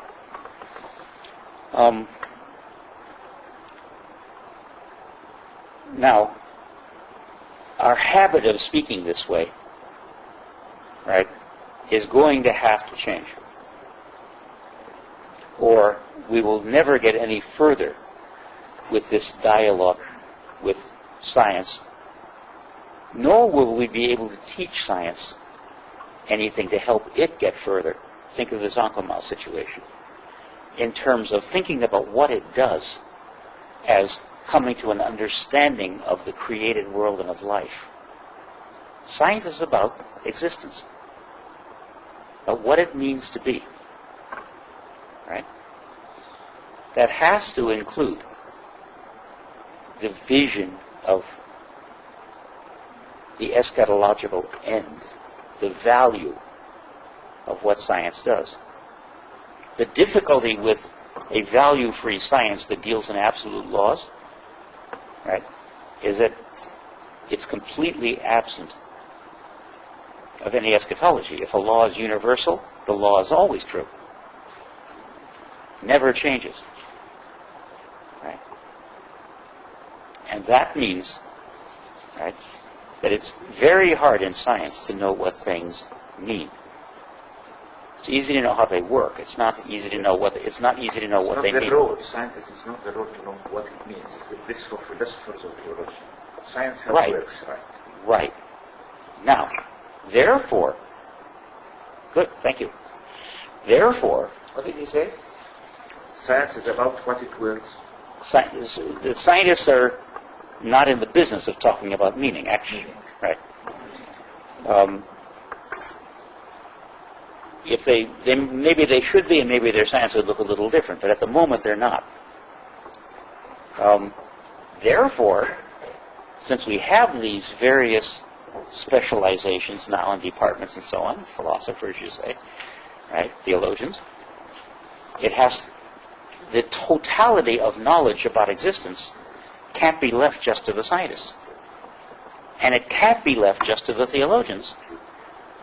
It has to be a dialogue. Once again, we come back to this model of dialogue. Right? As I told you, for example, on the Canadian Council of Churches, we have created the Biotechnology Reference Group. Right? Half scientists, half theologians. Both committed to the idea of determining meaning, values, and so on. Now, to do this, it means scientists have to learn something about theology and philosophy, and it means that theologians, instead of only learning the language of 5th century monks, have to learn something about science. Right? Once again, it's a consequence of education. Right? It's probably why so few theologians, especially the Orthodox, really bad at this, really behind, write about bioethics and know what they're talking about. One of the best in the Orthodox world is Father John Breck, who's written several books on bioethics, and he has taken years to really learn his biology.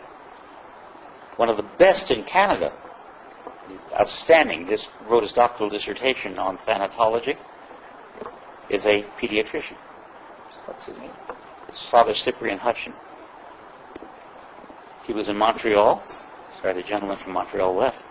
He was from Montreal. He created the first thanatology for children, created hospices for dying children, right? And did a lot of investigation of end-of-life issues as a physician, right? Now he's an Orthodox priest. So, while there have to be these specializations, the specializations have to know enough about each other to talk in the middle. Now, when you do this, you come out with certain kinds of wisdom. Let me give you some examples of wisdom. The Uncle Mouse is an example of such wisdom. But I promised you that we talk about the tough stuff. What about homosexuals? Okay. As Dr. Edward emphasized yesterday, there's a scientific debate about homosexuality at the moment, about the causes of homosexual orientation personality. It's the nature-nurture debate. There's genetic information in there that nobody knows, right? The jury is out. We don't know. We don't know.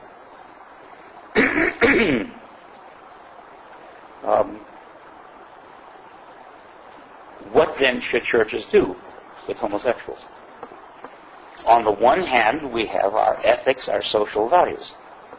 So we have to say we can't tolerate homosexual behavior. Right? If you really believe that to be homosexual is your absolute nature and this is the way God made you, the Orthodox Church is not for you.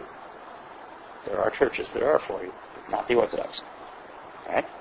On the other hand, if a person says, I am committed to the Orthodox way and I am a homosexual, right? Does the church say, right, you're not welcome here? Absolutely not. It says you're a person. It's the same issue as that homeless person. It's the same issue, right, as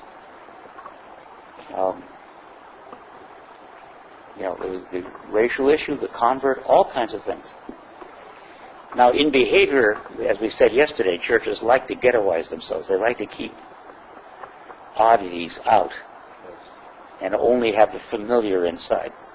It's their security blanket, but that's an infant's security blanket. Right? Father Hopko writes about that a lot in the book that I showed you yesterday.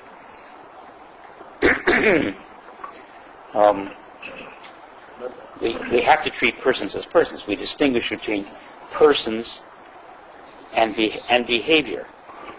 So, right, we're not abandoning church values, but we are remembering the most fundamental of Christian values, which is to see Christ in everyone.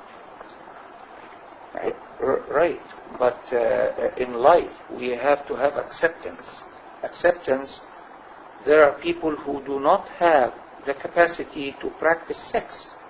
And we teach them they have to accept what they are like. And with the story of Job, there is a supernatural, there is God absolute decisions. So why when it comes to homosexuality, we have to have a solution for it, that they have to practice what they brought up feeling. It is exactly like someone who is a heterosexual who cannot afford marriage and wants to be a Christian, and he wants to live according to the Bible.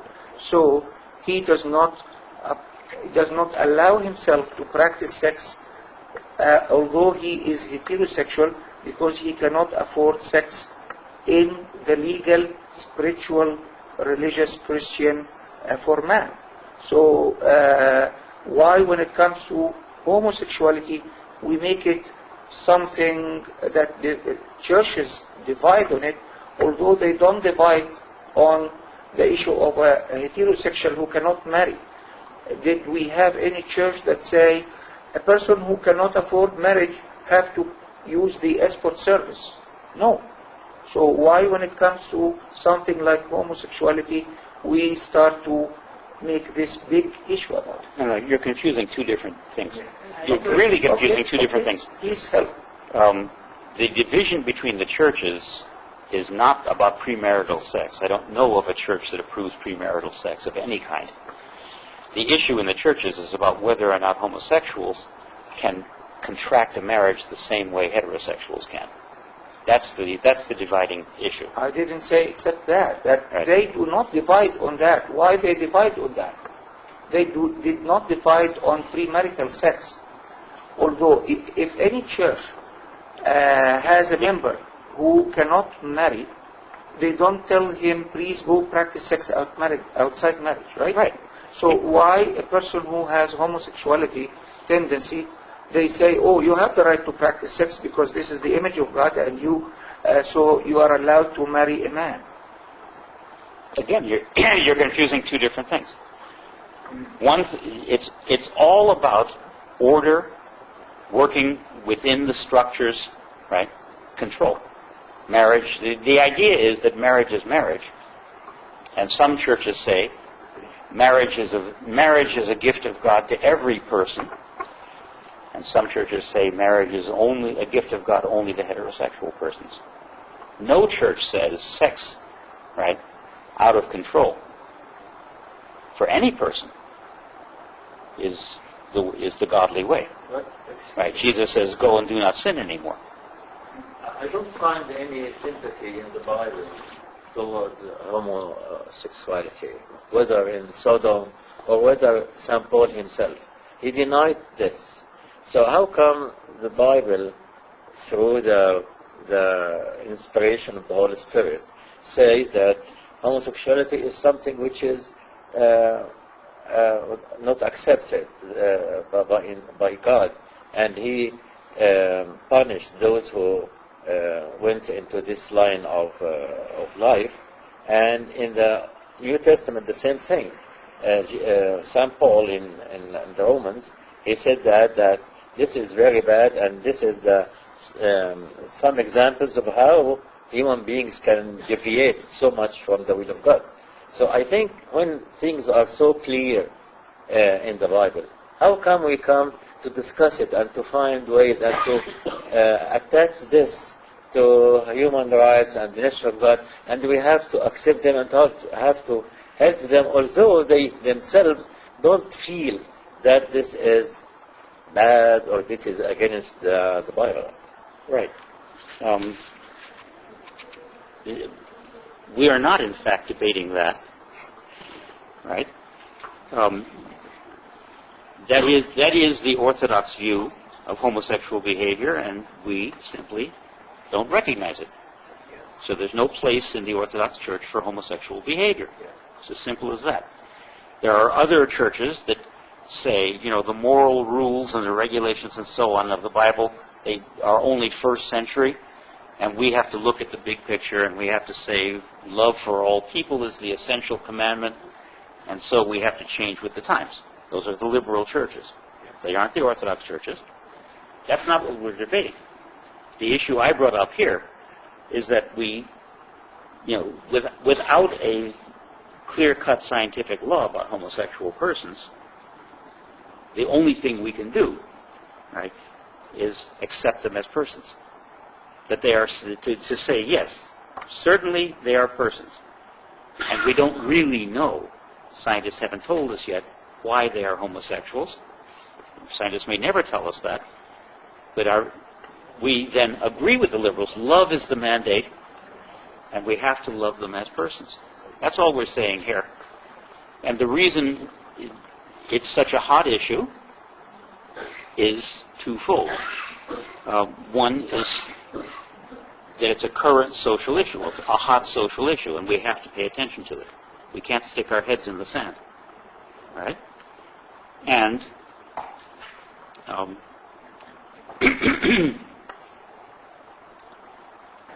number two, we have to atone for our sins. Right? And our sin has been to not love these people. For centuries has been to not love these people. I disagree, Doctor. We never ever say in the church not to love anybody. We as Christians love our enemies. So whether we accept this as a way of life,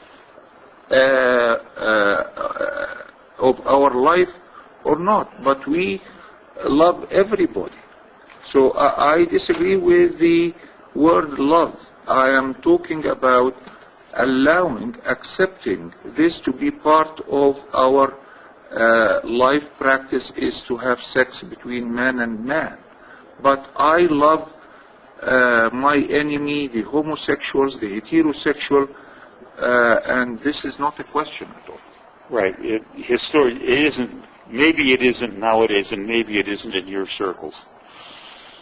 But historically speaking, and also if you really get down and talk to people, you will find prejudices much the same as the race prejudices and other prejudices against poor people and other such prejudices. We're talking about the principles, not what happened in history. I may accept him, but I don't accept his attitude.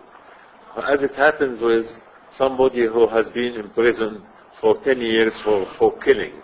Yes, I have to deal with him as a human being, but I can say, yes, he did this big crime and this is bad. So we have to discriminate between his attitude and he himself as a human being. Yes, I can't otherwise to accept him.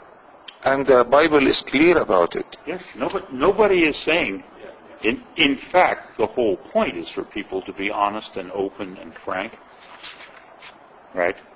And admit who they are. The question is, do they want to live the Orthodox way or do they not?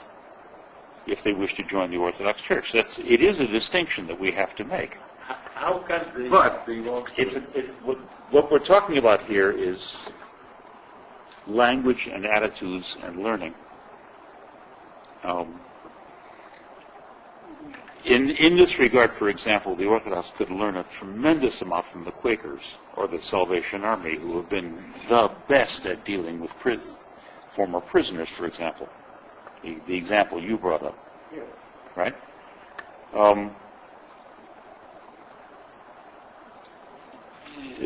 Perhaps it's not the most fortunate example. Maybe if I had gone into bioethics instead, issues like the end of life, whether to terminate or not, euthanasia, abortion, those kinds of issues, everybody would have seen much more clearly the need for this dialogue between values and science. And it's a complicated dialogue, right, in which each side has to learn from the other.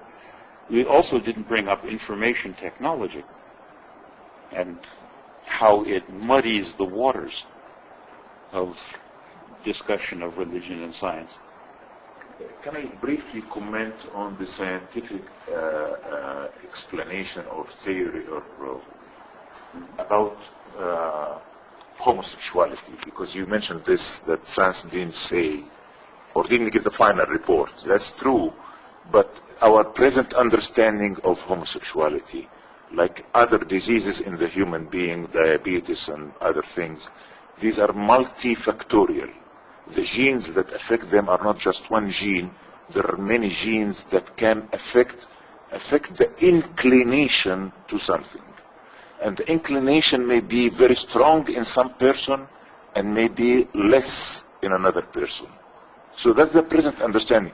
But we don't think that everyone is compelled by his genetic makeup to be this way. He can resist it still. And that's the religious value contribution to the debate between science and religion. And that's science also.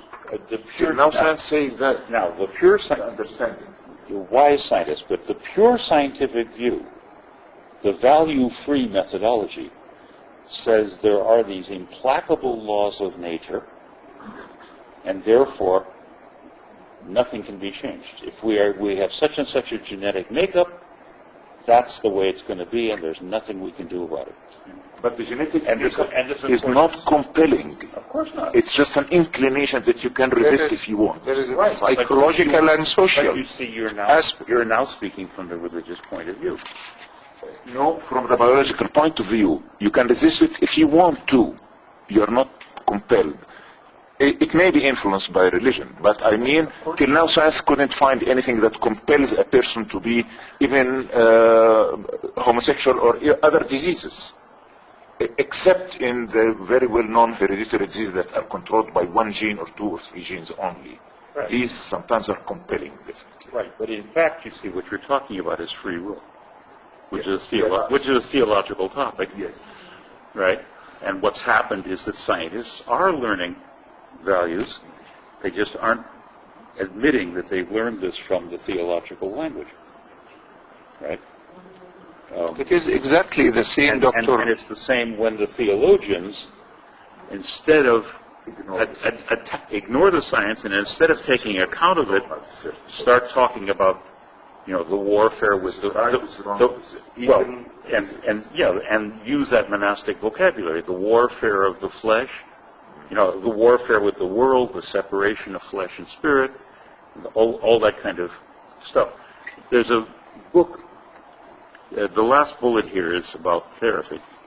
Yes, that's good. Right? And that's really the outcome of this dialogue. The outcome of this dialogue is that it is, if we're going to be loving, if as it says here, the greatest mystery is love, then the outcome, in that case, the applied outcome of the dialogue between science and religion should be therapy. But it's got to be a therapy that is adequately scientific and adequately theological. And the example of what I'm talking about, there's a book by Archimandrite Vlachos called Orthodox Psychotherapy, right, which over and over and over again, Orthodox hold up as, see, all this other psychotherapy stuff is all bunk, and right? And you look at it, and it could have been written by a 5th century monk. Right? It's all about, diseases, of the soul. Right? I took a course from Father Hopko, Tom Hopko. It was so powerful I took it twice. Right? Called Vices and Virtues. And what he did was to put the 12 Steps program on one hand and monastic literature on the other hand, and analyze the relationship.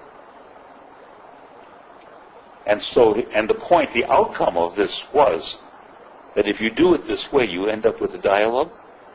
And so if you want to be therapeutic, you don't just give the person the monastic literature and say, repent.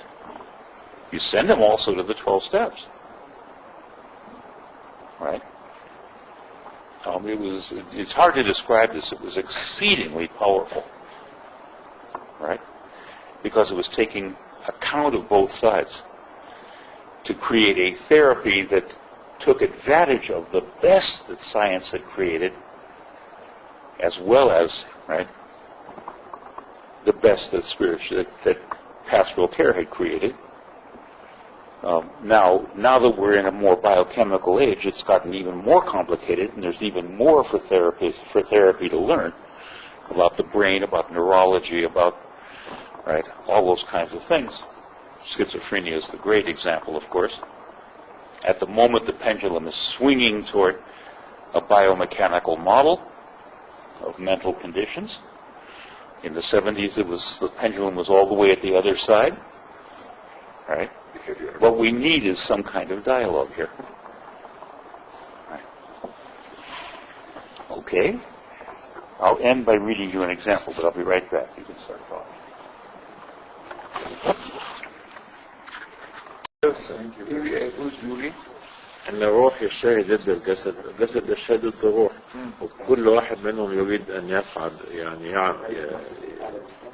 يقهر الاخر. Yes, everybody can be a sinner. It's easy. If sin is your fate, so there is no way to say you can change or you repent because what can I do? And God in this case should be so cruel and so unjust if he is condemning me or judging me, although I can do otherwise. Actually, yes, everybody can be a sinner. But, meanwhile, he has the power to be towards the will of God. And this is what in the Bible. So, homosexuality is an expression of this sinful aspect in their lives. And if they want to live pure and Christian, they can do it. If they want. Yes. But they actually, they accept what they are. Want that.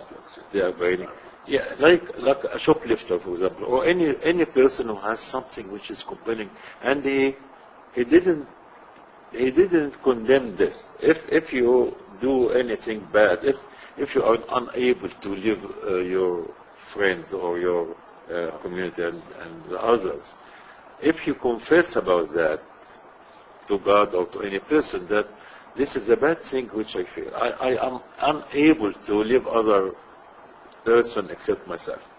In this case, when you accept that, condemn that, you are on the way to change your life. But when you say, I am good this way, I have the right to do as I want to do, in this case you are actually destroying yourself.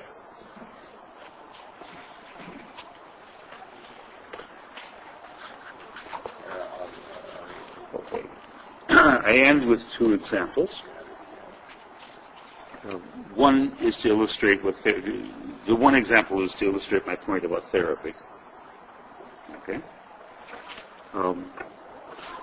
This son who is the monk, right? He ought to be dead. You're talking about my son. Your son. Right? He ought to be dead. When he was 1 year old, he was put into an irreversible coma by cerebral meningitis. Right? And this was in France, and to all intents and purposes, he was dead. The doctor was prepared. Right? At which age? 1. 1 year old. Yeah. Now, without any hesitation, without any doubt, he was saved miraculously. Right? He was saved first of all by the sacrament, by unction. Right? In the middle of the sacrament, he went from coma to full consciousness. He was saved by prayer, by community service, by care, right? By the intervention of St. Herman of Alaska, by a whole lot of things. It's a long and complicated story. It is also absolutely unmistakable that he was saved by the wisdom of the doctor, who was an atheist. Right? Because she had to use, the meningitis was of a sort that it was incurable at the time, and she had to use all kinds of her scientific knowledge. She had to use experimental drugs that were only known in Chicago, in a laboratory in Chicago. So she had to have this scientific knowledge. There were all kinds of interventions. Nevertheless, it's a miracle. He's supposed to be totally brain damaged. The scientific measurement, the EEG, said he's supposed to be totally brain damaged. At the end of the process, the MRI said there was nothing wrong with his brain. It was the first MRI, one of the first MRIs in France. Right? Now, if we fall back on the old language, this starts to look like monastic hagiography, like the life of a saint. And if we fall back on the old theological language, we say it's a supernatural cure, not a natural cure. Right? The point I'm trying to make here is that there is no possible way to draw the line as to what caused what. Right? If both religion and science explain existence by looking for causes, which is what they do. They both do. In religion, the cause of everything is God. Right? In science, the cause of everything is whatever the laws of nature say is the cause. Right? If one is searching for causes to explain this, there is no possible way to draw the line. If one is trying to analyze out the threads, how much was sacramental power, how much was the power of the experimental drug, how much was the care of the community, you can't filter it out. All the story is one single piece. Do you understand?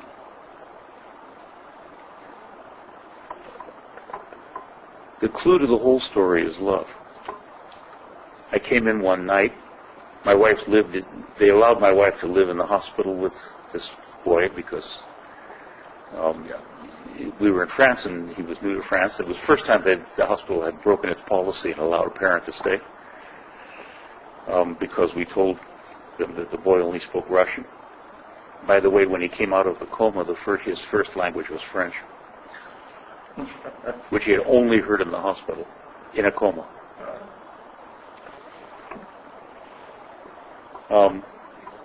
That's work in the human being. Yeah. And that's when you even see all Yeah. And can you separate out of that what is supernatural and what is the brain function? Neurophysiology? No way. I came one night and found this strange woman sitting in the room with my wife, and they were holding each other and crying. Turned out to be the doctor. And what she used to do was be Madame Doctor all day long, using her best scientific knowledge, and then she just came and visited my wife at night. Right? That's love. When she saw the boy walk for the first time, that's when she told us she was an atheist. She said, in French, it's very good in French, she said, "This is the true resurrection." Now, there was another patient of the same doctor, another kid. Kid was born hydrocephalic, never learned to talk. Right? At this time, he was about 12 years old. He was dying. He was dying of leukemia. Mm-hmm. It was the end of the road. There was no cure. Right? And the hardship on his parents' family, they lived 50 kilometers away, was terrible. They had 6 other children. All right? I watched this boy's behavior. Every day he'd walk down the hallway and he'd leave one of his toys outside the isolation room. And I thought, what is going on here? Why does he, what is this?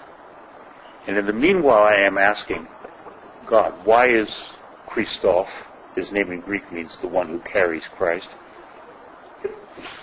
why is Christoph dying and why is my son living? What does this mean? But how is this the great plan of God? What I realized was that Christoph had reached the total fullness of his capacity to love.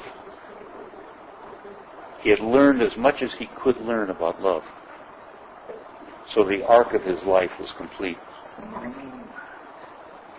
And therefore it was all right. And obviously it meant my son still had something to learn, something ahead. That's why God's plan included his coming back to life. But the point of the story is that there is no way to separate these things out. The wisdom of St. Basil was right. The wisdom of God is a whole. And we're all in the dialogue together.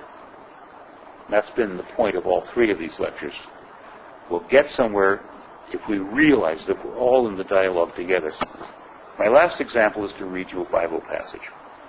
I'll send you away with it.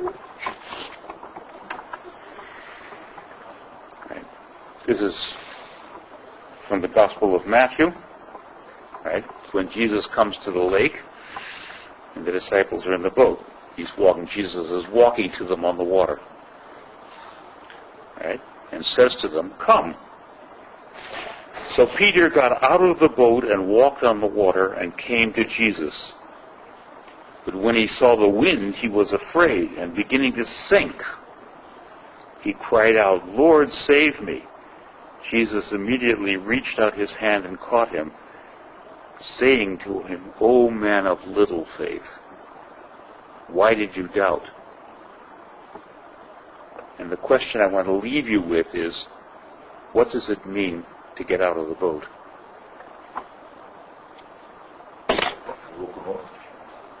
Walk with faith. In the light of this discussion, what does it mean for us all to get out of the boat? Out of the boat. What's the boat? What What is boat the question? symbolize? Exactly. What is the boat? Is the boat the Coptic Church? Is the boat the OCA? Is the boat scientific truth? What is the boat? Ourselves. Feeling safe in this confined environment, we have nothing to do with the others. Right. Right. The boat has 10-foot walls around it. Outside of ourselves. To get out of the boat, you have to be willing to climb over 10-foot high walls. To the dangers and to the troubles of the society. Those who can swim can go out of the boat. You can't swim. Oh no. But they have faith. Even if you can swim, I wouldn't leave the boat. No. To depend on your swimming, that's science. What I mean is that those who are qualified to deal with what is outside are those who should go out with the boat. And those who are unable to do that, they should stay as they are. Peter has no qualifications at this point. Christ is talking to a simple fisherman and says, walk on the water. Like me. Be me. It is the trust of Jesus that makes you leave the boat. Mm-hmm. Faith. So it is, the challenge is to stick to the boat or to have Jesus your goal. That has answers for all the problems of the society. Is to depend on the boat or the God of the sea, or who has control over the sea and the boat. That's right. But two things. One is that's a nice generalization. But the point of these three talks, as I said, is that it has to apply in particular cases. That's the difficulty. And the second thing to remember is that individualism is not an Orthodox value. We are all persons, but we are a community. We are one church. Several people, Dr. Nothi and others, brought up the 1 Corinthians 12 passage. We all have gifts. The body needs all the gifts together or it can't function. Paul says, in the part nobody ever reads, can the arm work without the leg? Nobody ever reads that part. Peter asked the Lord, can I come? So he told him, come. So then there is also a part on our part is to ask him, correct, so that he responds and say, come out. That's right. Everyone can go. That's the synergy. Yeah. Thank you.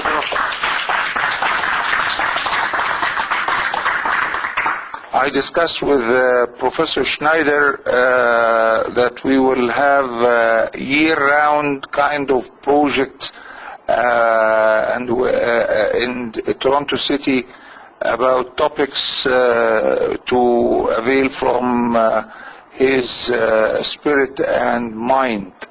And then we'll put it in CDs and send it to you. So I think he will not say no.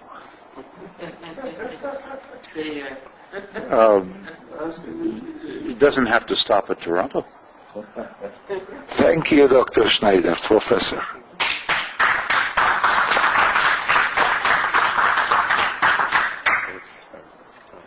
Let's pray.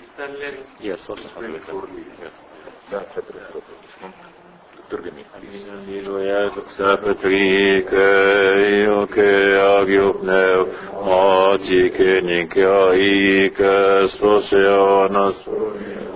Amin tenoshe volev goem mojo ben shoy sisus bechret ezmo enu em efsharo ezmoni vinted ve ezmoni siti nimnesim mare peknainim tekirini o ensof tempek la o sotemono nainon kevyalai Kyrie Isu, Kyrie Vlogeson, Amin, Zmo Estimitania, Coneval Gompiesmo, Amines Eshopi.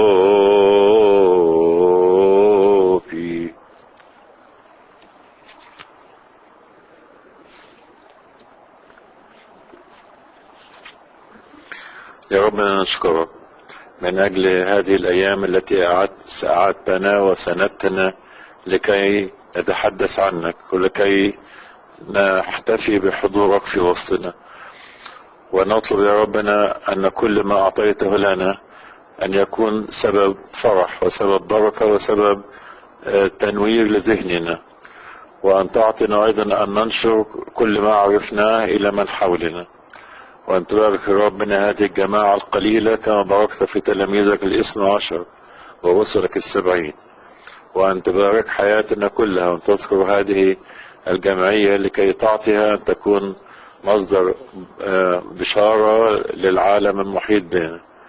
يا ربنا إلهنا ملك السلام، اعطنا سلامك، ثبت فينا سلامك، واغفر لنا خطايانا، لك الملك والقوة والمجد للأبد آمين. اللهم اجعلنا مستحقين نقول بالشكر أبانا الذي في السماوات. Hallowed be thy name, thy kingdom come, thy will be done on earth as it is in heaven. Because the day of the bread, God bless us with those who lead us not into temptation, but deliver us from evil. Through Christ Jesus our Lord, for thine is the kingdom, power, and the glory forever. يعيشوا كل سنة.